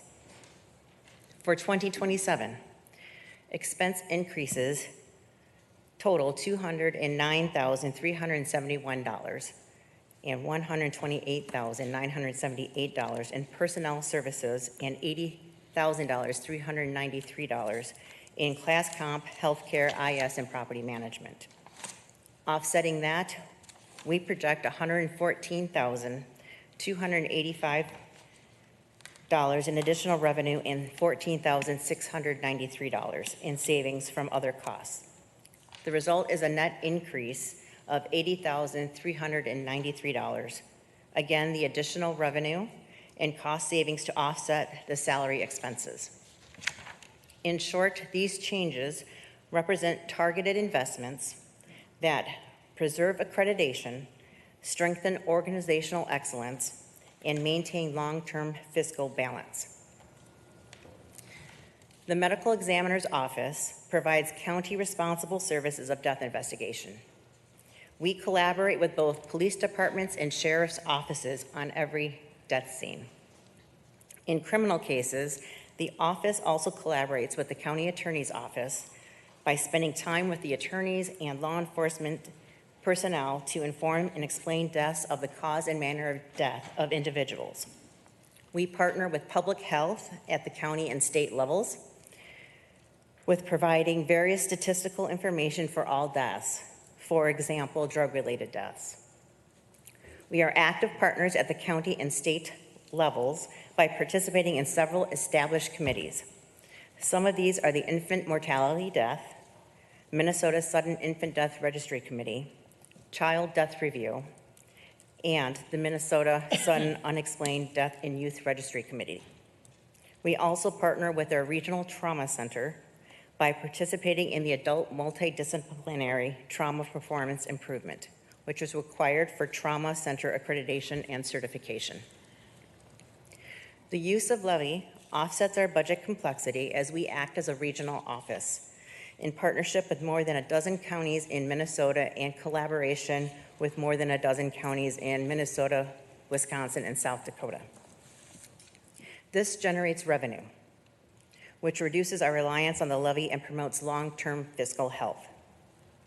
Our ability to perform this task is directly correlated to the number of autopsies performed by a single forensic pathologist. Our duly accredited office is held to a standard of the number of autopsies a single one can perform in any given year. Any forensic pathologist who exceeds that autopsy threshold is considered to have a critical deficiency, resulting in the loss of full accreditation and the office being placed on probation. This contradicts our priority of organizational excellence and has never occurred since we gained accreditation with our 2 accrediting agencies. Last year, we came very close to exceeding those numbers. And we were granted the opportunity to proceed with acquiring a 5th forensic pathologist in 2026. The Medical Examiner's Office has operated on a lean budget and has consistently stayed within budget. Ongoing security needs, as well as continuous property repairs and maintenance for technological and transportational equipment, place our Medical Examiner's Office at risk. We remain strong partners with the Safety and Justice team through our frequent forecast meetings, collaboration, and stand committed to a balanced budget every year. Looking forward, the Medical Examiner's Office needs more operational capacity. Our current facility was built in 1993 and went through a recent remodel in 2018, which increased our operational workspace from 10,688 square feet to 11,763 square feet. I would like to thank Director Jean Kruger and her team at Property Management for their continued care of our aging facility. They have done and continue to do excellent work in keeping the Medical Examiner's Office and facility safe and functional. However, there is need for increased capacity for our clientele and working space for our team members as we currently are near capacity. Throughout the years, all of you have toured the Medical Examiner's Office. Should any of you like to revisit the Medical Examiner's Office, please let me know and we will get that on our calendars. I would like to begin the planning process for a new facility with increased capacity in 2026, as this is typically a 5-year project. If we do not increase capacity, I anticipate that we will exceed our capacity, and we will have to reject cases to meet current constraints. My team is actively investigating subsidization to meet the increased capacity needs, with no intention of relying solely on Ramsey County residents for financial support. Thank you. All right. Any questions? Commissioner Jevonsine and then Zong. Yes, I'm just, given the work that you do, I'm just wondering, on the list of partnerships and internal or departments that you work with, do you also, for both staff and for surviving kin, partner with any of our, either our internal or external providers for grief or mental health supports? We provide pamphlets, but not direct correlation. We give information to families there on site at each death scene investigation. Thank you. And then I guess the other question I have is, when I look on the organizational chart, there's an asterisk that says contracted services not considered FTEs. I'm just curious how this relationship works. The physicians are contract employees. I am one of 4 of those contract employees. So we operate and collaborate with Ramsey County, but operate also in alongside a function, if you will. Is there a reason? It's a unique relationship. I'm new, so I'm just wondering, is that? This has been established for more than 35 years, and that's how it was established at the impotence of the commissioners at that time, and has been going through every board committee membership since then. Is that to keep you independent from? Yeah, what's the reasoning? Or- I'm new is what I meant, not that the policy was new. Let me correct my It was statement. brought yeah. up to the forensic pathologist, Dr. McGee, at that time, 35 years ago, that's how Ramsey County wants it. It makes it easier for transitioning of different things, and when we take on those other collaborations and partnerships with other counties, it keeps ties very seamless and clean. Okay. I guess, and just to add on to that, not all medical examiners' offices are run that way. So I think this was a policy decision from years ago, and it just continued. Mm-hmm. That's interesting. Commissioner Jones? Yeah. Yeah, I have a question, just about like the facility too. Since I have toured it, is it for that facility? Is it a county responsibility, like for us to have our own facility, or may there also be partnerships within the region? And I'm just thinking about this because the county is really, we're the smallest county, like geographically, right? And that, just getting to other counties is just very close by as well too. And added and related to that is how many contract cities or how many cities do we partner with to contract out this work, or do they contract with us? We don't contract with cities, we contract with counties, and so all the cities within those counties. We have 19 other counties that are here in Minnesota that we partner with, and other collaborations we do not contract with.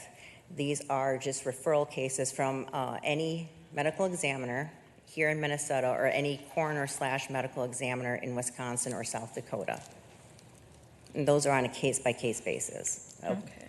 They have their own personnel, either medical examiner or coroner, that makes those decisions themselves. Okay. And then what about having our own facility? It's not a state statute that we have to have our own facility, but that is the nationwide norm for a large office. And we are we're not a large, like I came from Detroit, we're not Detroit, but we are considered a large office. Okay. All right. Thank you. You're welcome. Commissioner McMurtry. Thank you, Madam Chair. And I want to continue that conversation. So we contract with 19 other counties. So are we billing those counties for? That is correct, sir. Okay. Yeah, I just wanted to make sure I was understanding that there. When looking at I had a question about the increase in the cremation fee. Compared to other counties in the region, where do we line up with this increase from $50 to $75? We usually lag behind. We are not the first county to increase to $75. We are the second one to increase to that. And the others are at $50 right now, to my understanding. Okay. Great. Thank you. Okay, Commissioner McGuire. Thank you, Madam Chair. I'm going to follow along similar questions. I guess I didn't realize we contracted with 19 other counties. So Is it like on a case-by-case basis, or do we just have a standing contract that whenever they have a death to be investigated, we just do it, or is it like per case, they have one and then we bill them, or is it under, just curious. Let me clarify Yeah. for the board.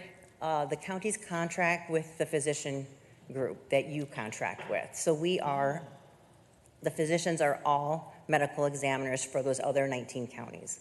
The other ones that we talked about that we collaborate, we are not part of. And so we bill every single case that ends up coming to Ramsey County. And you're a contract with us. You're under contract. You're not an employee then of Ramsey County. That would be correct, ma'am. And four other assistant medicals are contracted, but the other investigators everyone else in your office is an employee of Ramsey County then? Correct. And you're a contractor.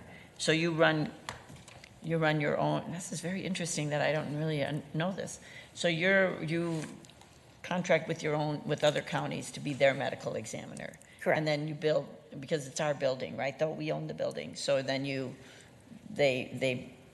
pay to be in our building and doing the work for the other counties, and then there's a charge back. As part of my contract with Ramsey County, I'm allowed to contract with other counties because Ramsey County does not pay the full physician fee for all of our services for healthcare, et cetera, salary. So that's how we subsidize the amount that Ramsey County provides for medical examiner services here. So because we're on this line of question, thank you very much. Have we done an analysis like what it would be to actually hire to not have them be contract and versus a contracted service? Yeah, thanks, Curious. Madam Chair and Commissioner. Thanks, Dr. Mills, for explaining some of that history. I think I have a meeting set up with Gloria to have some further conversations about it, just to better understand it. I appreciate Dr. Mills, your history around, 30 some years ago, but I think this is one of those cases where, anything that's over 20 years that we are doing, I kind of think we need to at least have a conversation to say, is it still quite the model that works for this set of policymakers and for kind of our ecosystem as it sits today? So I just want to be transparent that fairly new to the setup here, and we definitely have been in conversation about understanding it further as we move ahead. So I really appreciate that. Thank you so much, because I think it's true. It's been it's been a long time, and we are now, we look at everything and see, just because we've been doing it that way, maybe that's not always the best way to do it. But thank you for your work. Commissioner Jefferson. Yeah, I guess if other counties contract with us, could not we also contract with other counties? I think I've been through that facility. I understand the concerns you have. But from my understanding, Hennepin, Dakota, and Scott counties are all investigated under Hennepin County. I mean, would it be a time for us to think about, joining in a collaboration like that? I mean, there are other ways that we collaborate within the metro area for different types of services. This might be one of those to consider. If I may answer, then you're following the Anoka model. Anoka County, that's what they do. And they have to have their own investigators in every single one of those counties. So you're going to have to add regional staff who are then supervised by satellite people as well. So there are pros and cons to the different models to be explored. Yeah. Maybe look at 7 metro area type of partnership, because we have those type of partnership in so many other areas. And Go ahead, Commissioner McBride. Madam Chair, on this point, you probably remember, other people remember too, maybe Commissioner Ortega, because I think it was 3 or 4 or 5. Now my timing is, I'm not sure about my timing.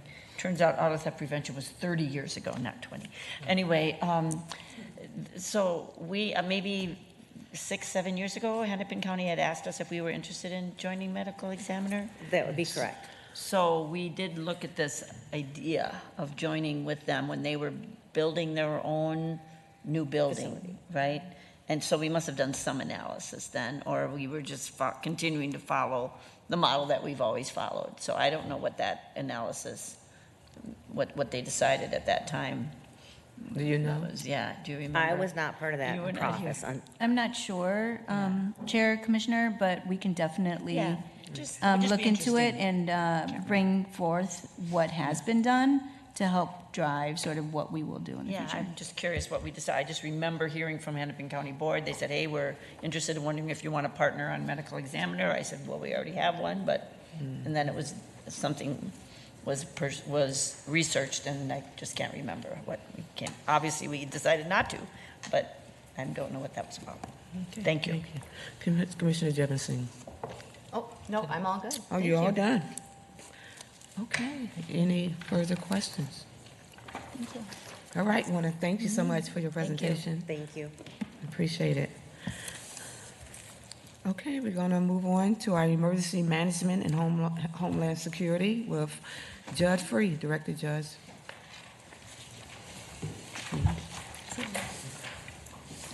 All right, welcome.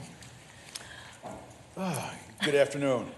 Good afternoon, Madam Chair, Commissioners, County Manager, colleagues. I am Judd Freed, and I am the Director of Emergency Management and Homeland Security here in Ramsey County. I want to thank you for the opportunity to present the 26-27 budget. And I also want to take the opportunity in particular to just call out a couple of people. I want to thank my Deputy Director, Christy Stauffer, who's back there for doing like yeoman work on getting this ready, and also thank DCM Reyes and Chris and Hannah for all of the work they did to support us during this budget season. If you want to follow along as we go here, we start on page 227 of the budget book. And as the county manager has said, we're navigating a very difficult balancing act. There are disruptive changes at the state and federal levels, there's economic volatility, and there are pressures on our workforce. These challenges are not theoretical, they're the fact under which we operate today. Against this backdrop, our department budget emphasizes stability. That's the first thing. Emphasizes responsibility, those first efforts at stabilization, and making sure that every dollar counts. My department fits right into County Manager Becker's framework. Emergency management and homeland security is indeed one of those core county responsible services. It's required by both state and federal law, as well as best practice, and the accreditation standards which we voluntarily follow to make all of this clear. Counties must have professional emergency management, and we're the best there is. Our job is to ensure that residents are safe in emergencies, that government continues to function, and that recovery resources are secured when disaster strikes so that our residents can continue or resume their lives. This is foundational work of any county government, and it can't be done by just anyone else. Before I walk through the broader budget, I also want to point out the major changes, which I believe are found on page 230. For 2026, personnel services are increasing by $205,000. Now, staffing will maintain the same at 6.5 FTEs, as you'll see on page 238. The increase does not reflect an additional staff member. Instead, one of our current coordinator FTE positions would be moved off of federal grant and onto the levy. Beyond that, the increases that you'll see are driven by county-wide realities, the negotiated wage adjustments, job classification updates, higher health care costs, et cetera. And you'll see increases in internal service charges. IS and property management costs rose by about $13,777 in 2026 and about $21,113 in 2027. These, of course, are mandatory cost drivers, and they affect all departments.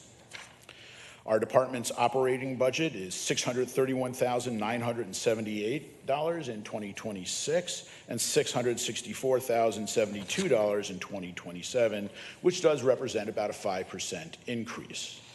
Again, our staffing remains at the 6.5 FTEs across both years. This is the stability that we hope to gain by moving the one FTE off of these unstable federal grants is important given the uncertainty of the times and whatever the future of federal grants may be. In short, this budget is really about stabilization, not growth. Now, we have many county responsible services that our department carries out for us here. And on page 227 in our overview, you'll see that we're not a law enforcement or a compliance or investigative agency whatsoever. Instead, we do analysis of situations, we do prevention, planning, preparedness, and we coordinate the efforts of other agencies and departments across the county so that we don't duplicate things and we don't miss. We work with the county and municipalities to respond to anything from tornadoes to terrorism. We analyze hazards, we plan for continuity, support recovery, and coordinate across every part of the county and municipal government. We analyze situations and advise leadership such as yourself on proactive courses of action. We also carry responsibility for hazards that cut across categories, such as the recent cyber incident in St. Paul, flooding, the pandemic, infrastructure failures, civil unrest. Those are just a few examples. These are the threats that can stop county government or municipal government in its tracks. Now, FEMA, the Federal Emergency Management Agency, frames our work around what are called community lifelines. And these are 7 essential service sectors that have to remain stable, they say, in order for, or be quickly recovered in any disaster in order for communities to survive, recover, and thrive. Emergency management doesn't own any of these lifelines, and in fact, neither Ramsey County nor our municipalities own most of them, but our residents do rely on them. And we at EMHS are responsible for coordinating the people, resources, plans, and systems that protect them and making sure that they recover quickly if they're disrupted. That means working with law enforcement, fire, EMS, the ECC on issues of safety, and with public health and our various social service departments on shelter and health issues, and the provision of human services. We work with Public Works and the utilities on energy and transportation and water, and with our other partners across the region on things like hazardous materials. Our work at EMHS helps to ensure that one lifeline, one department, if one lifeline, one department, or one organization should falter, the systems as a whole continue to serve the residents. These services are mandated by law. They're central to life safety and the continuity of government, and foundational to securing any federal and state disaster assistance. So without them, we lose both compliance and funding. We operate as one Ramsey County, and the budget narrative emphasizes something I'm quite proud of in this one Ramsey County concept. We believe we are the clearest example of that. We work with every department on continuity planning and disaster response. That includes the ones I've mentioned: public health, social services, property management, public works, emergency communications, the sheriff, county attorney, medical examiner, as well as departments that we don't always think of as emergency facing, like information services, human resources, elections, finance, and of course the county manager's office and this board. We created and coordinate the Workplace Violence Threat Assessment Team with risk management years ago to deal with the day-to-day safety of our 4,000 employees, and we coordinate continuity of operations planning for every single agency and department. We also offer our expertise and have statutory responsibilities with each of our municipalities. Instead of each of our cities and the township developing standalone, uncoordinated plans, buying their own specialized equipment, or developing their own training programs, we centralize and coordinate that across all the entities. We maintain caches of gear and vehicles on behalf of everyone, and we deploy them countywide whenever they're needed. We also provide a continuity of operations planning software system, which is paid for by federal grant, and that saves the cities and the county departments real money while giving them a common tool, which we then support with one of our FTE. If we cannot perform these tasks for all the communities, each would have to do them individually. So the residents will still pay for this work either way. It'll just be less efficient and less effectively coordinated. That's one Ramsey County, working as a unified system and not as 18 silos. Page 231 highlights also the excellence that our department has achieved. We have built capacity and capabilities. We're fully aligned with all of the mandated Federal Emergency Management Agency and State of Minnesota required frameworks and laws. And today we note that our department meets all of the professional standards and is nationally accredited by the Emergency Management Accreditation Program, and we are the only county in Minnesota to have achieved this accreditation. That means we're not only compliant with the laws, but we also hold ourselves to the highest standards in our profession. We don't just meet the minimum, we strive for excellence. Turning back again to page 230, the major changes section, I just want to reiterate again that despite that $205,000 increase in personnel, which does at first glance look like we're adding, as people read through this, again, we are not adding an FTE. Staffing remains at 6.5 FTEs, and what we are doing is moving that one existing position from one funding source to the other. Shifting one position to the levy will help ensure that some stability exists. We're not growing, we're simply securing the core. While I would obviously want to see all of our operations funded without grants, I cannot express how appreciative I am to the county manager and to Deputy County Manager Reyes for taking this one step at this point in our history and under these situations. There's one more investment I want to emphasize in light of recent events, and that is that in this biennium, we are going to be focusing heavily on the continuity of governance operations. Every department will be issued accountability milestones. So right now, they're all using the system. We'll be issuing milestones that we'll hold them accountable for, and we'll be providing the training and planning support they need to make sure that their continuity plans aren't just documents on a shelf, but are living, tested capabilities, which is indeed organizational excellence in practice. Partnership, in addition to that, is at the heart of what we do. And again, that's illustrated throughout the document starting on page 230. Internally, we're joined at the hip with public health on things like pandemics and disaster medical support, with the social services departments on sheltering, with the sheriff on law enforcement, with the ECC on communications and warnings, with property management and public works on the continuity of those lifelines. Externally, on page 231, you'll see that we work across all of our suburban municipalities and the city of St. Paul, providing planning, training, and mitigation leadership. These cities don't duplicate programs as a result, and so we do it once and everyone benefits. Regionally and nationally, we're active with the Metropolitan and the Minnesota Statewide Emergency Management Associations, the state's Division of Homeland Security and Emergency Management, FEMA's Region 5, which covers our part of the country, the International Association of Emergency Managers, and with the Association of Minnesota Counties and the National Association of Counties. These relationships help us stay plugged into the laws, the changes, the grant funding, training opportunities, lessons learned, and new national standards. There's also an emphasis on equity in everything we do. Our grant-funded work, for instance, around children in disasters or people with functional and access needs integration and things like inclusive public messaging, it's already helping to ensure that preparedness and response are equitable. We've taken steps now to make sure that our most vulnerable communities are not left out. Those partnerships are both practical and values-driven. We are working with community-based organizations, like today actually, to develop tabletop discussion exercises to identify the community's concerns, capabilities, and needs. We piloted the first of these type of exercises earlier this year along with public health, and it was quite successful. We're already working on the next such exchange of ideas and plan to increase the tempo and make this a regular part of our efforts.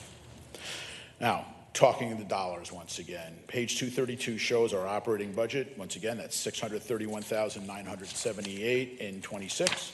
And raising to $664,072.27. If you turn to 236 and 237, you'll see that the real driver of risk in our budget are the federal grants, however. We're showing hundreds of thousands of dollars each year from the Emergency Management Performance Grant and the Urban Areas Security Initiative Grant. These are volatile federal grant programs administered through the state. As of today, we haven't received any formal notice from Washington or the state that these grants are ending. As a result, we're assuming continuation of those grants. However, no dollars have been dispersed, and as you know, the federal fiscal year ends on September 30th. That's why the levy change is so important. It's the foundation of a more stable base that hopefully allows us to continue to comply with the rules and to serve the residents, even if the federal grants do dry up. And this is where I want to echo the language on page 231 about long-term budget pressures. Emergency management is heavily grant dependent, and the uncertainty is at an unprecedented level. So, Here's a story that the budget tells in summary. Emergency management and homeland security is a legally mandated core county service where we operate as one Ramsey County, uniting departments and municipalities while exhibiting financial stewardship and leveraging everything we do for the benefit of all of our residents. We invest in organizational excellence through national standards, accreditation, and accountable planning that provides direct benefit and cost savings to the county.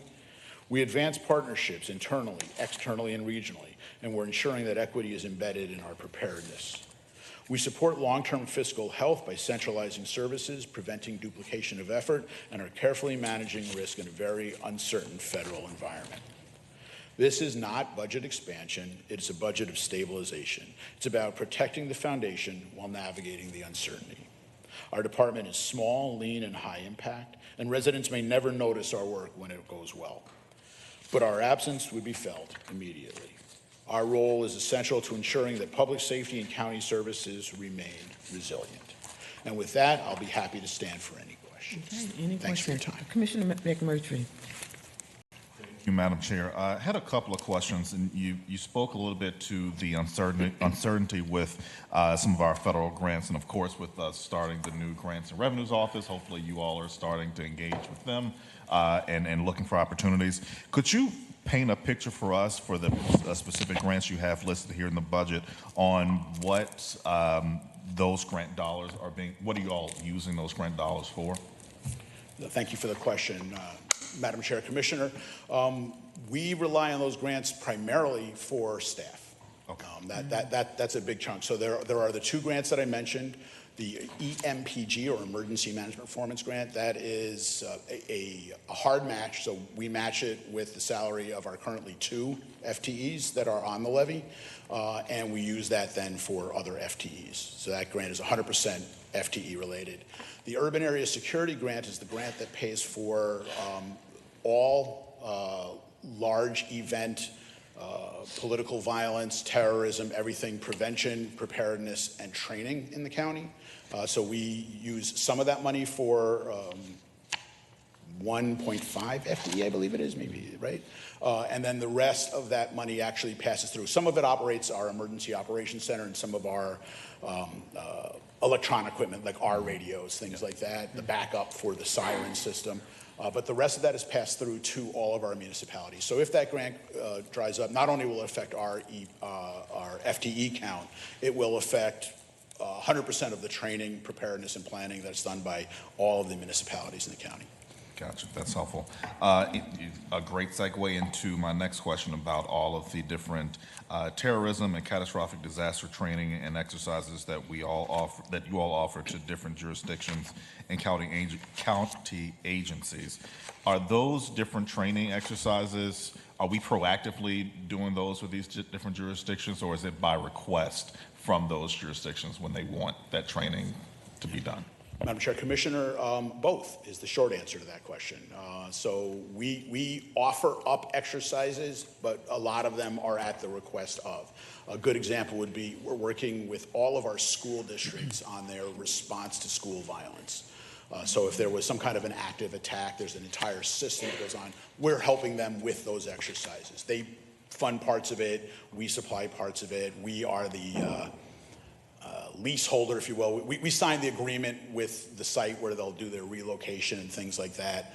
So it's kind of these joint things. With our law enforcement agencies, they'll come to us often, like the hostage negotiators need to go and train. We own the big truck that they use because it's then available to every municipality instead of buying 7 of these things or 18 of these things. And so to train, it costs money for them to go to train. We'll pay for that training for them. Not the overtime or anything like that, but the actual cost of the training.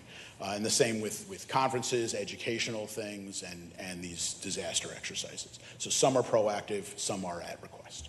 Great, great. And I've mentioned this before in other meetings that I think it would be helpful and beneficial for us as a body, as commissioners, to also go through some of these type of exercises, trainings to make sure that we're ready in the event of any type of disaster that hits. Because I think through when things happen throughout the county, especially as elected officials, constituents are likely to contact us and to make sure that we understand what's happening, what we should be communicating, that's not inciting any fear, but actually sharing correct information to folks. I think giving us an opportunity to go through any of these different exercises to kind of exercise that muscle, so we can know if things were to happen, we would know the steps we need to take.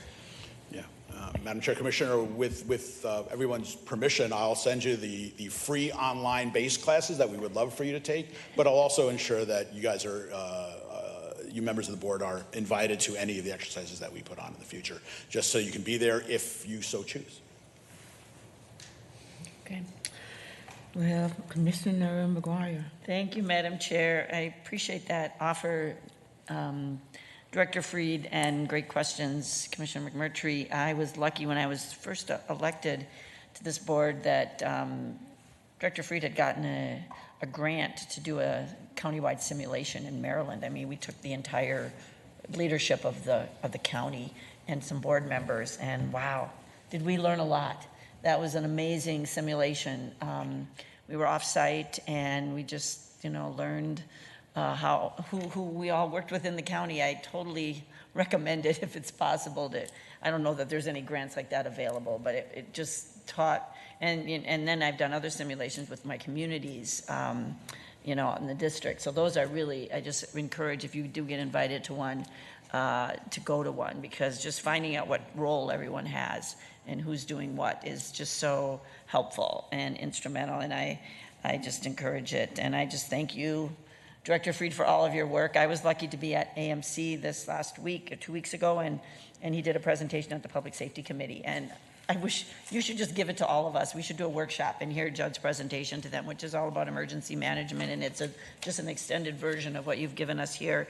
But it is the importance of emergency management, and you're right, most people don't know about it or hear about it until they need it, and then we're really grateful that it's there. And you and your small but mighty team are just doing great work.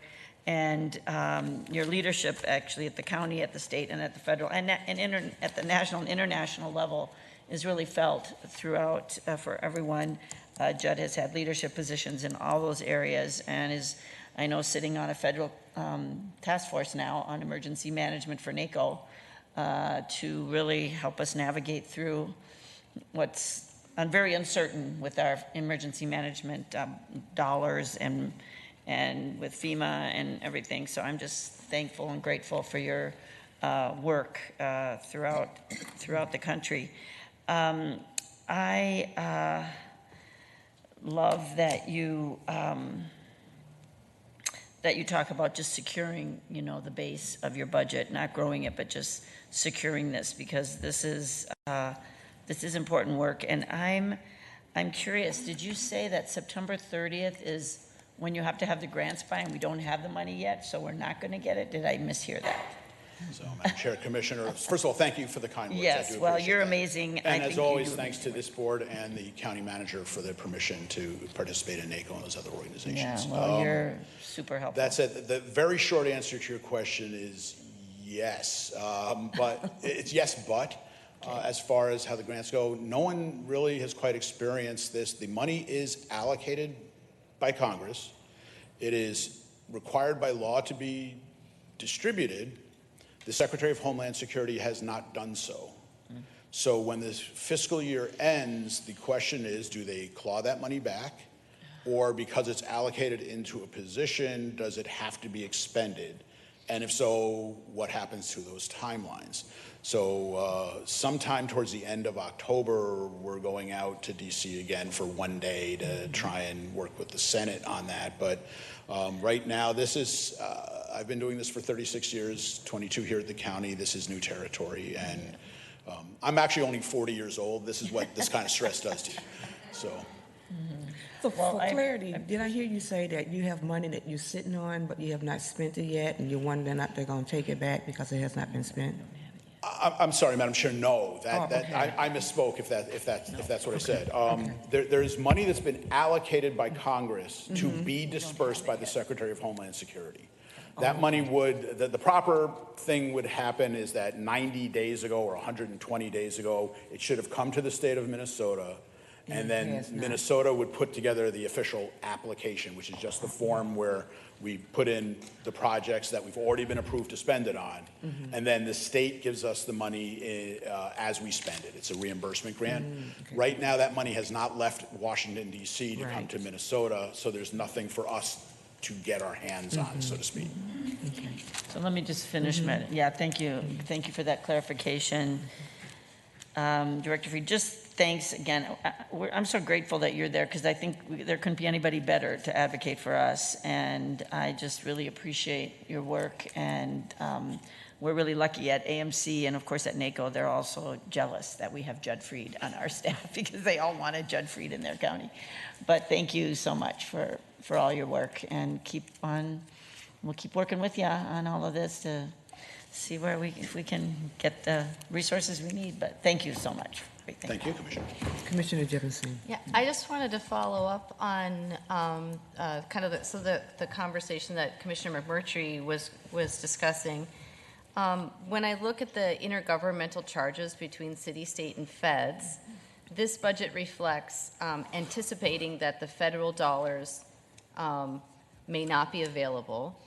And I guess I want to ask, this may be a question for our county manager or our CFO. Is there any other place within our budget where we're preemptively moving our budgeting, assuming that federal funds aren't going to be there, or is this unique because this is this calendar year that we haven't been reimbursed for? Madam Chair, Commissioner, thank you for the question. There is some revenue assumed here, just to be clear, but we don't have any areas. I think I'm going to let County Manager Becker respond overall, but I think in this case, for many years, we've been discussing moving some FTEs in this area to levy versus grant funding due to some uncertainty that predated the current administration and continues and is more maybe pronounced in this moment. We aren't assuming any changes in federal revenues across the entire budget unless we know for sure, which are very minimal. I think it's like $50,000. Yeah, and that was basically my question, just to make sure that somehow we hadn't missed other places where that might have been. Yeah, I think that, Madam Chair, Commissioner Jevin saying, I think the only other place that I can think maybe it was reflective was in Workforce Solutions. They did, hear from the state that the federal allocations were significantly reduced. And so, I mean, again, with our budgeting, sometimes we don't know those grants, because also the state operates under a different fiscal year. So we're just putting a number in there based on kind of best past history, and then we make some adjustments, right? So I think they did the best estimate they could, knowing kind of what they know. So that'd be the only other area I think that has the biggest impact.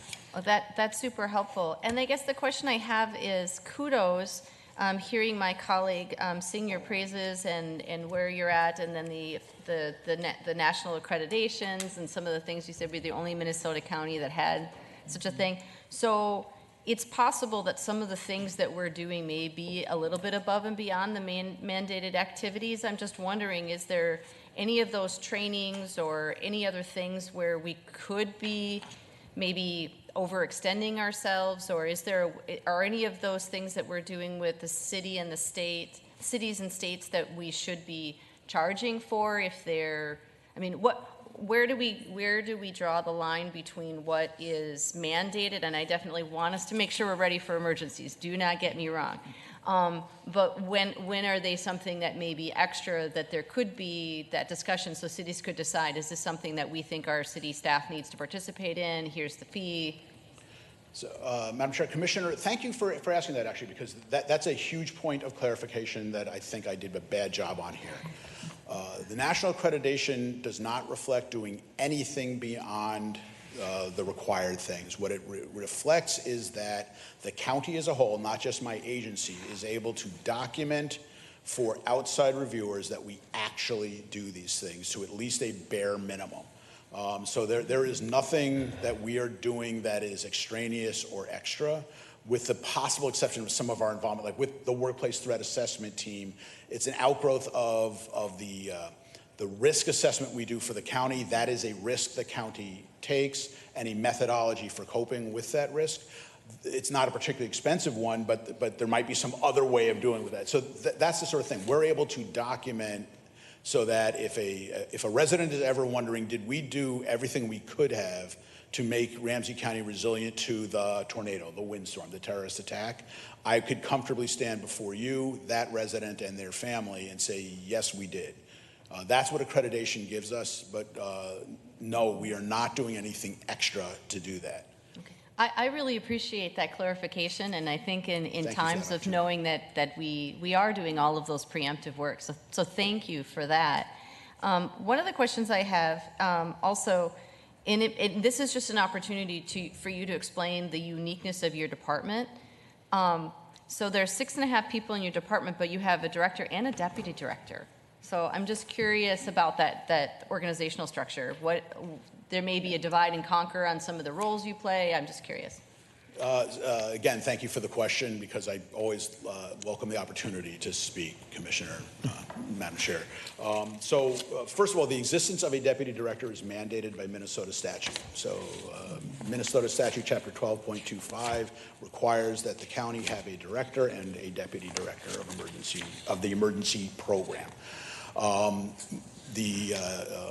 Ms. Stauffer is not in a job class of Deputy Director of Emergency Management. She fills the role required by the state of a director's role. She is in a higher job class than my coordinators are, so that she can be in a management role in my absence. We have to be able to function on a 24-hour basis every single day of the year. If anything happens to me, or if I'm ill, or if we're going 24/7 for 161 days like we did in COVID, that requires more than one person. She is the person who could stand here in front of you if I was ill, give this report, and answer all of these questions for you. So she is an SME in this field, and so it is simply a good practice to be actually 3 deep.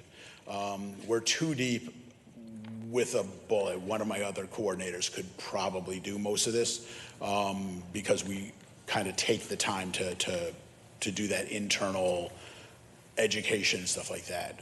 One of my coordinators could not, because I have to have that person working on only one thing because of the grant thing. So that's where that is. So it does look a little odd, I admit, on that table of organizational chart, but believe me, you want her here if I get sick. Well, and you've been here for most of the day. Sometimes when I'm asking these questions, it's just to be able to provide that greater context, because when you break a department out and put it on a page, it's hard to get the full understanding of the role and how they fit within other systems. So thank you for that. Absolutely. Thank you for the question. Commissioner McGuire. Yeah, thank you. I so appreciate Commissioner Jevon Singh's questions as well, because it does allow for all of us to understand even better and for you to explain what's happening. And I do think we should have a workshop, because what I happen to know, because I do get to hear Judd on a frequent basis, is our cities really benefit from the county having this amazing coordination. But you can imagine that when everybody's going through budget cuts, that an area like preparedness and early intervention and prevention, I mean, we're all faced with this, that these are the areas that get cut, that people don't, and I'm grateful to our county for actually realizing we still need to do preparedness, early intervention, prevention, and not be tempted to cut those areas, because I would say that many counties in the country, Judd will correct me if I'm wrong, are not prepared for the things that could come up. They haven't thought ahead, and I mean, that's what your message was to AMC. Like, you need somebody, rather than the 10% time of your county manager, to be paying attention to this stuff.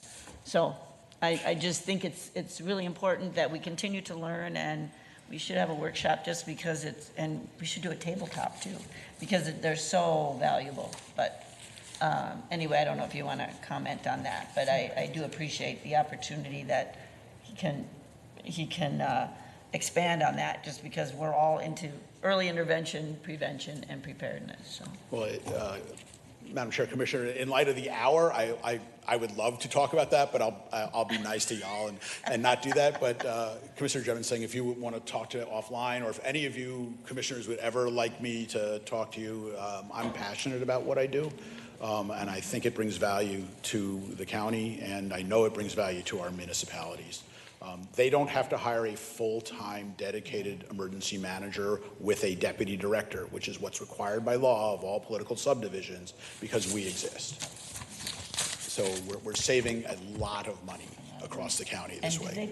Excuse me, We have one more do question. they pay for that? They don't pay for that, they just benefit from that being our municipality? They benefit from it is the basic of it. They do have a person in charge who's appointed to be in charge. What typically happens is that it's a city manager, a police officer, police chief, and then their deputy is a junior police officer or a firefighter or something like that. So they meet the letter of the law, but they don't have to go through all of the training and things like that to be an emergency manager. Thank you. Commissioner Zhang. Thank you, Madam Chair. And thank you for that clarification. So by meeting that requirement, it's basically they just have to designate someone as in that role, right? Or do they have to have one, do they specify one FTE for the department head and one deputy director? Madam Commissioner, Madam Chair, they have to have a person appointed. That's all. It doesn't have to be a person who is a professional. So as I said, we have in one community we have a public works director, and so they're the person. If I need them to develop the procedure for notifying their staff in the middle of the night when something bad happens, that's the person that I talk to. So each of them meets the law, and that's an important thing to point out. They all do meet the law. What we do is we work with them and coordinate everything they do. Otherwise, they would submit their documents to us. We would have to make sure it coordinates with all of the other 17 municipalities and our plan. Then we would have to bring their plan and our plan to the state for approval and adoption and all that good stuff. And then we'd bring each of those plans to you for adoption. And that was actually the way it was done here before they hired me. And it turned out to not have been a good thing. So one of the first things I was instructed to do was fix that. So now my fire chiefs and police chiefs can concentrate 90% of their work on being fire and police chiefs and mayors and city managers and public works directors. Okay, well, thank you. And I also appreciate you working with the schools on that too, since, that's, very recent in public memory and also within our communities here. Are you working with all the school districts, or is it just per, request also from the school districts? Madam Chair, Commissioner, we're working with all of the school districts as of tomorrow. So we're working with all of the public schools in Ramsey County. And I have to say, though, this was a joint thing initiated by the school districts, working through the sheriff's office and us to coordinate this. We're using so every school district in Ramsey County is using the same tool and methodology for both the reunification of students to parents after a tragedy happens, and to handle things like, if there's active violence in the school or just down the street. They have the same terminology, things like that. I can give you all those details at a later date. We have a school district that's kind of actually sort of in a different county school district thing. We're meeting with them tomorrow at their request, and we'll be bringing them into the fold. And so this is, even St. Paul is doing the same system in a similar way, so that the end result of that would be that if there was a tragedy in school A over here in Ramsey County, staff from school B could even assist them, because they're all trained to the same thing. Because as you can imagine, the staff of the school is compromised as well as the students. And, we, in the meantime, have to figure out how do we get these students back to their families, things like that. So this was a superiorly good idea. And by the way, the program that we use, the materials are free. So it's costing nothing but time. Great, thank you. Thank you. Thank you so much we don't have any other questions, but thank you for your work. You have created a legacy of excellence in the work that you do, you know, on behalf of Ramsey County, and we appreciate that. You know, so wanted to just say thank you. Thank you, for your Madam Chair. I leadership appreciate it. and your That's work. very kind of you. Appreciate it. Thank you all, and have a good night. I think you got a little bit of your time back. So. We have a little bit. All right, so that is our last hearing of the day. I'm going to just wrap up today with giving DCM Reyes a closing remarks. Now close us out so we can take a break. Thank you. All right, this won't be long. So thank you, Chair, Commissioners, County Manager Becker, colleagues, community, and residents of Ramsey County. Thank you for your insightful questions today and your commitment to ensure we are thinking about our fiscal pressures and how our budget decisions impacts our residents. Today, you have heard from the entire Safety and Justice Service team, all very unique in their fiscal pressures. As you move through the budget process and decisions, I want to bring us back to the larger purpose behind our budget. Our budget is about ensuring Ramsey County has a fair, effective, and modern justice system. We know that resources are limited and pressures are real, but we also know that when we invest wisely in prevention and equity and community-based solutions, we have costs long-term. We save costs long-term and deliver safer and stronger outcomes for our residents. I want to thank our entire service team, our partners, and this board for your continued support as we navigate these challenges together. The Safety and Justice Service team will remain committed to operating as one Ramsey County, advancing justice, supporting residents, and building a system that reflects our shared values. Thank you. All right, so thank you. Thank you, DCM Reyes. You have come into this position. You have not been here long, but you're doing excellent work to tie it all together and lead. So thank you for your work and your leadership. So the county board is going to sum up our evening and to prepare us for our open meeting this evening. In saying that, the county board again wants to encourage resident participation in the budget process. We want to hear your voices, and today we will have a public hearing here in this space here, Monday, September 22nd at 5 o'clock.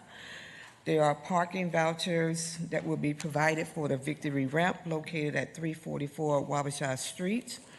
On Tuesday, September 23rd, the board will set the 2026 maximum property tax levy. The second public hearing will be held on Thursday, December 11th at 6 p.m. Prior to that hearing, residents and business will receive their proposed property tax statement. This will include details on the proposed levy for all the taxing jurisdictions, county, city, school board, and others, and provide details on how these proposals impact your property. Residents and business owners should look at that information in the mail in the mid to late November. At a board meeting in November, the board will discuss changes to the 26-27 requested by board members. The board will discuss changes to the 26-27 requests by board members. And on Tuesday, December the 16th, the county board will give final approval to the 2026-27 budget, including any changes approved by the committee, and then we will set the final property tax levy. So we're going to end today's hearing. We have about 40 minutes before the first public hearing this evening in this room. We see you then. We are adjourned.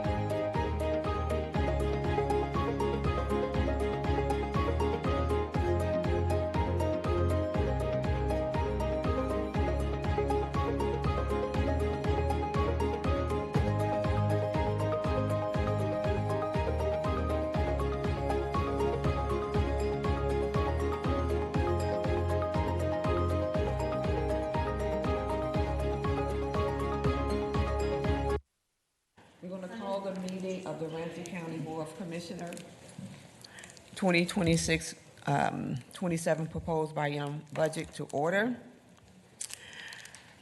So I just want to welcome everyone here to the open public meeting. And just will state a few things and processes before we call up the first person. So there is no vote taken for the public hearing today. And so let me say, still in the afternoon. Good afternoon. My name is Rena Moran. I'm Ramsey County Commissioner, District 4, representing St. Paul. I'm also the chair of the Budget Committee. So again, thank you all for being here today. So there is no vote taken for the public hearing today. The public hearing on the 2026 proposed biennium budget is now open. The purpose of the meeting is to allow the public an opportunity to comment on the 2026-27 proposed biannual budget. For those who are here to speak at the public hearing, when you are called to speak, please state your name and city of residence before making your comment. You will have a limit of 3 minutes to give your testimony, and we have a timer here in the front.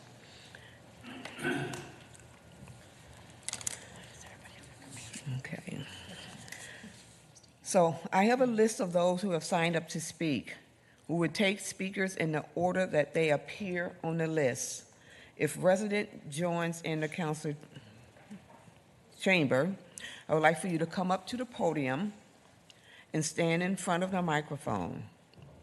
We will repeat this process for every speaker who have signed up or showed up to speak today at 5 p.m. So again,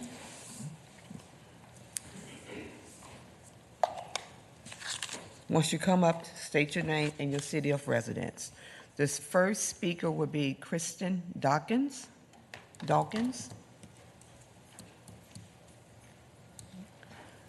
Kristen Dawkins.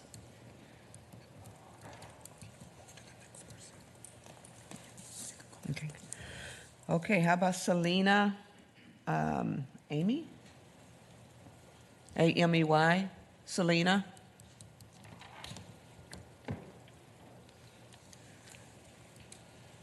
Okay. Shayna Peters.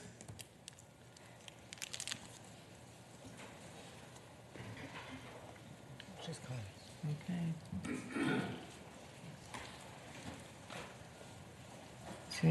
Chana. Did I mess it up, Chana? Is it Chana Chaney? Please introduce yourself and place of residence. My name is Shauna Peters, and I am from Coon Rapids. I struggled with what I was going to say this evening. For 20 days, we have sat with our anger and grief, not for a job, although I dare you to find anyone at the Ramsey County Detox who doesn't feel like they are exactly where they are meant to be. But we grieve for the community and the people that we serve. I came here this evening because our patients are historically some of the most vulnerable, ignored, and more often blamed for their illness than any other area of healthcare. I am the training and compliance supervisor for the Ramsey County Detox and Withdrawal Management Program. I was hired for this position just 10 months ago. Since then, I have become uniquely poised to provide a clearer picture of who and how this program has served this community. Every month, I collect our intake forms and put the information into a spreadsheet. Because of this, I can tell you how many times people reach out before they finally arrive at our doors. The average is 5. I can tell you that the clients who seek the program are making the choice for themselves. The program has been entirely voluntary for almost a decade. People want our help.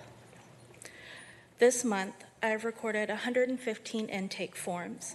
Intake forms include everyone who actually came in through our doors or called for our services. This month, we have had 30 completely new to the program admissions. Many saying that they didn't know our program existed, which is fair since the county wasn't advertising our existence or even providing pamphlets about the service in recent years. Since 1989, we have served thousands of Ramsey County residents.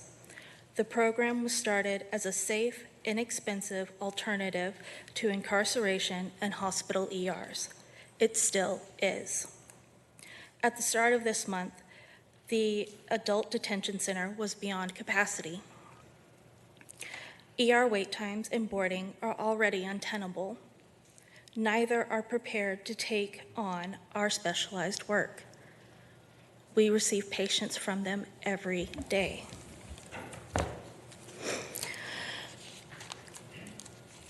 Detox is often seen as a dispensable luxury for a small population, but having a local detox can make all of the difference.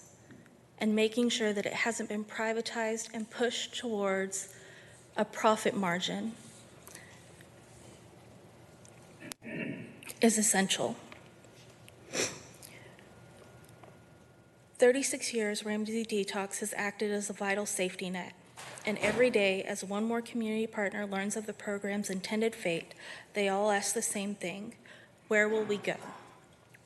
We serve families devastated by the opioid crisis, individuals who have been trafficked and are being trafficked, workers living from paycheck to paycheck. We serve every socioeconomic demographic the state of Minnesota has to offer. Because sobriety and harm reduction become a lifelong pursuit. You never stop being an addict. You either live through it or die from it, and that has been our business every day for 36 years. Thank you. Thank you. So before I call up the next person, this part of the budget hearing is about the board listening to you. So we will listen to you. You have up to 3 minutes, but we will not be responding. It's a moment for us to hear from you. So with that, I want to call up Matthias Costo.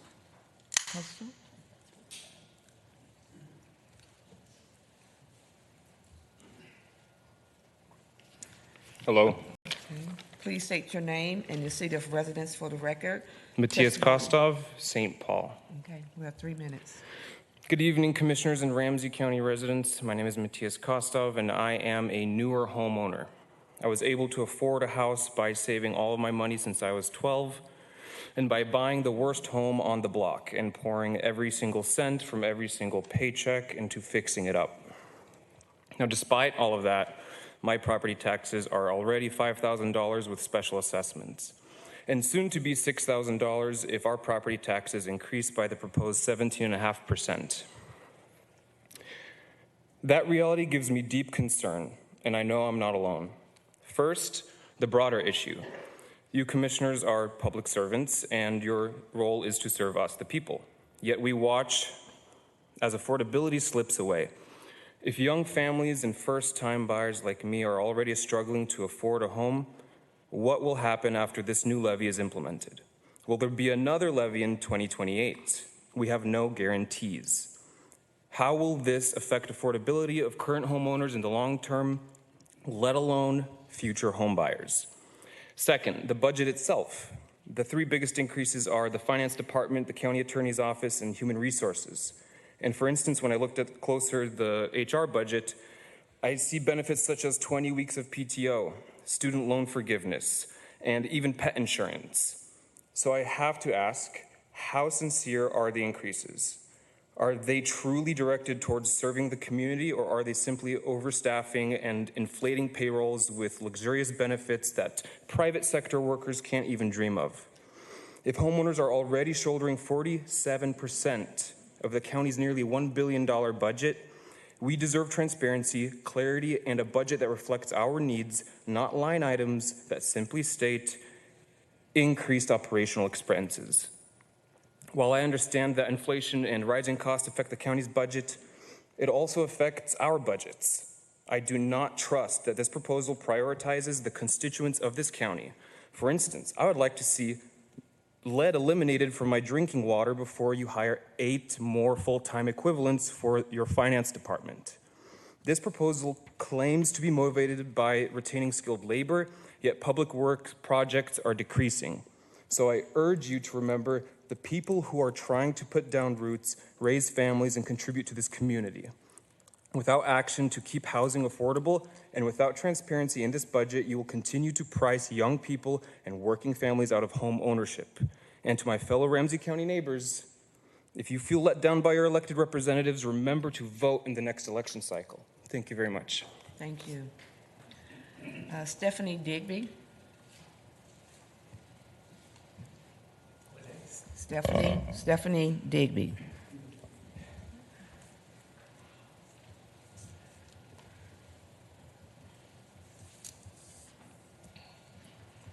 Okay, Alston Paulman. Alston? Hi, Alston. Please state your name and your residency. My name is Austin Paulman. I live in St. Paul. Thank you. Good evening. Thank you for allowing the residents the opportunity to comment on this budget proposal. Over the past 5 years, Ramsey County has increased the property tax levy by nearly 18%. With this new proposal, you are aiming to add nearly another 18% over the next 2 years. That would make the total compounded increase since 2020 almost 40%. One of the stated goals of this budget is to promote housing stability across the county and the city of St. Paul. I would argue, however, that this tax increase will work directly against that goal. When my wife and I moved into our modest, less than 1,000 square foot home in the Payne-Phelan neighborhood of St. Paul, we did not expect this level of tax increase. Our mortgage has increased nearly almost $500 since we got into our home. This has resulted in thousands of dollars of extra expenses every year that we hadn't accounted for when we moved into this city. It will be roughly the same over the next 2 years. I am fortunate to be in the position where I can manage these costs, but how are the lower income families expected to keep up? These are the very people this budget claims to help, yet they will be the hardest hit. Young families like mine will struggle to feel financially stable under the nearly 10% annual tax increase. The county claims that these hikes are needed to keep pace with inflation and rising costs, but instead of addressing budget inefficiencies, these additional costs are passed out to taxpayers, often without delivering the promised services. Furthermore, this increase could discourage investment in new housing construction, especially when paired with the city's 3% rent increase cap. Developers are unlikely to build in areas where county taxes rise nearly 20% over 2 years, while rental revenue is restricted to just 6% over the same time period. In closing, this proposed tax increase is unlikely to promote housing stability. Instead, it will continue to drive up housing costs, push the very residents the county wants to retain, young families, to the suburbs with lower tax rates. I urge the council to reconsider this asinine increase. Thank you. Thank you. All right, Corey Becker.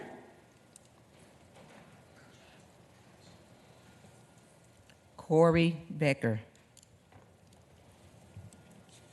Okay, Ethan Von Warren.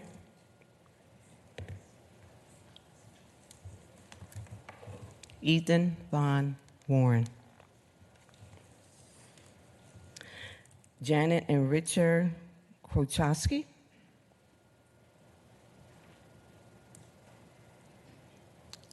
Janet and Richard Krochowski. Okay.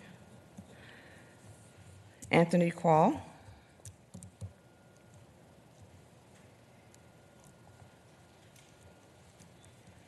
Anthony Quall. Audie Bates.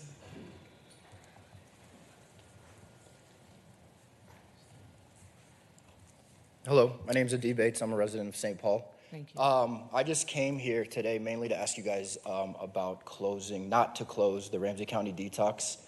I have been through Ramsey County Detox. I came through there when I first came to this state to get sober because of the services that are, because there are so many recovery services in this state. When I relapsed out of a sober house, I had nowhere to go. I had no money. All I had was a desire to get sober. And Ramsey County took me in, gave me the necessary treatment that I needed. Now I work with a treatment center in their sober living management houses, and they're managing their sober living houses. And I just want to give you an example that like 2 weeks ago, we had a guy who relapsed in one of the sober houses. He had to get out of the house for his own safety and the safety of the other guys in the house. Like me, he didn't have anywhere to go. I don't think he had insurance. He had no money. And so I asked him if he was ready to go to detox. He said yes. We got on the phone with Gateway. Gateway is a detox center in Vergrove Heights. And while he sat on hold and we waited, I asked him if he was ready to go right now. And I told him I had a place. He said yes. I said, I know of a place. I picked up the phone. I called Ramsey County.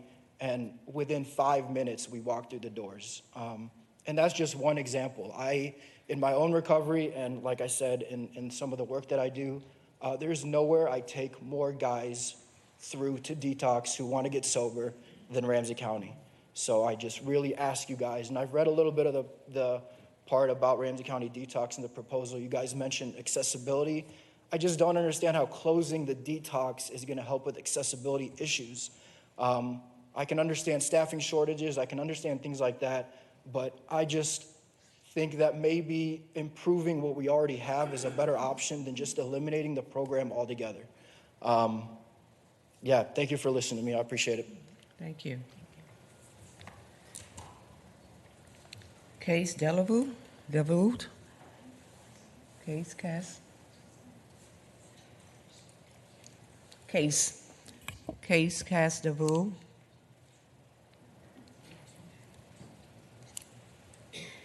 Okay. Nicole Lewis.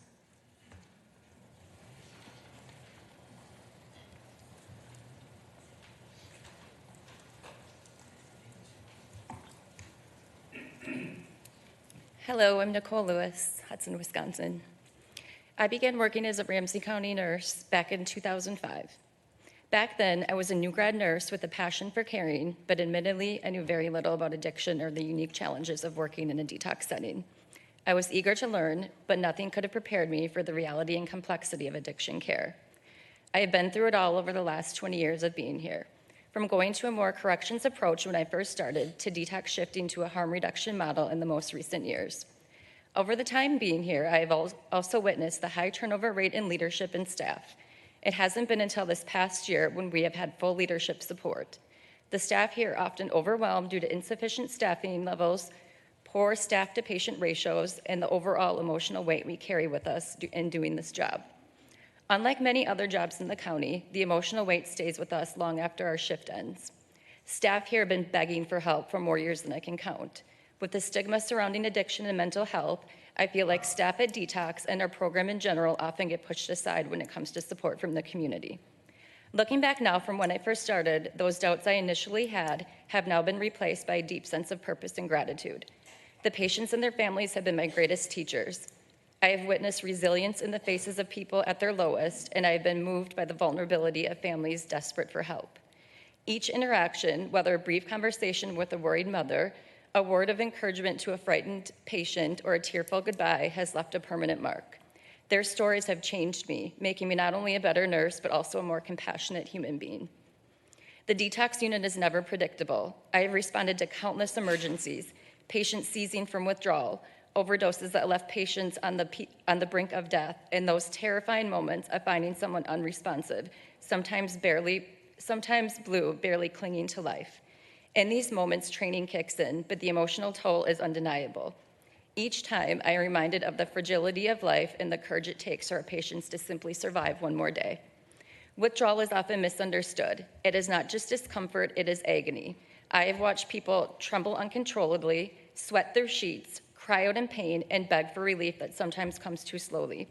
The severity can be life-threatening. Seizures, hallucinations, dangerously high blood pressure, and witness this suffering has made me fiercely protective of the dignity and safety of those in our care. No one chooses addiction, and no one should have to endure it alone.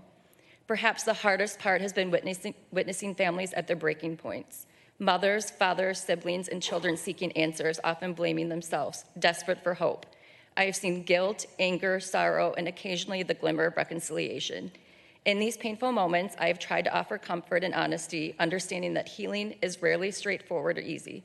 Seeing patients and their loved ones at their lowest has taught me the importance of empathy, patience, and presence. Now, as the end of the year approaches, I am filled with a bittersweet sense of loss. The news that our detox unit will be closing weighs heavily on my heart. I worry for our patients. Where will they go in their moments of crisis? Who will be there to catch them when they fall? I think of the families who will have one less place to turn for the help they need, and the colleagues who have become my second family. This closure marks the end of an era for all of us, and I know its effects will ripple through our community. Nicole, we're going in to ways need we to cannot wrap yet it up and say thank you. Thank you. Victor and Teresa Kostow.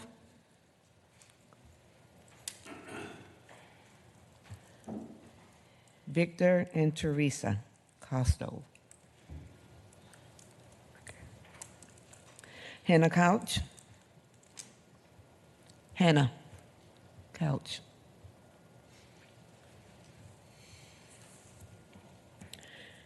Ed Susan Jabor. Ed Susan Jabor.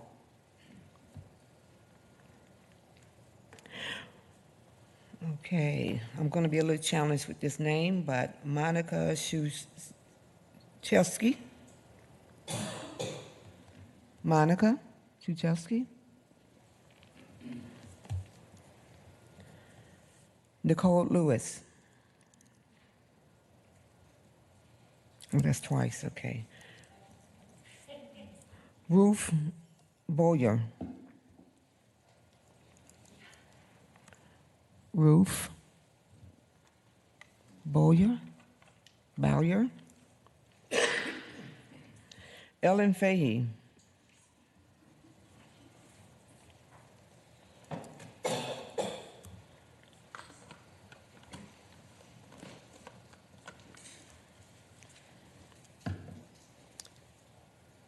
Please state your name and the city of residence. My name is Ellen Fahey, and I live in White Bear Lake.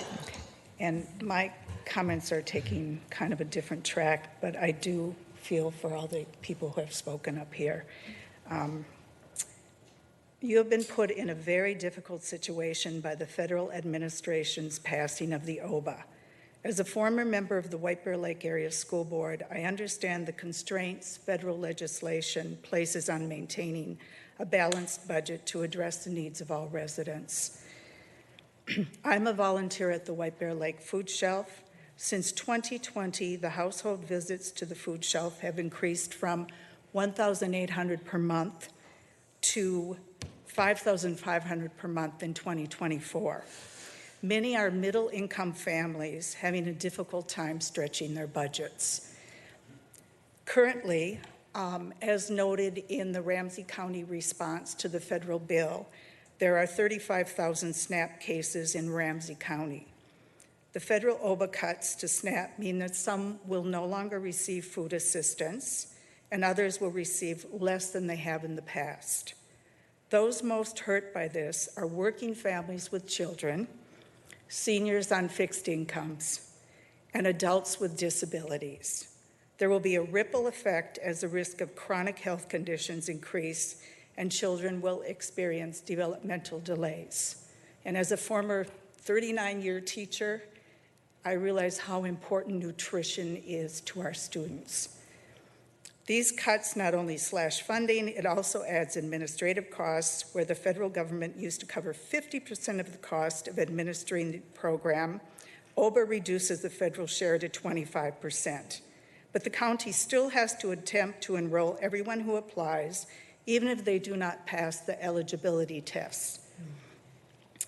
The majority in Congress, at the president's direction, saw fit to partially defund the SNAP program and raise costs by reducing the federal share of the cost of administration in order to pay for tax cuts and increase the funding to ICE.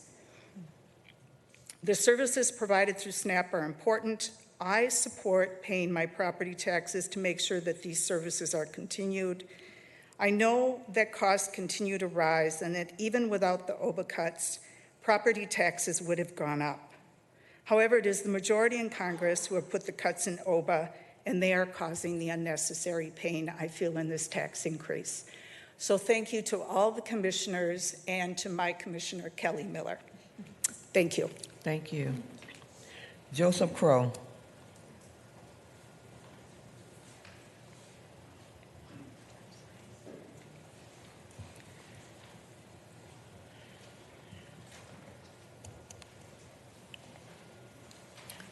Please state your name Hello. and city of residence. My name is Joe Crow. I live in White Bear Lake in District 7. And I want to thank Chair Moran and the other commissioners for the chance to speak this evening. I believe in paying my taxes to support my community and funding our goals as a county to strengthen individual, family, and community health, safety, and well-being, and to enhance access to opportunity and mobility for all residents and businesses. And so I come in support of this budget. These goals are so important for our county to achieve because everyone, no matter what they look like or which zip code they live in or how they pray, deserve to live in a community where they and their family can thrive. That's why I'm so outraged about OBA, which was passed by the majority in Congress and signed by the president on July 4th. It's going to lead to massive cuts to SNAP and Medicaid benefits that our county works so hard to provide. Our communities deserve health care and food assistance, and that shouldn't be taken away. This impacts me personally because I have friends and neighbors here in Ramsey County who depend on these programs. One couple I know just lost their medical assistance, and they have disabilities, and their jobs don't have health care benefits. I'm frustrated to know that Ramsey County has to do the hard and time-sensitive work to adjust the budget and work to deal with the terrible consequences from this terrible federal bill. I'm grateful to Ramsey County City Manager and all of the Ramsey County Commissioners, including my own Commissioner Miller. I urge Ramsey County Commissioners to do everything they can to make sure our taxpayer dollars are used to make sure Ramsey County residents can be protected as much as possible from the harmful cuts to SNAP and medical assistance by the federal government. Thank you. Thank you. Cheryl Hanslick. Cheryl Hanslick. Gretchen Dawn.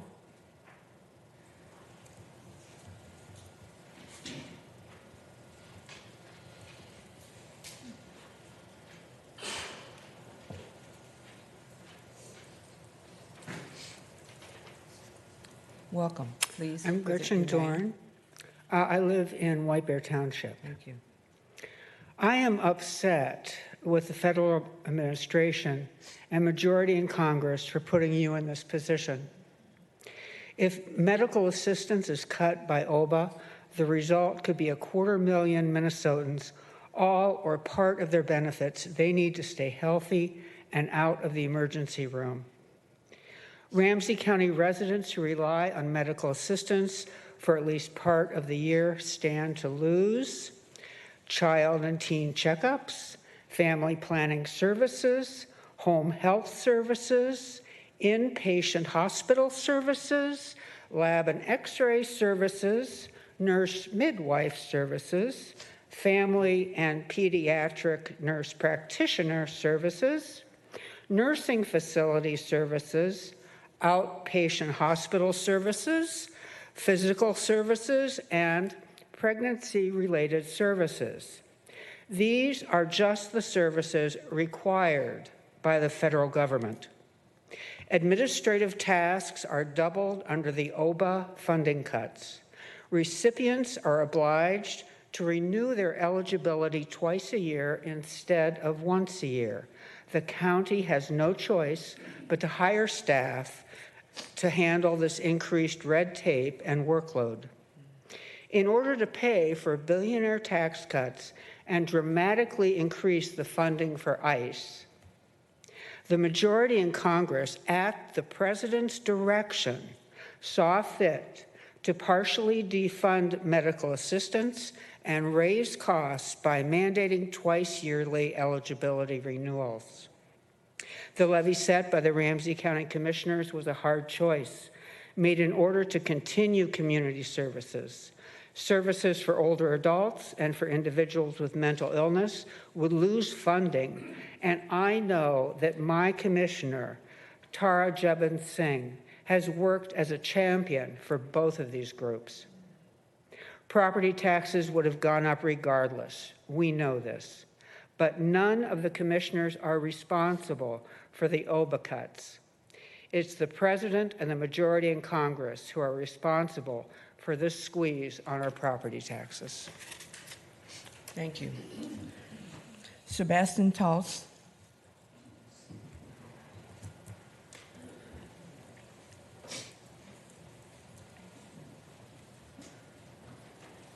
Hi, welcome. Thank you. Please state your name and city of residence. Sebastian Stas, Shoreview. Thank you for the opportunity to speak about our spiraling out of control property taxes. Now is not the time to raise property taxes by 9.75% as has been proposed. The number of people skipping meals each day because they can't afford all their expenses is at an all-time high. The property tax department should be looking for ways to lower our taxes, not raise them. Property taxes are up by about 30 to 40% in the past 5 years. Have our roads and schools gotten 30 to 40% better in the last few years? Have we hired 30 to 40% more police officers or opened that many more fire stations? The answer to these questions is no.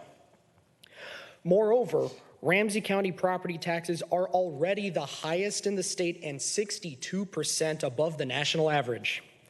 And I wanted to ask the committee a few questions, and if any of you know the answers, please speak up. How many non-governmental organizations receive money from property tax revenue? The answer is 213. And how much money do these groups receive each year?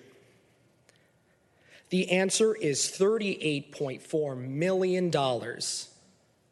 I'm sure many of these groups provide a service, but what are the performance metrics used to gauge if the programs are working each year? How do you score them? How many new groups are added each year? And are any of the groups removed for not providing the intended services? And one last question, are they audited each year? It took us over 2 months of continued requests in the portal and emails to the Department of Property Taxes and to county commissioners just to get the names and amount of money that goes out each year. The request for information on the Department of Property Taxes website states the data should be turned over in 10 days. One important item that needs to be considered: most of the 213 NGOs receiving money have nothing to do with property tax revenue or providing services that would improve our roads, schools, libraries, police, and fire departments. I'm sure there's a lot of good that many of these groups do, but they should not be taking money from property tax departments. These groups should be moved to the Department of Human Services, reviewed and audited, though I would bet there are many NGOs receiving money from Human Services that are already receiving similar amounts. I urge the committee not to raise Ramsey County property taxes, especially without moving groups that should not be part of property taxes. This could save up to $38.4 million from the property tax fund each year. Lastly, residents of Ramsey County are suffering from large increase in costs. Please do not forget that the number of people skipping meals and can't afford to feed themselves is at an all-time high. Right, thank you. Thank you. Jackie Reese.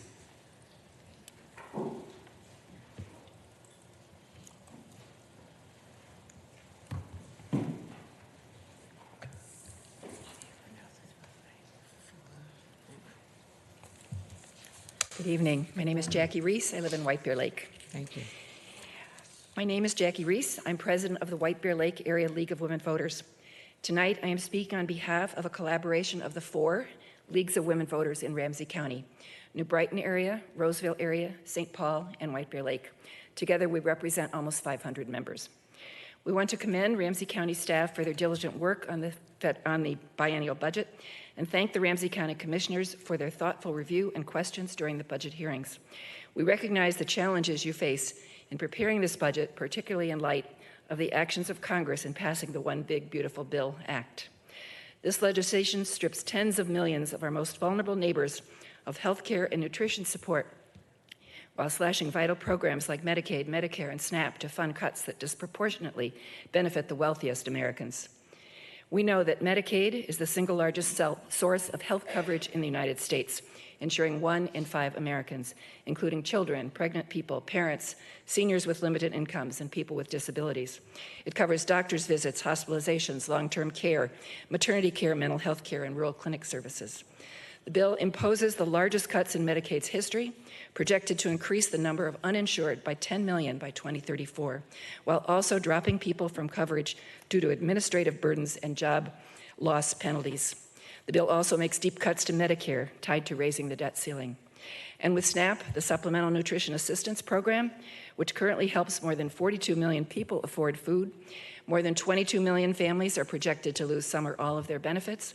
Restrictions on updates to the Thrifty Food Plan will prevent SNAP benefits from keeping up with the rising cost of food. Expanded work requirements will further harm people ages 55 to 65. Finally, the bill targets immigrants and refugees by further restricting access to Medicaid, Medicare, and SNAP, even for lawfully present individuals such as refugees and asylees who have already contributed to these programs. As we see reflected in Ramsey County's proposed biennial budget, and as we heard in the public budget hearings, these changes have a significant impact on our local community. We appreciate your efforts to ensure that services continue to be provided despite these federal cuts, even though this will require a substantial increase in property taxes, the county's primary revenue source. The League of Women Voters opposed the One Big Beautiful Bill, and we're deeply disappointed that it passed.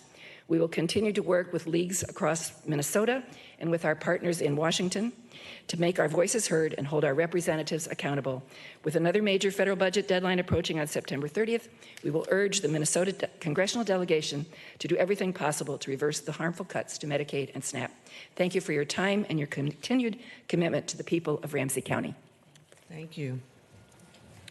Fua Khan.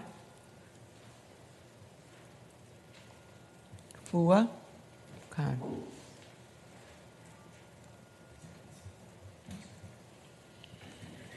Nathan Grand.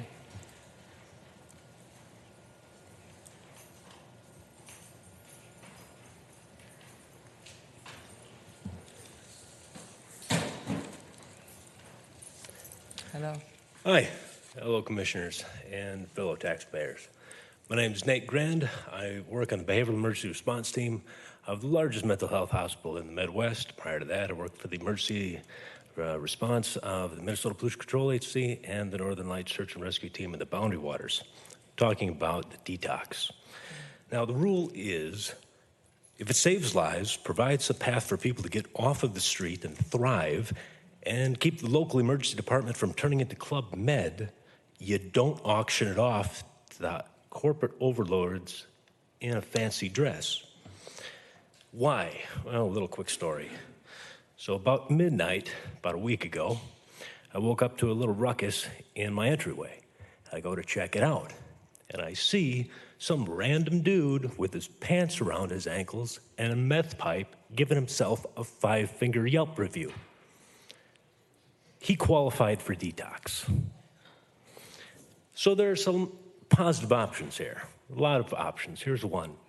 You follow the advice of Al Franken, and I quote, the Democrats are the party of government activism, the party that says government can make you richer, smarter, taller, and even remove chickweeds out of your lawn.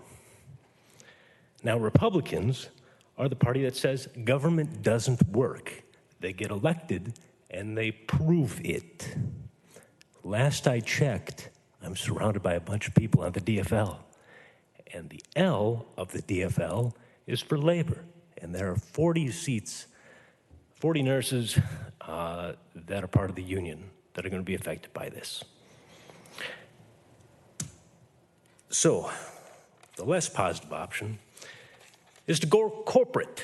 Just go corporate. Imagine this. The worst day of your life, your family dies in a fiery car crash, and you go on a binger. You show up, and you hear, "Congratulations, you qualify for our platinum tier." Now, here's the takeaway. You can keep your commissioner seat, because if this goes through, there's going to be a long line out the door of people vying for that seat. Next, keep it local. And lastly, keep it accountable. Thank you. Thank you. Andrew Meigs.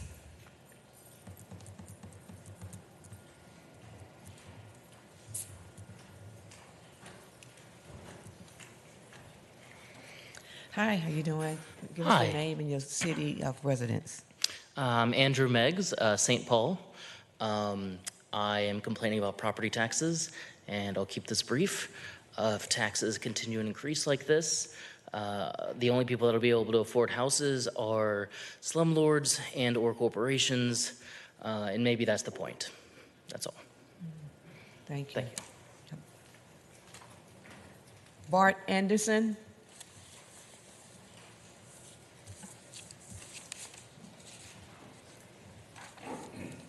Hi, please, your name and city of residence. Good evening. Bart Anderson, now then Minnesota, and I'm here as the Executive Director of AFSCME Council 5. The closure of Ramsey County Detox is devastating for the community and for the workers who saved their lives. It will displace more than 40 dedicated workers and cut off a lifeline for people struggling with addiction. We're in the middle of a drug epidemic. We need more, not less, services for our communities. Workers are caretakers. They save lives every day, and closing this facility sends the message that the community's struggle with addiction doesn't matter. You have the ability and the obligation to reverse this decision. The county has resources. Ramsey County has received over $26 million in opioid settlement and countless grants, yet instead of strengthening our services, leadership is shutting them down. This is simply wrong. This is about saving lives, not just jobs. Closing detox now means more families will face heartbreak, more overdoses will go untreated, and more people will die. We demand better. Ramsey County must consider this closure and invest in, not disinvest, in life-saving services.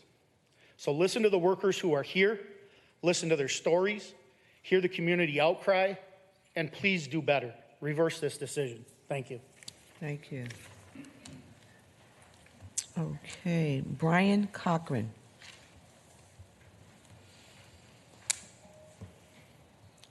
Brian Cochran. Okay. Pamela Mercier.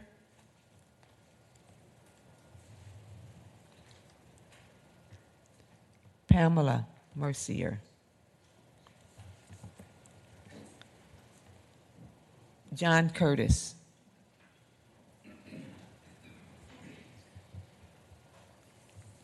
Hi, state your name and the city John of Curtis residence. from St. Paul, Minnesota. I am the president CEO of the Retreat Addiction Care Center in Wayzata and St. Paul.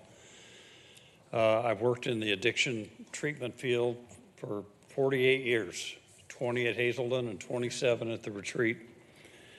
When the announcement of the closing of Ramsey County Detox kind of hit the news out in the world, it sent shock waves across the addiction field.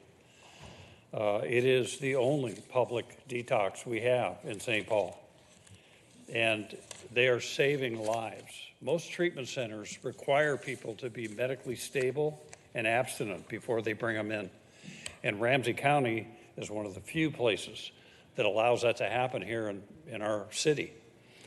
The concern we all have is that it seems like an easy cut to make, this kind of vulnerable group of people that don't have a lot of agency.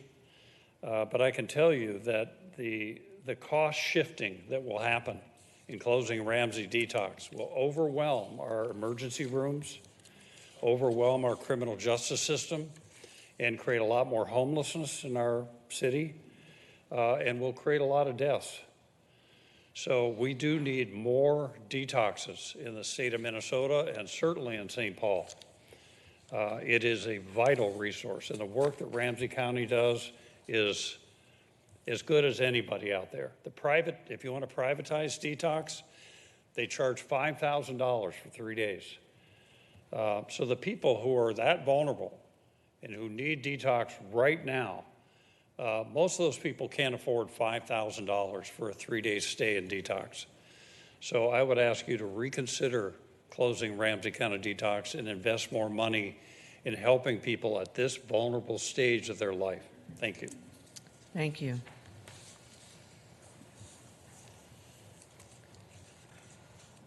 Keith Brown.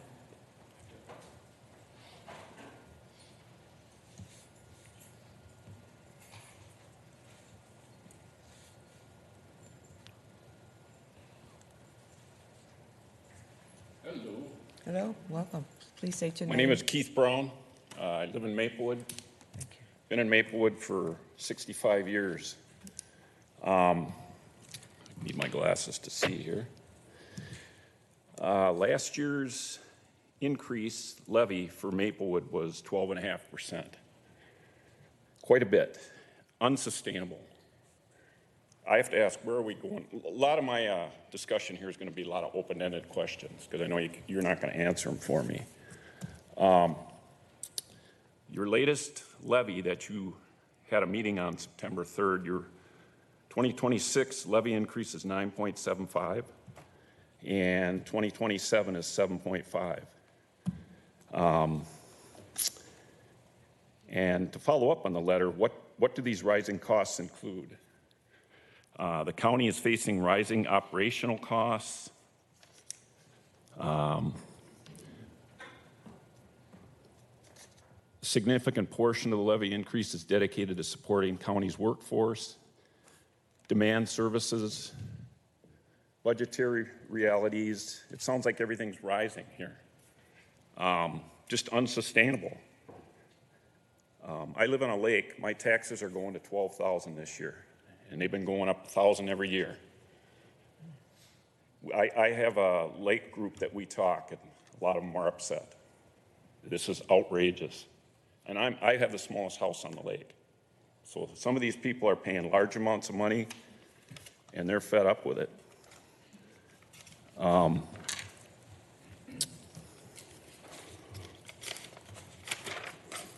a bunch of other things.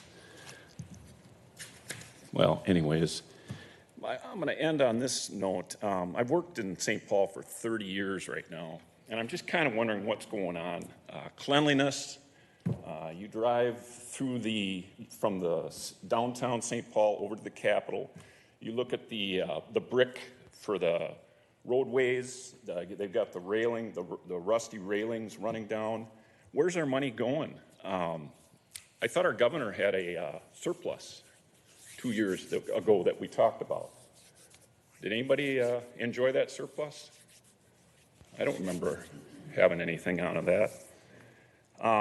You know, you got open buildings in downtown. I've worked for 20 years. It was a way better place to work and a livelier place than it is now. What are you going to do with these commercial buildings now? The commercial end of it is a lot of empty buildings. How are you going to keep your tax base on that? Is that going to go out into the counties?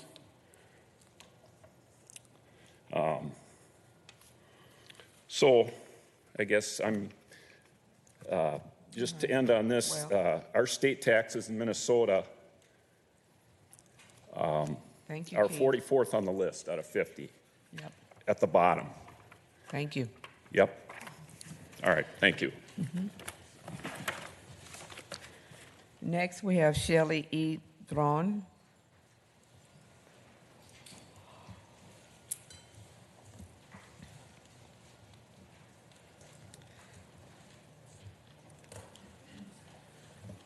Hi, Shelley. Hello. Please. I'm Shelley Throne. I live in Minneapolis, but have worked in Ramsey County, at Ramsey County for the past 4 years. I'm here to express my concern for the closing of Ramsey County Detox and express my concern as to how the decision to close the program came about. I've been reading and listening to the information that's out there about how viable our program is, about how many people we serve, and I would contest that those are not accurate numbers. I've been part of the program for the last 2 years trying to revamp the program, revitalize it, and I think anyone who works there now would say that it's vastly better than it was 2 years ago. And the numbers, we just began billing, we just began pulling in at least what we could. We were never given, here's our target, here's our budget, this is what we need to do, this is what we need to do as a program to improve the services in order to stay open. We weren't, those of us who work on the ground were never engaged in that opportunity to sort of say, here's what we need, and the things that we did say we needed, which was improvement in the wages for the staff, fell on completely deaf ears. And so there's a reason that we haven't been able to serve as many people as our beds allow, and a huge part of that is the staffing. Because we, as a county, our wages are so sad that we went through 5 different rounds of hiring, trying to hire nurses, and out of those 5 different rounds of hiring, we ended up with 2 people, because everyone else chose to take jobs that had more respectable wage. This is hard work. People are, as you've heard from a number of people, it profoundly impacts people's lives. I would really urge you to reconsider at least looking at the numbers and saying, is there a way that we could be viable? Thank you. All right, thank you. Jenny Zara?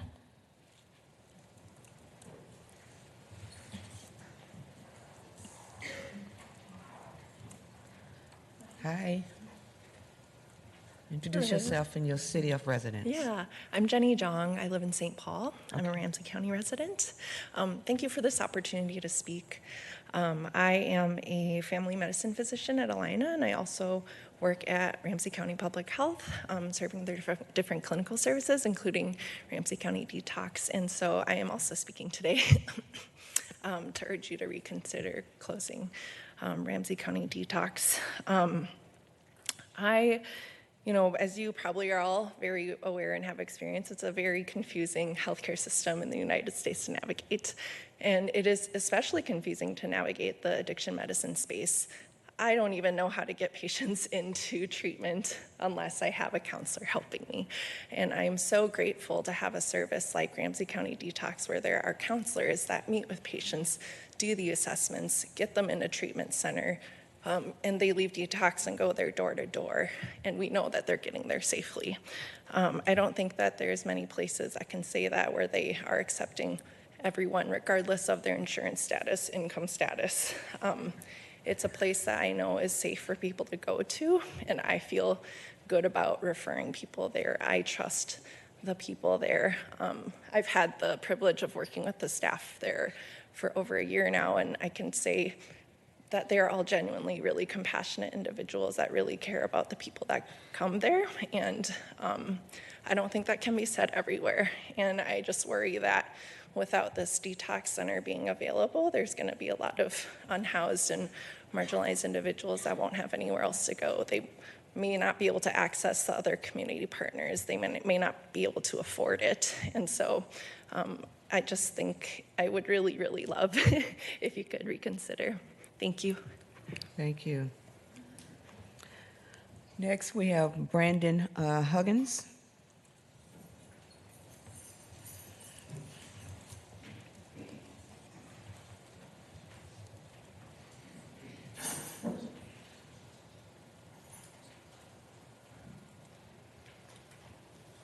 Hello. Hi. My name's Brandon Huggins, and I am a resident of St. Paul. I'm here to speak on a lot of things.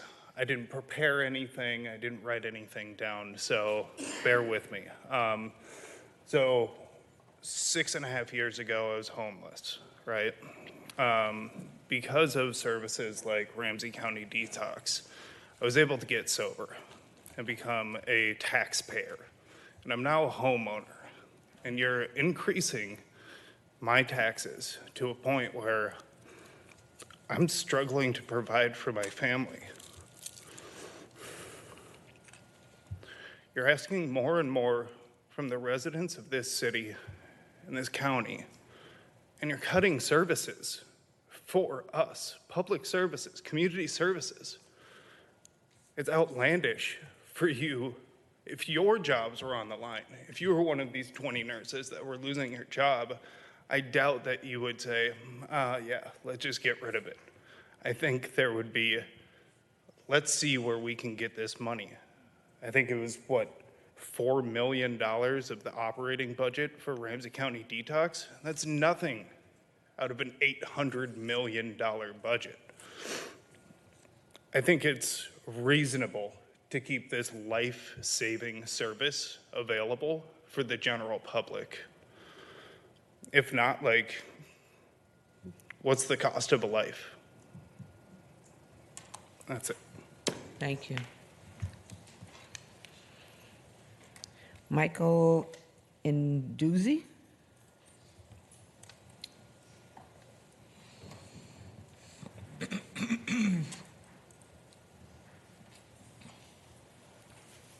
Hi. Mike Andreezy, St. Paul. I didn't know I signed up to do this, so I just vote against the increase. That's all. I mean, there was $120 million for buses that go nowhere.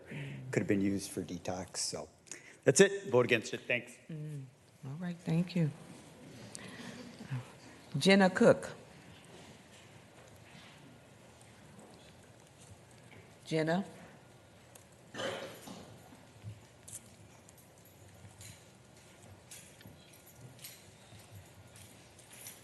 Hi, welcome. Hi, my name is Jenna Cook, and I live in Hammond, Wisconsin, recent transplant from St. Paul.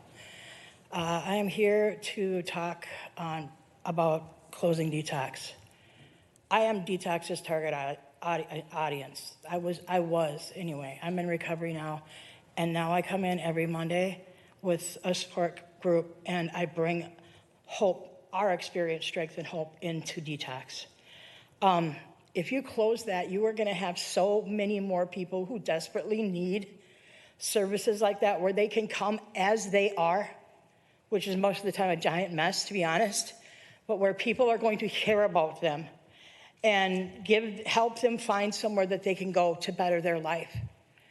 Since I've been coming in there in February, I've seen 2 people that I spoke to in detox in a better place in their life. And I got the hug that I got, that was amazing. That is the kind of thing that I want to do.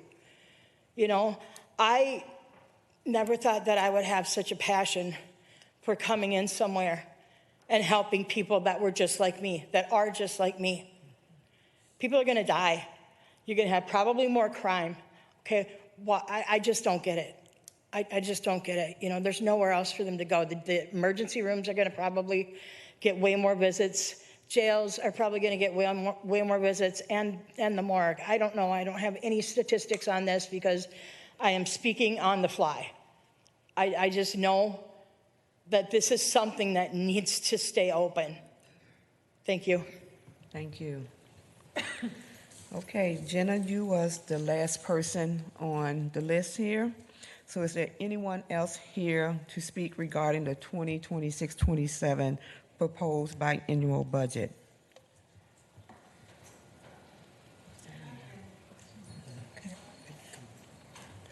Yep.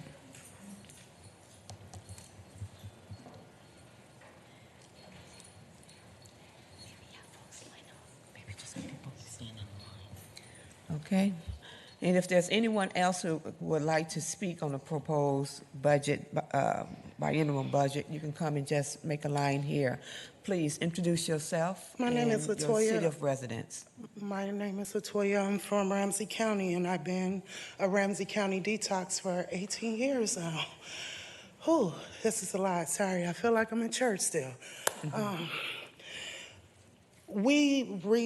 rehabilitate a lot of clients. Sorry, I left my notes on my desk. I should have brought my speech, but we help rehabilitate clients. When the hospital does not know what to do with them, they come to us and we save their life, have them be crawling, be on their deathbeds. And without us and our nurses feeding them, giving them the medication that they need, giving them the houses that they need, even when they come to me, I am the account specialist. I am the mentor assistant. I am the billing. They just gave me the billing within a year of all the people and all the turnovers that they had. Could no one do this billing? No one. And they finally gave it to me. And when they gave it to me, I did my best out of the year that I had to make sure that identifications was kept, from names to date of births to social security cards, for medical assistance, for U-Care, for everybody. We work our butt offs for these people. From Anoka to Dakota to Washington, we suit a lot of counties. Every day I walk in there, even after me losing my child due to leukemia. They said nothing was wrong with him. Go to the hospital. He had 9 different blood clots on his brain, eternal bleeding. My only one child. Ramsey County did not support me. Well, the commission didn't support me, but Detox did. They brought me in as family. So every day I come there with this smile on my face to give back to my community, to give back to my people, to let them know they can do it. You guys done came from a long way, crawling in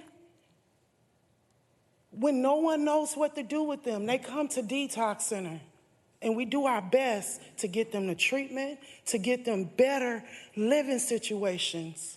Parents, kids, people that's been ignored for years, for over maybe 5 to 6 years, come in our facility, ain't never had help with medical. But we help them with that. We help them with their bills. We help them see social services, mental health and crisis downstairs. We help them. We help them to find their voice. Sometimes it's hard to find your voice when you've been beat down so many times. No one wants to hear you. But staff at Detox have been through it, have showed them how to overcome, how to be able to move through life without having so many hurdles on their back. Thank you. I want to say thank you. Okay, the next person. If you'd like to come up, introduce yourself and the city of residence. Hi, my name is Corey Sifko. I live in White Bear Lake. I guess before I make a few comments, just want to acknowledge all the effort and work that does go on at Detox. Whether you know it or not, God sees you and he's working through you, so keep it up. I wasn't planning on doing that tonight, but obviously it's a big impact. Acknowledging that they have a difficult job, so does everyone here tonight on the board. There are no real true solutions, only trade-offs. Everything you do, everything you take, you have to give to someone else. Everything you give to someone, you have to take. The mission, vision, and values, I believe they talk about economic prosperity. They talk about thriving. They talk about fiscal responsibility. I haven't reviewed the 500 or 600 pages in detail, but I'm fairly certain that this budget does none of that, or at least it limits those. It doesn't succeed in accomplishing those.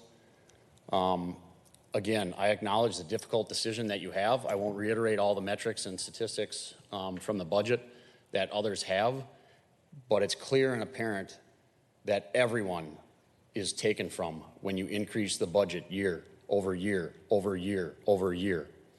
And I don't know how you act and think and respond in your daily lives with your family, with your coworkers and everything else. But I can only speak to my life, and it's clear every person in my life, and obviously multiple people in this room, it's ridiculous, and there has to be another solution than to continuously go back to taxpayers and ask for more. You are directly inhibiting our ability to provide for ourselves. In turn, then we have to go reach out for government services. I guess that's all I'll say for now. I'll plan to review the 500 pages or 600 pages and probably come up with some more targeted questions. I thank you for your time, but I would caution you that regardless of the outside influences, whether it's the federal administration, the state, real world events, those always happen. We live in a difficult world with significant and serious problems. You cannot always solve it by going back to the taxpayers and asking for more money. Thank you for your time. Thank you.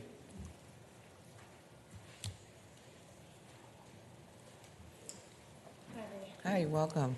Give us your name and your city of residence. My name is Demetria Gillespie. I live in Lauderdale. I'm a resident of Ramsey County. And I am from Ramsey County Detox, and I am a withdrawal management tech aide or whatever. And I'm boots on the ground with the decision that you guys are making to defund detox. I think a lot of the language that was used here gives you an idea that the people that we serve are homeless or they're throwaways. I'm one of the newest people that joined the team. And I've actually had the pleasure of serving our first responders in detox, firefighters, police officers, EMTs, and a lot of people that actually hold titles within Ramsey County in various departments. I was able to connect them, hear their trauma, hear the stories about them attending work under the influence, that their supervisors are the ones that kind of told them to step away. They've told me about the risks that they were taking when they thought they were functional, moving more so into being not functioning in their addiction. We hear them, we share their stories. A lot of us, we are not just showing up for a job, we are actually carrying secondary trauma with connecting to these people, hearing their stories, and are invested in them becoming better people or the people that they want to be into.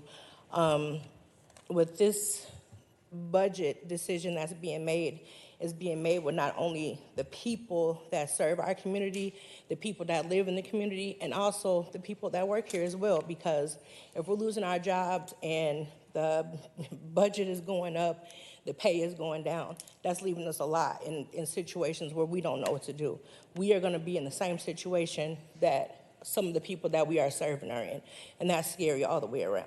But if you take the time to consider the actual people that are being served in Ramsey County Detox, these are not throwaway people. These are people who have histories, who have college educations, who are doctorate students, that just with the trauma and just being overwhelmed by family, they fall into addiction. And addiction does not discriminate. These are not people that are just homeless, living on the light rail. These are people who come from very high-end neighborhoods, who have just like resumes that are just impressive. And just like with someone who's sleeping on the street, they were the victims of addiction too. And they need help fighting this disease, and we are here to help them. And it's not just the people that are living on the streets whose lives are gonna be torn apart by these. These are actual functioning taxpayers that if they don't have this outlet or the service that we provide, it's going to exacerbate everything beyond the hospitals, because we are also helping hospital staff to deal with their addiction and battle whatever it is that they're battling. So that's all I'm going to say. Goodbye. Thank you so much.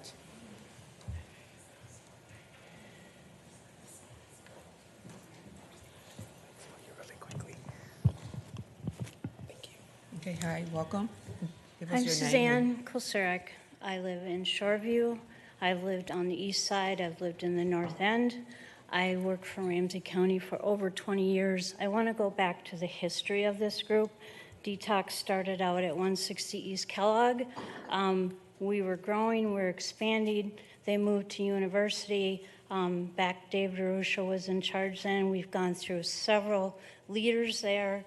A year and a half ago, or however long ago it was, you decided to bring in withdrawal management. Looked like it was going to be a good thing. Everybody was retrained. Their hours and schedules were changed. It was a big push for the workers that have been there. It wasn't done correctly, it wasn't managed correctly, and now you're taking this out on the workers at Detox and Withdrawal Management that have put their lifeblood into this work. And I just want to go back to the history of Detox and the support that we do for the whole area. And the workers that have talked today, there's 20 more of them that could say the same thing, and I really respect them to come forward and talk to you and your group to listen to us. This is important that we're here, and we are asking for Detox to stay open. Things can be done better, but it's not on the workers. And I know you came from workforce, and how we're dealing with our workforce now is not what Ramsey County is about. So again, we're asking that you reconsider this. Thank you. Okay, thank you. All right, is there anyone else here to speak regarding the 26-27 proposed biannual budget? Is anyone here to speak regarding the 26-27 proposed biannual budget? Is there anyone here to speak regarding the 26-27 proposed biannual budget? With that, I want to thank you all for coming. We appreciate hearing your voices. And with that, I declare the public hearing is now closed.